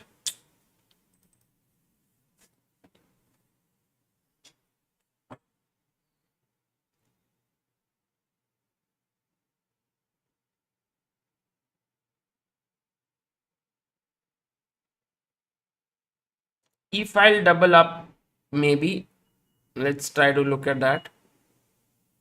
But again, a good move by Hans. He's going with his bishop to b6 and he's going to pin this pawn. Now Pragnananda has to decide how to continue. Can he go d5? But maybe to d5, there is bishop takes c3. But maybe Pragg has to do it now. Yeah, like d5, bishop c3. Because if you take, then d5 would hang. But if you play this, then b2 would hang and then this pawn will push. So actually you must take this. But once you take this, I take this. Yeah, should be around equal here. And I think it's an important moment for Pragg to actually pull the brakes with d5. I think as a fighter that he is, he might also think about rook d2. So that after bishop b6, he can play rook d1.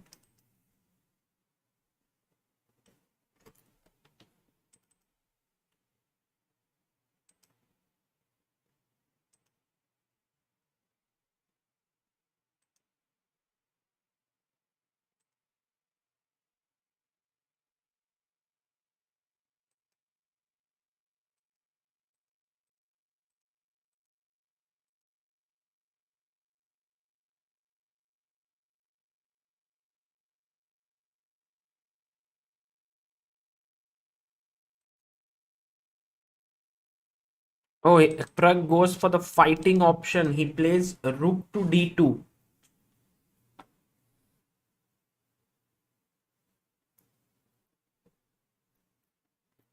And he's bringing the other rook in. This can get quite tricky for sure, this game. but let's hope. It's intense right now. The score is 1.5, 1.5. And look at this. Whoa, what a game. Carlsen has sacrificed his queen. And how? After queen g7, knight h4, knight to g5, f4, ef, gf. He actually finds this move. I mean, maybe Levon had to play f4 here. He went this, takes knight e4 check, king h1, rook h6, knight e4, takes, bishop takes, queen h6. Because if you take the knight, there is rook g1 and you lose the queen. So queen h6, knight g3, the position on the board. Wow.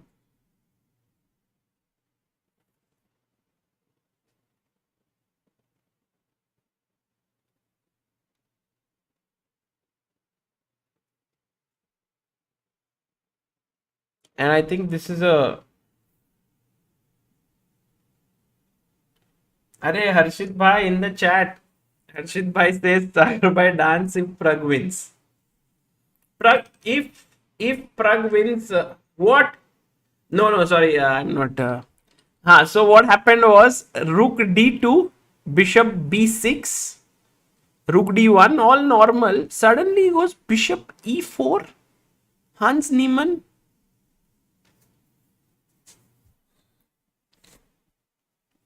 And knight f7, just a second, like how tough is this? Knight f7, rook d7, क्योंकि ये knight hanging है. Is there some knight b5 business? Okay, knight b5 is good, but the main move here, guys, can you find it? Actually, it's not easy. And why is it so much winning is the question.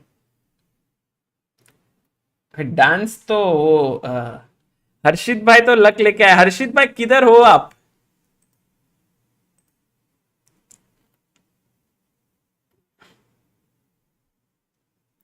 सब बोल रहे थे हर्षित भाई playing in Abu Dhabi. Oh, he couldn't find it. Rook e2 is an important move here. Very important. If you play rook e1, then there is rook d4. But if you start with rook e2, then there is no rook d4 because of king e1. Arey. Epic. This is a great tactic. We have to actually study it more carefully. But in the game, he didn't find it. He played knight e4, rook e4, king f3, rook d4, rook e takes d4, rook d4, rook d4, rook c1.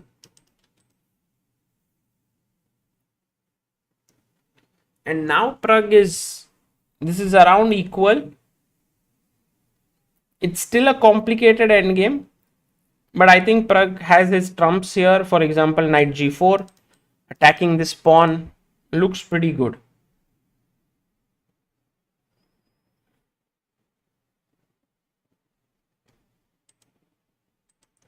So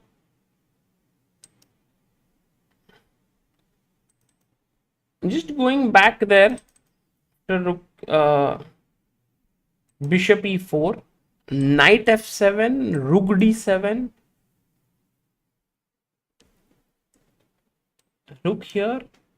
If you take here, now important to take here. And if take here, then take here. And let's say there's a fork here, so king d7. And somehow this endgame is just lost because you're a pawn down and your white is completely in control, like king f3, g4, h4. So this is just losing.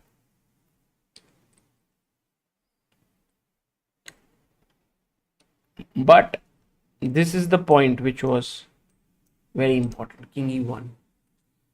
And I think with more time, maybe Pragg could have found it, but actually he didn't have much time. So Played this. Now rook d3 check. Okay, time to move up with your king, but where? King e4 looked natural, but better move for Pragg was king g4. Okay, he went king e4. Now will Hans fight with rook d2? No, he goes check. King f3. Will they agree to a draw? Pragg, Pragg. Let's go this side. Pragg.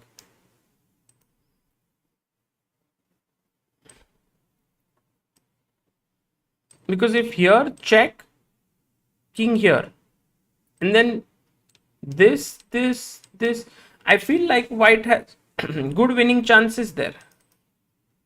So Pragg thinking, should he take a draw? Should he go for a win? जिंदगी में आप कई बार ऐसी राह पर रुकोगे जहां पर एक राह काफी स्ट्रेट फॉरवर्ड और दूसरी राह काफी रिस्की, पर अगर आप प्रज्ञानंदा बनना चाहते हो तो रिस्क लेना पड़ता है, बिकॉज रिस्क है तो इश्क है. वाह, what a move. King g4 and now you can't play bishop e3 by the way to attack the rook and the knight because of rook takes c4 check. King g4 has come in the position and Pragg fighting for a win now here. Hans Niemann goes rook to d2, attacking b2 and g2. Okay, take this pawn first with a check for sure. Now king comes up. Of course, no human is going to put the king inside. Up, which pawn? This is hanging on g2. So Pragg goes king h3. He wants to preserve both his pawns. Hans takes here. This is going to become a very big kind of a race. Whose pawns are faster? Knight g8 by Pragg, so that he stops king e7 and attacks this. I think Hans has to go bishop d8. There is no other move. Bishop d8 makes a lot of sense to defend. But once he plays bishop d8, do you think that rook h4 and rook takes h7 is coming in?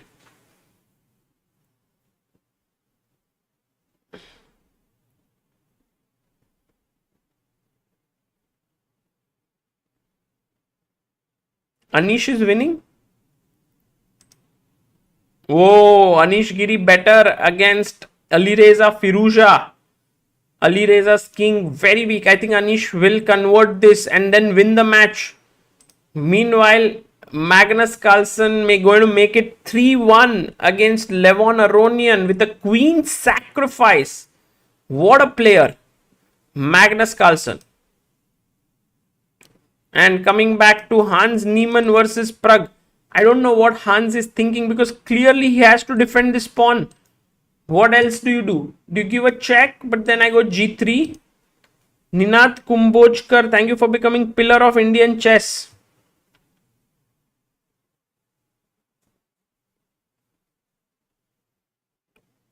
Oh, king d6. Why? Why did he play king d6?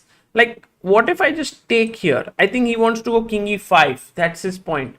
But Pragg is Pragg. He finds king rook e4, cutting the king off. What a move by Pragnananda. Nice one. Because now if you play bishop d8 to do this, in comes knight takes f6, bishop takes f6, check, and then rook takes f6 with a clearly winning rook endgame. So rook e4 is a classy move by Pragg. Excellent move. Just cutting it. And in the words of Harshit Raja, who is here in the chat, क्या ही move किया है Pragg ने, क्या ही मजा आ गया. Rook f2 played by Hans Niemann. Can we go like g4? Why not? Let's go. Let's go. G4. I think Pragg might even think of check, because after king, I mean, who plays his king to c5? But that's the best move because your king is rushing this side. So if you play king d5, then after knight f6 check, it's trouble. So yeah, maybe rook e6, king c5. If Pragg goes rook e6, king c5, then g4, then in such a position after bishop c7, there is a big problem here. So let Pragg not fall in for that trick. G4 must be played here.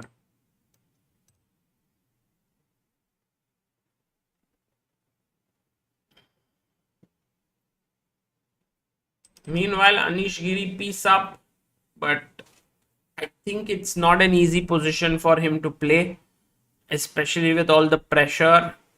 And let's hope that he's able to convert it, because he's clearly better. And g4 found by Pragnananda. What a move by Pragg. Now rook e6 check coming up. Also knight takes f6 coming up. Cool move by Pragg. He can set up some kind of a mating attack with bishop c7.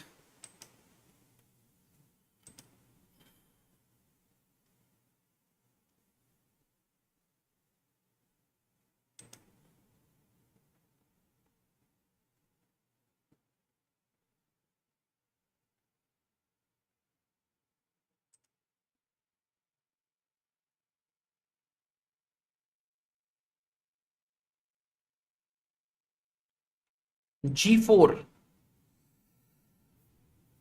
Niemann has 3 minutes 14 seconds. Pragg has 1 minute 43 seconds. Pragg may be close to a victory here, especially because this pawn is falling. And he goes king c5. And his idea is very simple. Knight f6. He wants to go bishop c7. Create problems here. It's not like the end of the world because you have king h4, king g5. But I think Pragg will see through it and he will play king g3. Just hitting the rook. Play h3 maybe. Next move go there. ये pawn कहाँ भाग रहा है? It's not running away. Even taking is okay, I think. Or rook e7 even Pragg kind of a move, yeah. Pragg likes to live on the edge. If bishop c7 is threatened, he will just close it with rook e7. Oh, but he plays king g3. Best move. Again, great move by Pragg. Stopping bishop c7. This is the kind of alertness you need when you're playing a top player and you want to win. Now take. Ooh, h4. Not the best move by Pragg, because he's allowed a check. Actually, check king f3 and rook h2. This was easier to convert this position, but he played h4 and now take bishop e5 by Niemann. Niemann could have given a check and some checks this side, but he went bishop e5 and now g5 by Pragg. Very good move. He is now maybe king g4. That's the point where his king gets activated. So if he had given first a check, maybe that could have really helped, because there's no g4 square. So after king e2, perhaps now bishop e5 made a lot more sense. It's these little mistakes which happen in time pressure, which would not happen in a classical game because you have more time. Here, both the players making some errors. Now, I can give a check. You can go here, then I can take, but then this is hanging, so you cannot do that.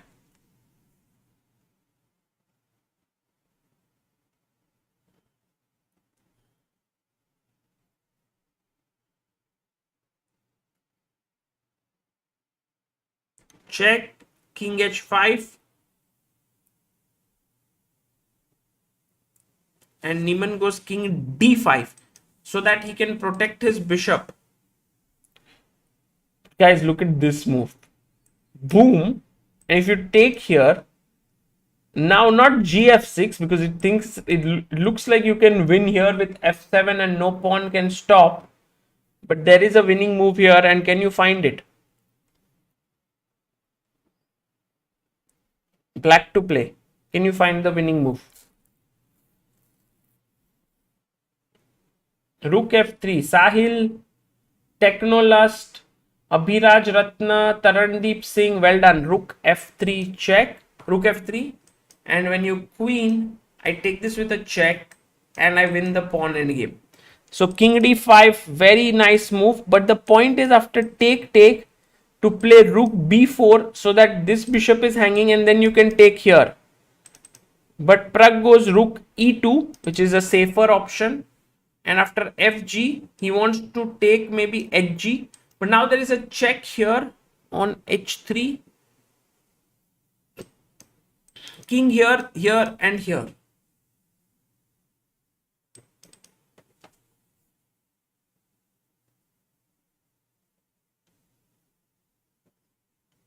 White is still better for sure. That little knight f6 and rook b4 was an interesting choice there for Pragg. Say what Niemann does now. 2 minutes 30 seconds. Pragg has 41 seconds. Guys, remember everything is actually hanging on by a thread here. This is a very important game. The one who wins this will win the match, first of all. Secondly, also, and very importantly, that if it's a draw, then we go into the Armageddon. Sort of the blitz first, tie break, then the Armageddon. So, oh, by the way, is Anish winning here or it's a draw? Oh, he drew. Somehow Alireza Firuza managed to trick. And this happens a lot with these youngsters. Yeah, they're always able to trick the older generation somehow. Not always, but many of the times. Of course, Magnus holds this. He needed just a draw, so he drew it. He was winning.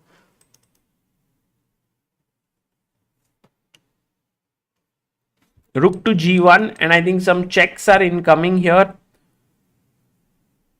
How difficult or easy it is to find this check on f6. After take, you take here, threatening to queen. I think that's possible. Possible. Knight f6. If you can't take here, then the knight coming back into the game and looks good. Yeah, check by Pragg. Excellent move.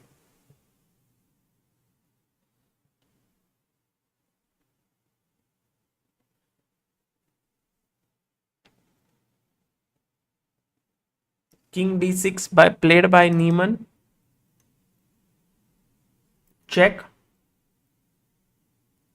Check. Look at this. Pragg gaining time there on the clock. Very important, these few seconds.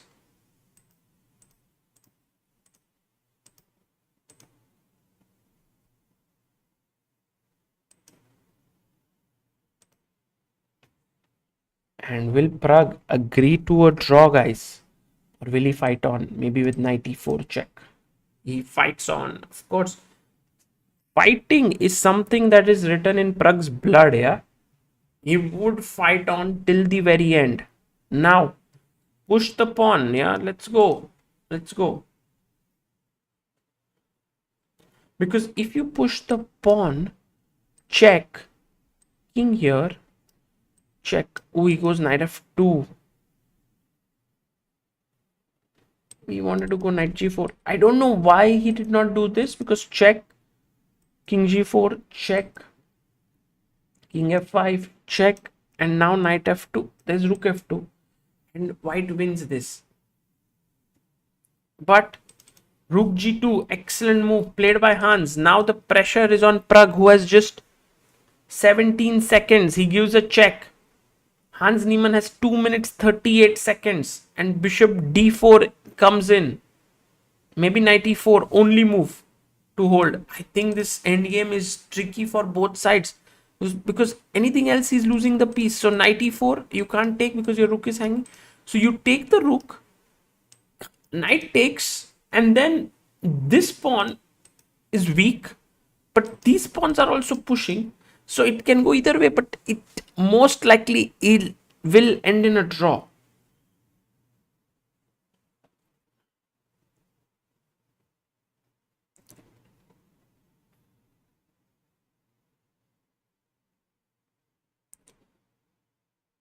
Pragg is very low on time.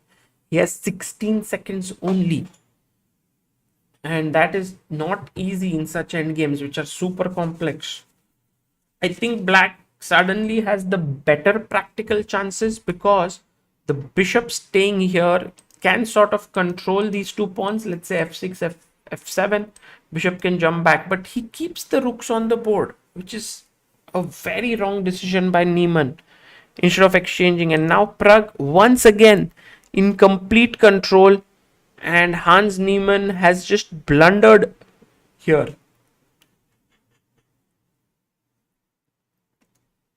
He's blundered it big time because now after f6, f7, it's a straightforward win for Pragnananda. With 19 seconds on the clock, Pragg did find the best move. This is a nice thread, by the way.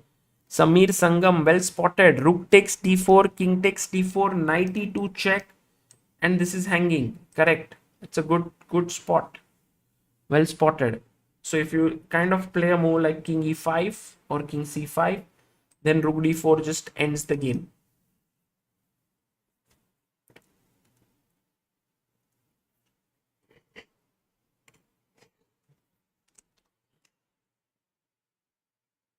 Knights are tricky, that is for sure. It is for sure. But Niemann with 51 seconds suddenly is like, why didn't I exchange the rooks when it was possible? Why did I have to go into this? Suddenly I have no checks, nothing. Rook takes d4 is coming. I need to move my rook away from here, but where? Rook a1. Maybe that's the move to keep pressure here.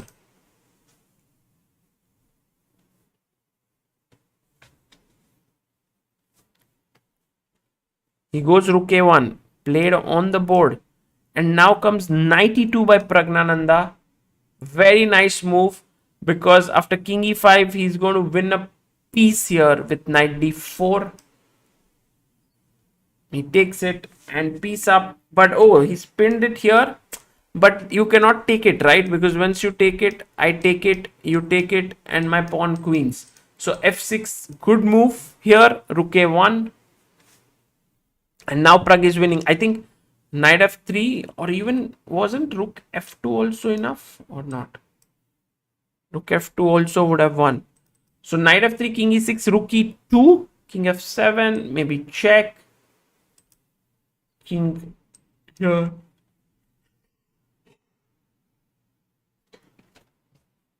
And now, oh, Niemann has resigned. Pragnananda has won. I thought he will play king g6, but then after rook g7, king f5, f7, it's winning. And Hans Niemann there comes back on the chair. He's very unhappy. He's checking where did he miss the win or a draw, whatever. I mean, that position. But Pragnananda has beaten Hans Niemann and taken the lead in this tournament along with Magnus Carlsen, 9 out of 9. What a match again. And $7,500 more in the pocket of Pragnananda. What a finish, no guys? There was so much topsy-turvy things that happened here. And so the result of this is Pragnananda beating Niemann 2.5, 1.5. Carlsen beating Aronian 2.5, 1.5. Liam beating Duda 2.5, half. Firuza Giri goes into tie breaks with 2-2. So that is one where we'll have the Blitz playoffs. But guys, how did you like Pragg's play?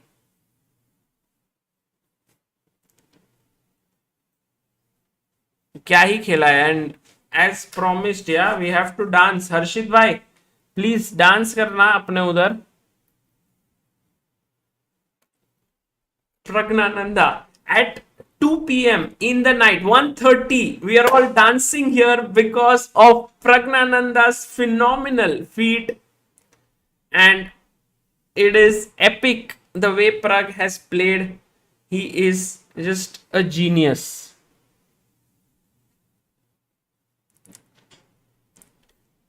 Praggnanandhaa पे एक song कुछ रहना चाहिए ना.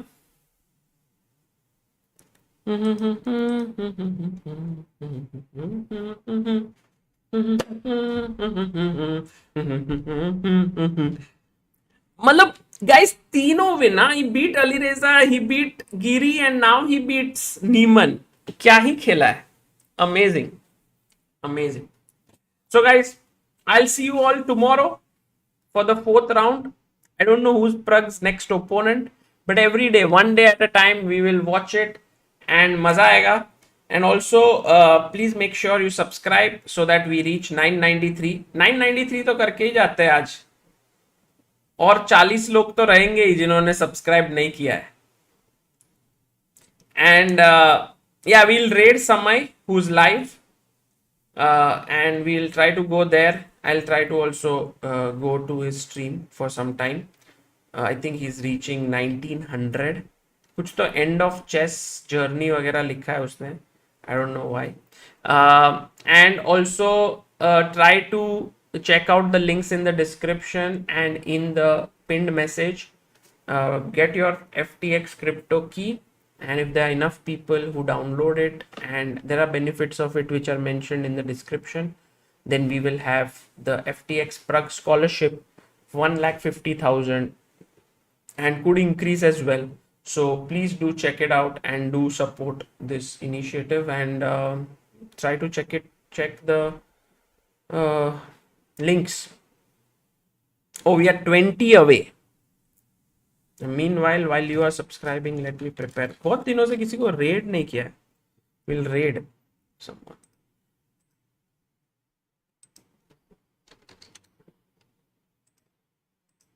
We are playing.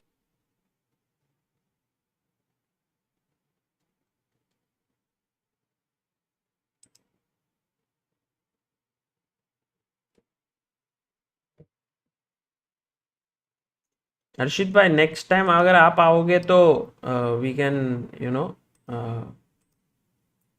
Do like dance वांस करने में साथ में कोई रहता है तो मजा आता है.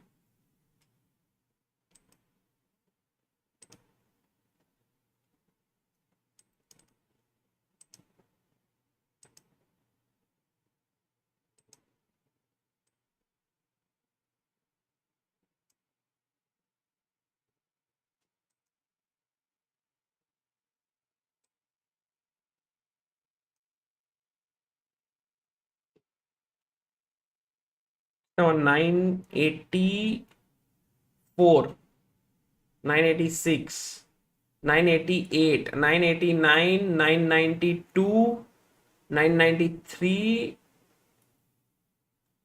994,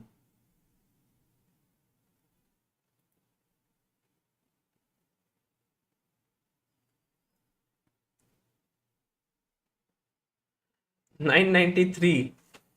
अरे दोस्तों, 992, 992. Wow, that looks so cool.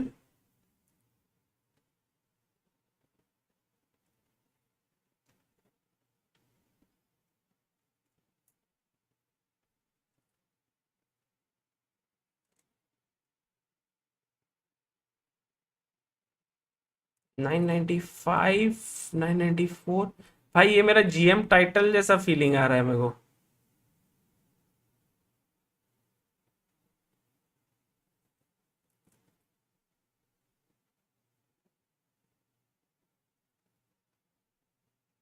Nine eighty six. अरे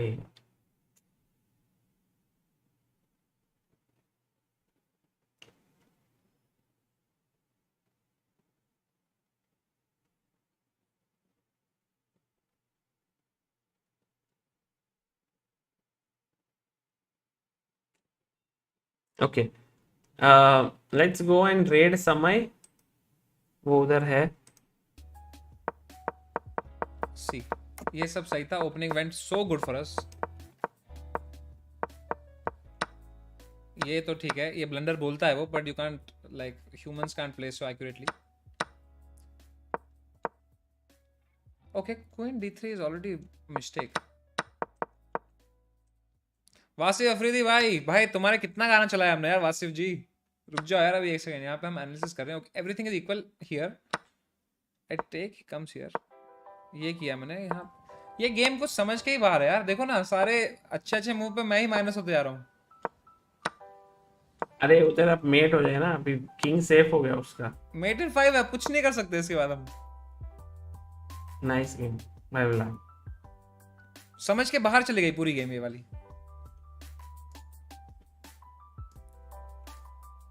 तुमने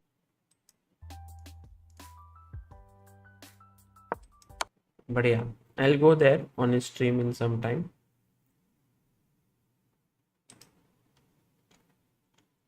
Let's see Anish ka game. Yeah, I'm a little bit. I want to look at his game. If you guys are up for it. थोड़े लोग हैं यहाँ पर. Let's see Anish versus Firuza. मजा आएगा. I feel Firuza is the favorite in this format, but still. Oh, we reached 993. Wow. Thank you guys. 993k OP. Amazing. यही चीज है ना, when you are waiting for it, it does not happen, and then when you just get on with your life, हो जाता है. Thank you.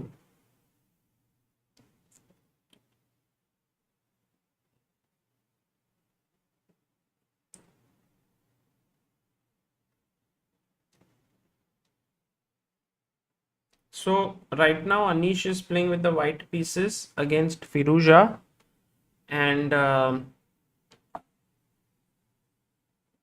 it's around equal. 5 minutes for Anish.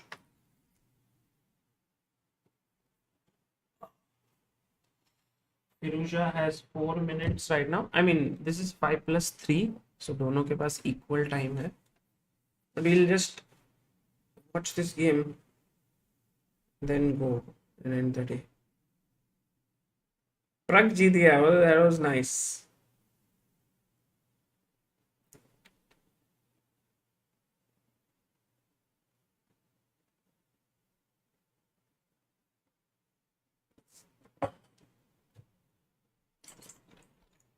Anish is actually a pawn down. He can take the pawn on d4. He first goes h4.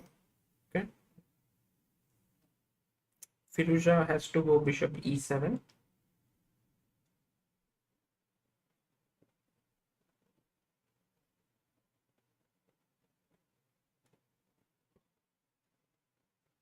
Queen d4, putting pressure on d5.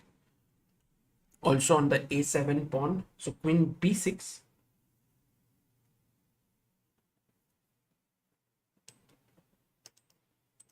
I think he will take.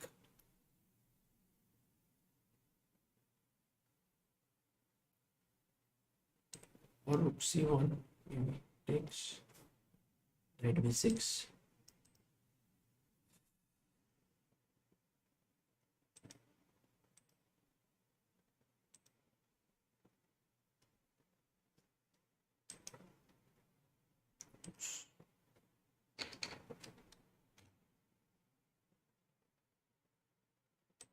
Suddenly the board has vanished.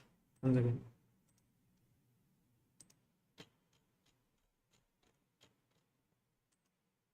Oh, he took with the pawn.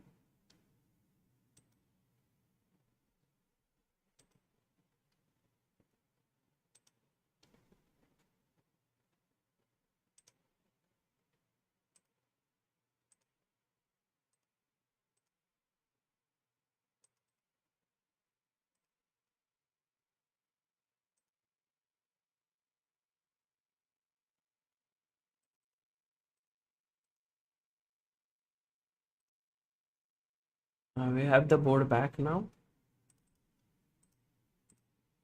Actually, he took with the pawn here. Very interesting. Then why did Anish?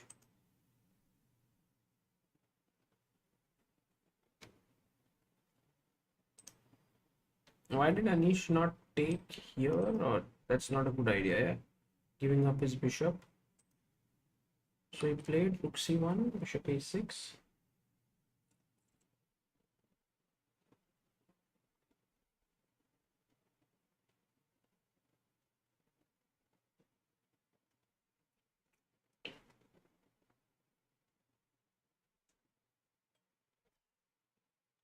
68.95.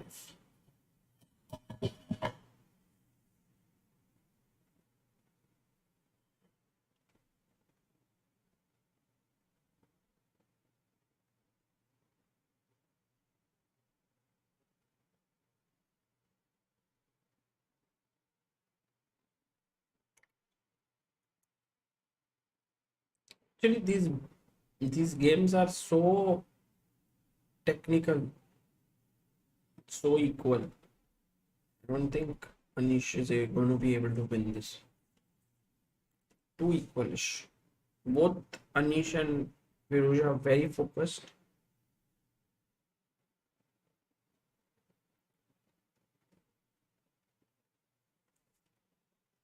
We'll play some music here.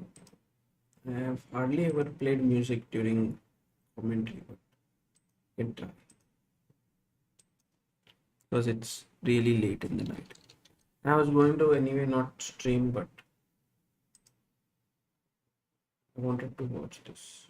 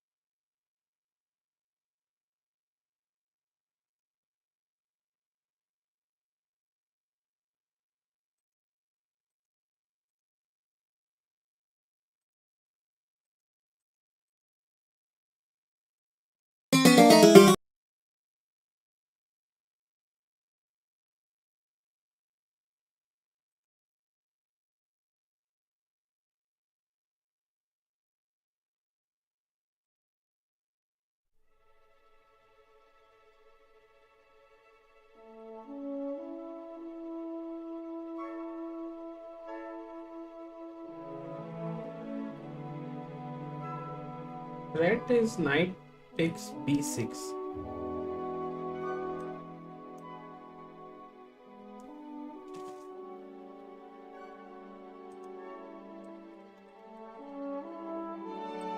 Bishop f1, then knight takes d5.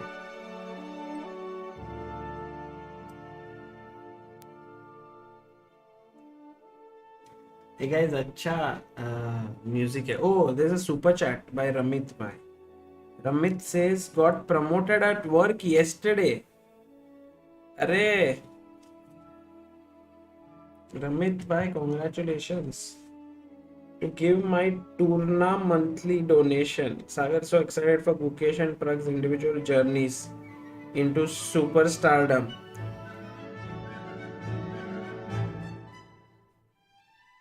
Bet $20 that they break into top 20 by next summer. Arey, Ramit bhai, what top 20? Gukesh is already world number 19. So, Pragg के लिए हाँ, you can. 7K more to go. Yeah, for 1 million.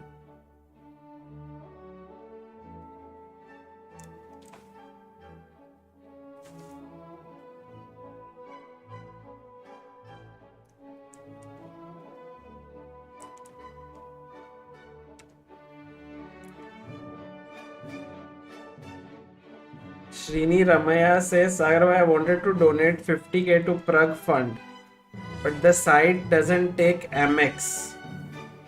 Is there an alternate way to donate through chess-based tax? So if we, so there's this thing whereby if we want to take funds in the Help Chess Foundation, it has to come through an Indian account. So if you can write to us at chessbaseindia@gmail.com, I can give you the bank details over there. I mean, it's there. Help Chess bank details are there, but we cannot accept foreign funds for Help Chess Foundation right now till we do the FCRA, which is an important thing. But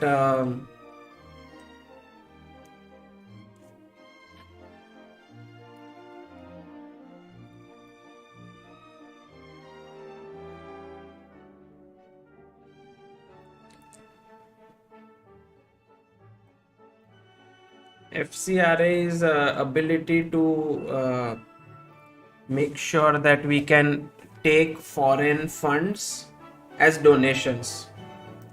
I think the full form of FCRA is foreign. What is it? Foreign Contribution Regulation Act करके था. So that way we have to make that our yeah, it's a hindrance, but what to do? Yeah, these are the rules of the government, and I mean we could take it as in chess base India, but then it becomes like not as a donation. So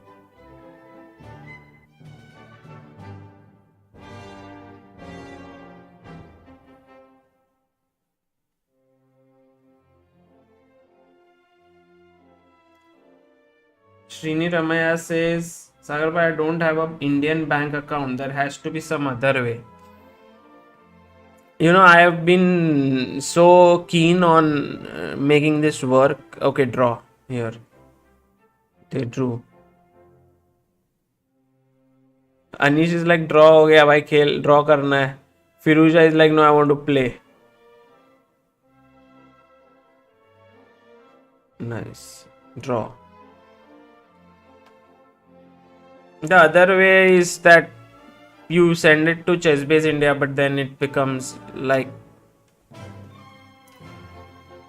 yeah, maybe there's some, maybe if you can write a mail, I can try to figure out, maybe I can explain. If you can write to chessbaseindia@gmail.com. But thank you so much for your very nice thought. That's very important. Thank you.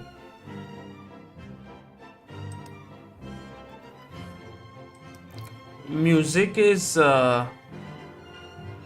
पसंद है क्या लोगों को music?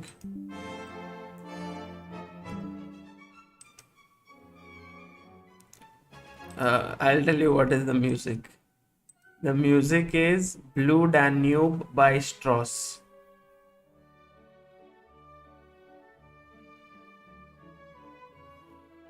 Ramit says yet another use case for creating an entity here. Yeah. Ramit, that is true. I've been trying to read up on it and trying to figure out something. Shashank says Srini Ramaya, find someone in US who has an Indian bank account and is willing to help. You can Venmo Zelle it to them. They can transfer equivalent amount of interest. That's one way, but yeah, I can understand that it's not the most convenient way.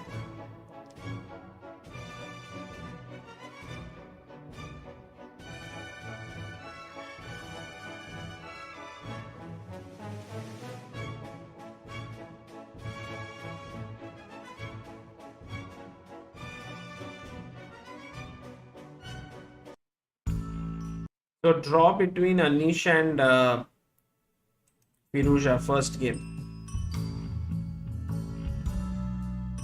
Let's listen to the next song. Venkatesh Nanda. Soparna Goswami says, Sagar bhai, your utmost and soulful dedication towards elevating Indian chess to such a superstardom, it is utmost praiseworthy. Loads of love and respect. Thank you, Suparna. Just imagine, no, we had like 7,000 people at 1:30 in the night. I think overall Pragg, Gukesh, everyone have just caught the fancy of the viewers, you know. कि वो लोग कहाँ जाएंगे? Everyone's very curious to see. I think that's the best thing for Indian chess. Look at this. They're showing the venue. कैसा है venue for us? in the camera. What about Abu Dhabi Chess Festival? Is it still on? पहला round में क्या हुआ? Arjun won against Rohit Krishna. Already tough rounds, yeah, in round 1 onwards only. Let's look at it. I have a board here. See if it works.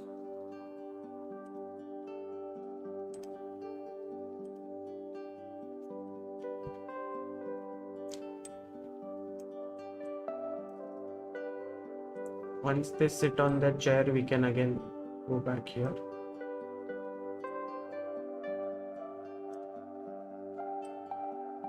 I really liked how on my Gukesh analysis video today, the Turkish Chess Federation has written a nice message saying that how you can follow Gukesh's games. They have said this is how you follow it. So Arjun playing against Rohit. Arjun is 2704. I have a feeling that Arjun might win. By the way, tough tournament, yeah, for Arjun. He's top seed is Wang Hao, Tomaszewski, Alexander Predke, and then Arjun.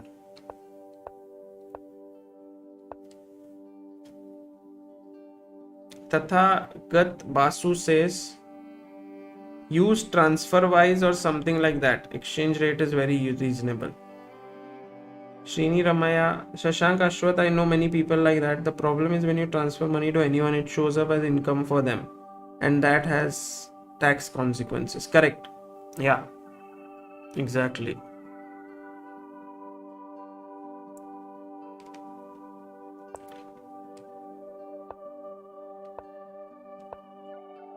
Bishop c2, c5, d4. Okay. I'll write back to you, Srini Ramaya. Thank you. Knight b7, bishop e3. Okay, it's a very normal Rui Lopez. And while you're watching these games, the players seem to have come back in their chairs. Let's see how Anish fares this time. He's with the black pieces.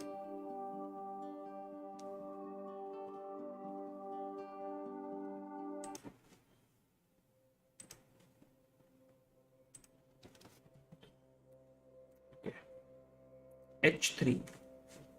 Let's guess. Bishop d7. Yeah, good move. What will Firouzja do now? Dg5 is one idea. Knight d2, rook e1. Knight f5. Bishop c2, c5. Let's go. Yes. Knight d2. I'm trying to guess moves for both sides. Queen c7. Or maybe rook e8. Knight c6. Knight f1. Makes sense. Rook e8. Knight g3. Or knight e3. Knight g3. Knight g3. G3. Yeah. G6. Stopping knight f5. H6. Okay, knight f5. Bishop f8.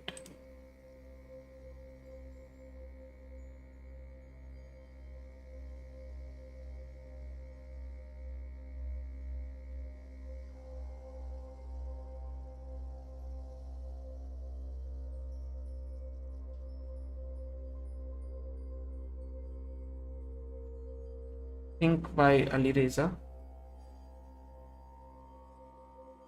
No, this is not Armageddon yet. This is still Blitz. Bishop d2. Very weird move. Knight h2. Okay, he wants to attack like. He wants to go this. Wants to just go all out for the attack. I think Anish is thinking very seriously about d5 because when your opponent has moved away the piece, it's a good idea. Yeah. Good move by Anish. Knight g4.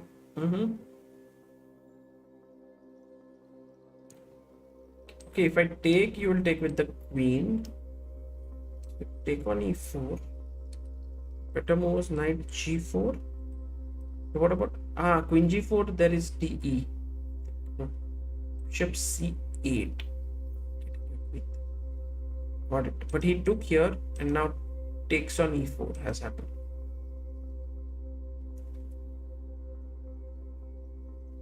If you now take on g4, he has to take with the pawn, because if he takes with the queen, then queen takes d2 is hanging.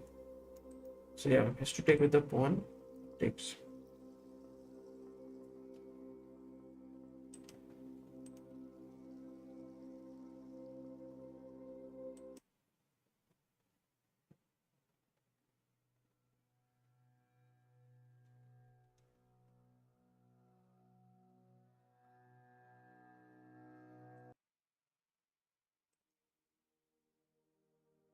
e4, queen e2. Can we go bishop c5, put our bishop on a good square?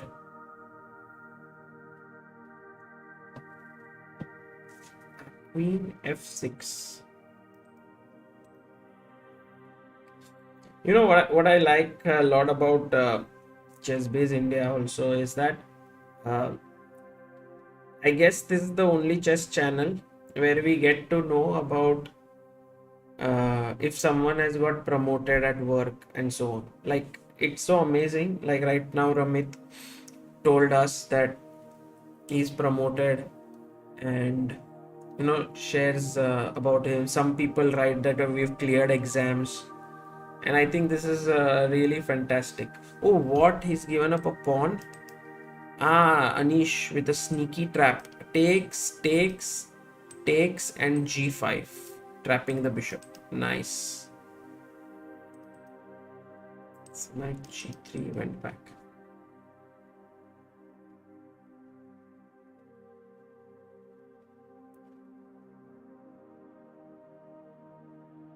Ramit, you are now a mod.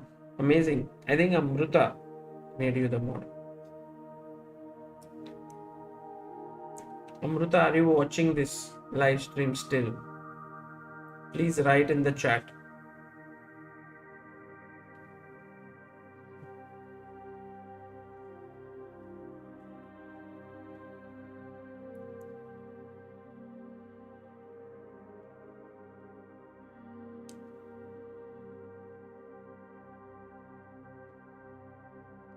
a4.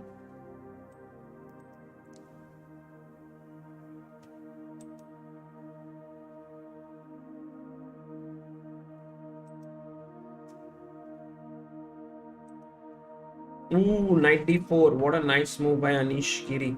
Anish Giri on fire, huh? Today. Look at him. He's so proud of himself.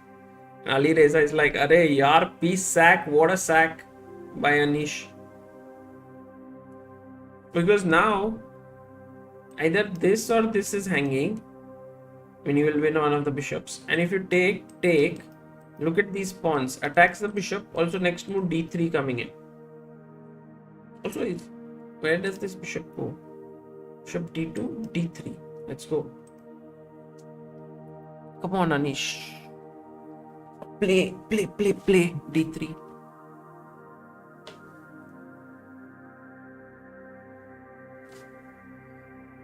Bishop takes is forced. Bishop takes, pawn takes, queen takes, rook a d8.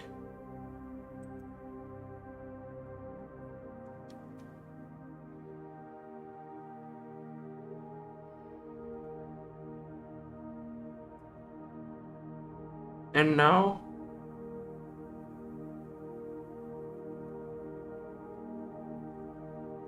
queen c3.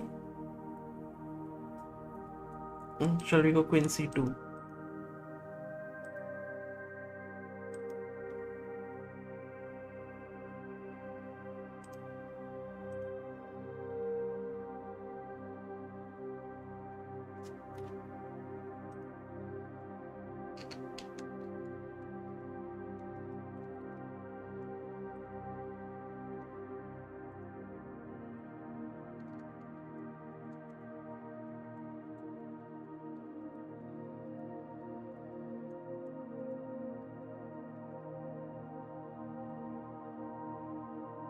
Ooh, queen e3.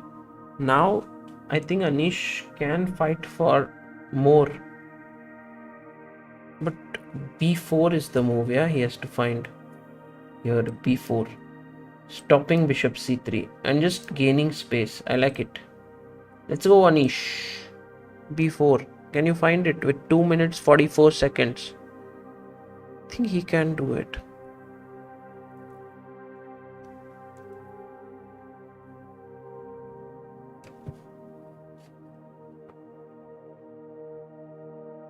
Oh, he takes on b2. But that's a risky pawn to snatch. Bishop c3 and then this bishop gets on this long diagonal. Anish might get into trouble here. I think it's these little errors which are made. Let's see how accurate Firuza is. Can you find rook c1 from either of the rooks? He plays it. Queen d3. Now you must go queen b6. So that this bishop is under attack. It's very tough position to play actually in 2 minutes. Very tough.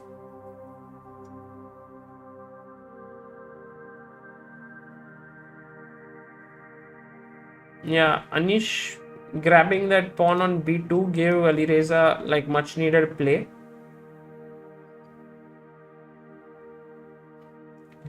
It's quite possible that he might be in trouble.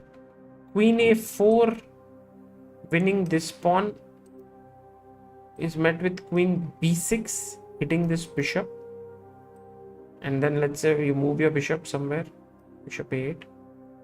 Queen f6 and it's a mate. So queen d3, queen b6 and now very careful, yeah, because queen f6 is a mating attack.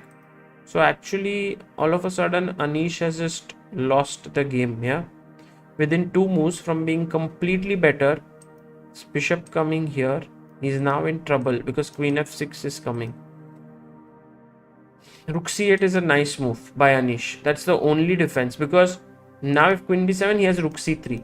If queen f6 he has also rook c3. Rook ed1 has to be found now. Rook ed1 because if queen moves then queen f6 or queen takes b7, just winning a piece.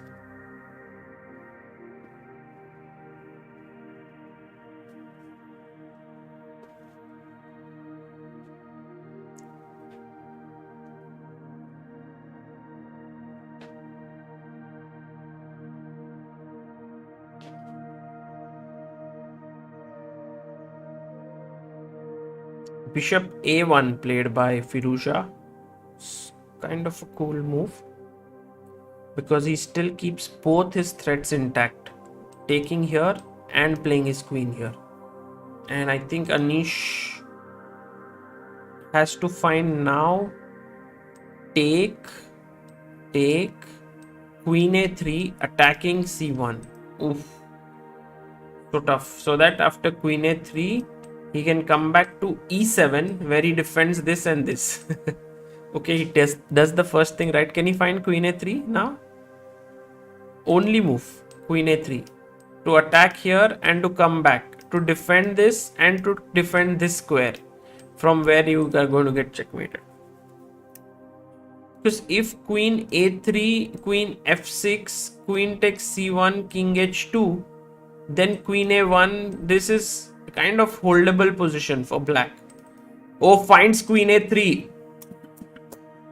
Anish Giri defending staunchly here.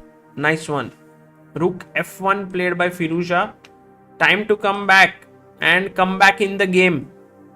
What a save. What a save. And Firuza is like shaking his head. He missed this, I think. He missed that the queen is coming back. He's very unhappy there. Something is wrong with Anish's camera. I think it's just got stuck there. No clue why. Maybe it's some camera issue from their end. Tick. And now I think Anish has good drawing chances here.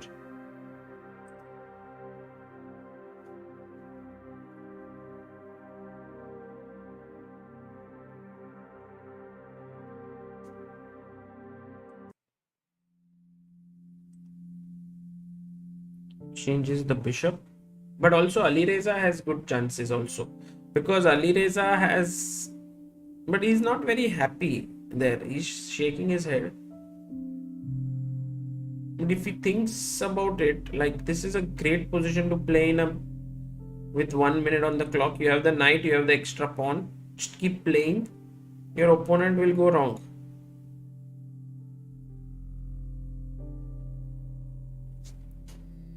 Chessbase India clip says, finally I got to know how the chat works, studies, eats while listening to your commentary. Ah, Amruta, you're doing the same, huh? What are you doing? Eating? Studying? Studying what?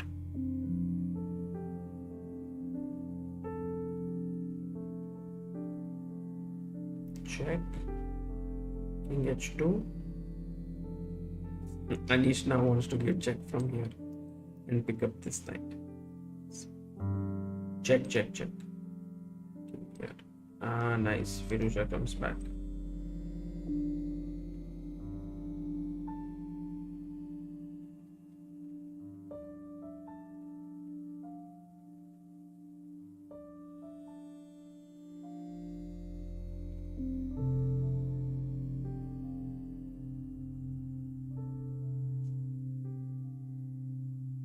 I think Anish might not be able to hold this. It's getting too dangerous. Check and check.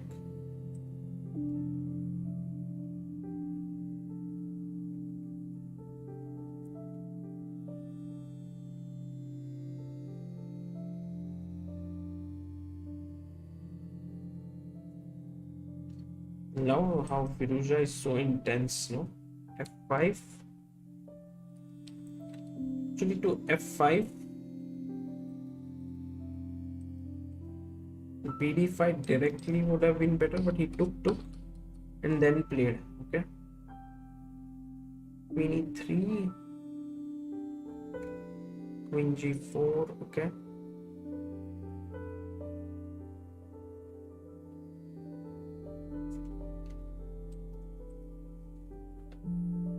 Rook F4 was a better move, but now H4. Where does the knight go? Knight F1, H3. Look at Anish pushing his pawns forward. Can't see Anish though. Queen takes H3, takes. Right, draw incoming, guys. Anish Giri manages to dodge a huge bullet, not just a bullet, but a huge bullet. Ah, there he is back. Back from the dead, just like in the game. He was almost gone. What is this camera doing? Bye. Camera, bye. Please come back to Anish. It's doing its testing job.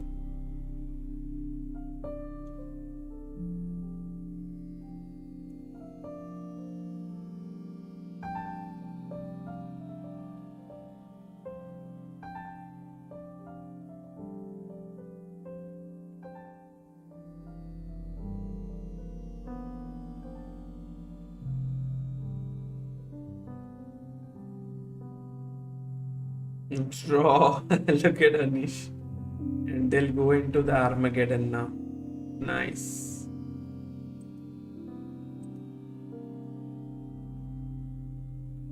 Firuza is like, where did I miss my win? I think he missed it here.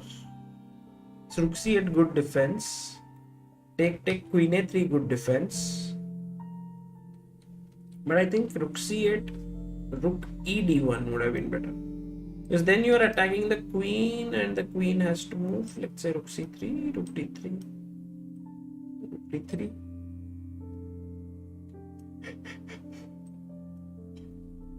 And maybe this is a playable position.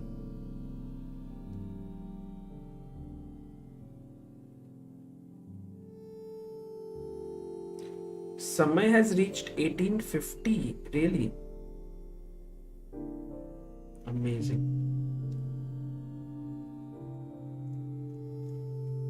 So I think last Armageddon game left.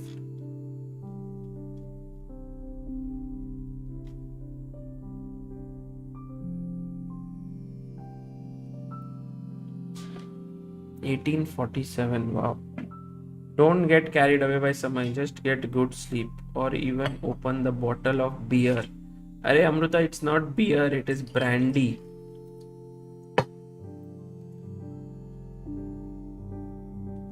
I never thought after 8 years of our marriage, I'll be talking to my wife through YouTube chat at 2 a.m.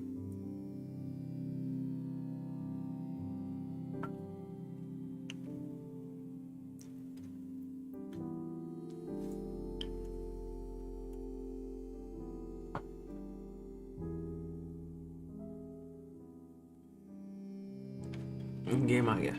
Anish got black pieces. 4 minutes. Firuza has 5 minutes. Guys, let's have some nice music.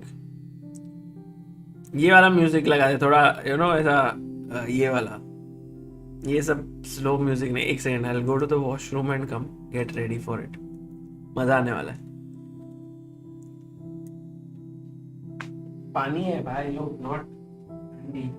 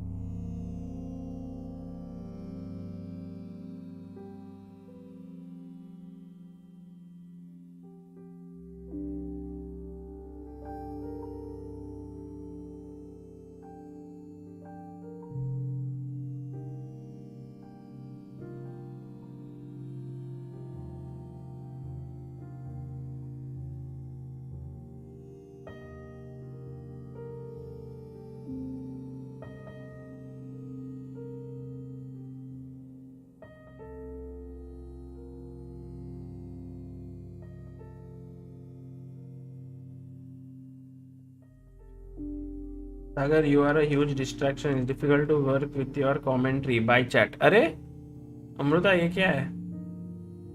Please wait. Anish का game देख के जाओ. I'm thinking if people are working when I commentate, and then I say, "Hey, look, what a move!" Then do they stop working and start looking at the moves? Okay, we are going to play this music now when the game starts. ठीक है? The music is.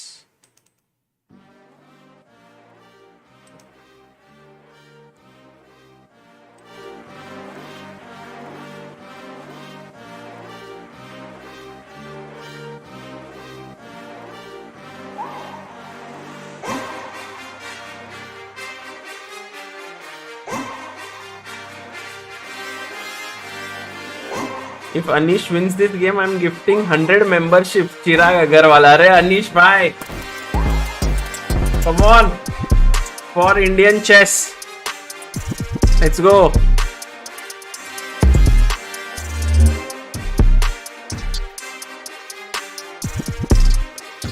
The name of this music is Triumphant Winning by DJ Dens, the Rooster. Win only, draw doesn't work. अच्छा, अरे पर वो and में draw कर लेगा ना चिराग, because for him, ठीक है, but I make sense if he wins because the chances of him winning are almost zero. Okay, done. Most likely it will so happen unless Firuza like resigns the game. नहीं, copyright strike, this is copyright free music.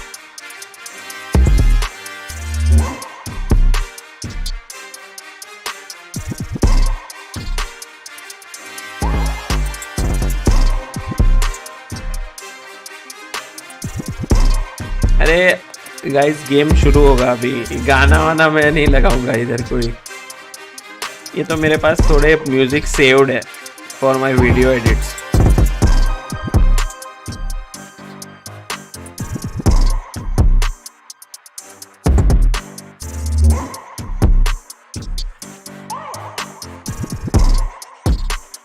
Yo, there you have Anish Giri in the house. with his headphones. And Alireza Firouzja, the one of the best blitz players and bullet players in the world. Let's see what happens. Let's go. E4 by Firouzja. E5. Knight f3, knight c6. Rui Lopez on the board. Knight f6. Castles. Bishop e7, d3. We saw this. b5, bishop b3. Anish has 4 minutes. Firouzja has 5 minutes. No increment, guys. This is ultimate Armageddon. Knight f5. Let's go.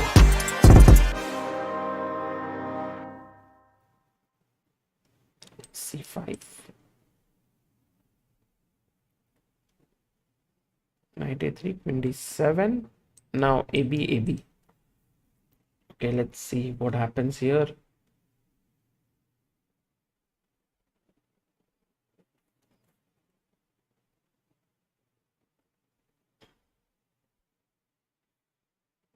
bg5 to control the d5 square, but I think Anish can snatch a pawn, because after snatching the pawn he also has the idea of entering on b3. He does it. Good move. And also time wise he is managing okay right now. He has 3 minutes 30 seconds. Bear in mind that you can also play rook b8 and put pressure here. By the way, how is the move knight c4 here? You know, just putting the knight here, and if you exchange, I exchange, then the a4 is hanging, but actually he would go bishop c6 and defend a4. So Firouzja taking his time here because he has an extra minute, but now the time advantage is almost gone. He has only 20 seconds time lead. Knight h4 played on the board. He wants to go knight f5, which is a nice move. But what about h6 now? If I push here, goes rook b8, but with the knight coming to f5, this is looking scary. This is definitely looking scary with f4 opening up. Firouzja looking very, very dangerous.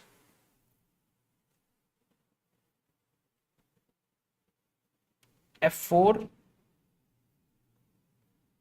takes, and now maybe bishop f4 does the trick. Yeah, bishop f4 hits on d6. I think Anish is almost lost. Oh, he takes with the rook. Look at this, bishop f4, and then this. How do you protect it? So if you play bishop e7, I can take and play bg5. Like take and maybe here, and then you are in trouble. And if you played the bishop on the other side here, then already your king is quite weak, and boom, bishop h6, and then everything is weak. So rook f4 not the best move, but Anish has to find some amazing moves now. Knight b3 takes, and I think knight h6 is what you want to play. Knight h6.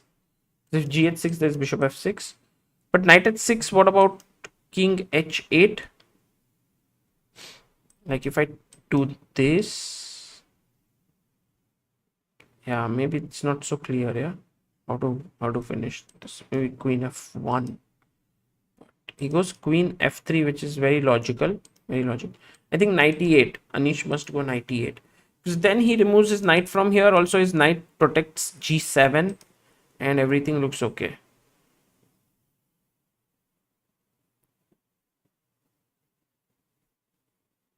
Knight e8. Good move.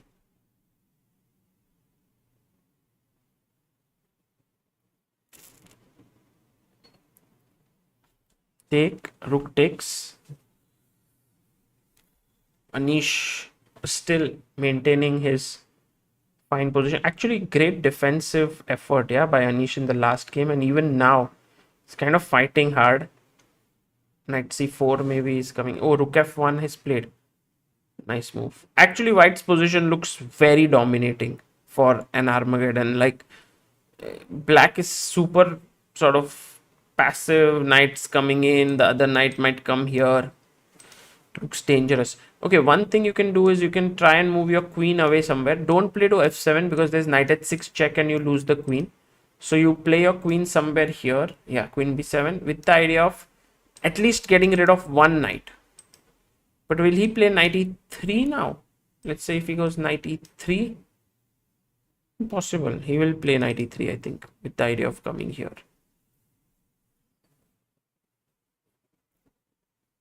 Anish has one pawn for all his troubles for now.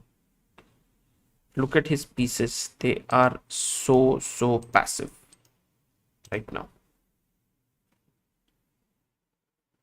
What is an Armageddon? For all the people who are new to this term, Armageddon is nothing but a fight to the finish. It means that someone will win this game regardless, even if it's a draw. So in this, white gets 5 minutes, black gets 4 minutes. The side which wins the game. But in case of a draw, it's black who wins because black had 1 minute less. This is what is known as Armageddon. Bishop e6. The bishop is like, aha, ye knight ko maru ya ye knight ko maru. Dono knights will be under its radar. Both the knights. Okay. So looking good for Anish for the time being. At least he has time-wise equalized, position-wise equalized, and he can win. Of course, to get 100 memberships for ChessBase India, he has to beat Firuza, which seems unlikely right now. Let's see. कुछ भी हो सकता है. Rook f3. Okay, let's just switch the king away, no? Just tuck it away so that there's no this knight h6 stuff. Okay, a5, rook a1. Good move by Firuza. Hitting a5. And if you move your rook away, a bit worried whether you lose this pawn. Queen c d4. Okay, take. Knight takes, and now bishop f7 seems the most human move. Defending b3.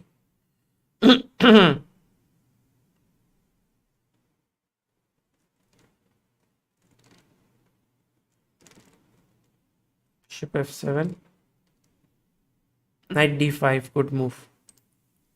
So now when you take,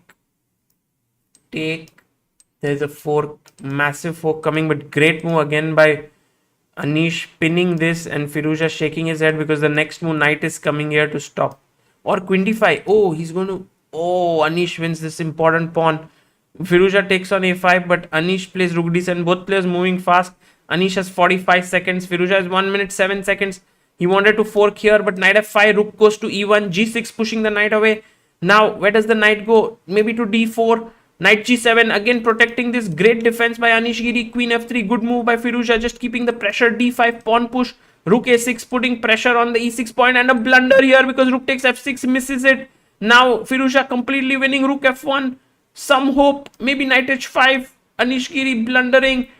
Knight c6 fork, and just when he realized that he had very little time left, he is starting to blunder, and Firuza is going to win this game.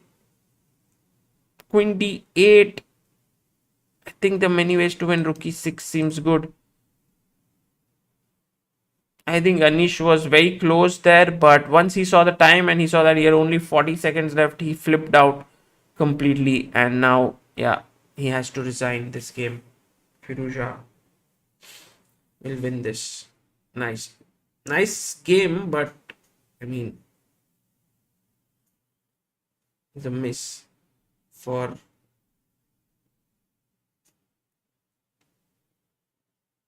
they're still playing. Who knows, maybe some blunder can happen. It's chess is after all sport, and anything can go wrong. What? Ooh, check, and it's a mate. Whoa, very tough, and Firuza manages to beat Anish Giri. That was quite an intense game. Yeah, the game fell apart too quickly. I think like when we were here, it seemed like Anish was handling it okay, but then this move he blundered. Yeah. And then he lost this pawn. Then it was over. So Firuza wins in Armageddon. Great match, but between these two players, especially the last the last but one, like the previous Bull Blitz game, was great defense by Anish Giri. Rakshit says, there goes the dream of 100 memberships in CBI. Next time करेंगे.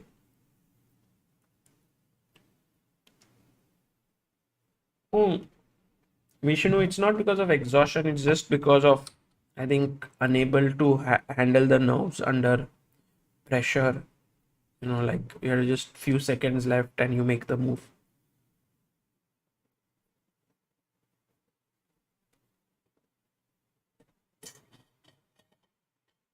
Okay, guys, I'll take your leave.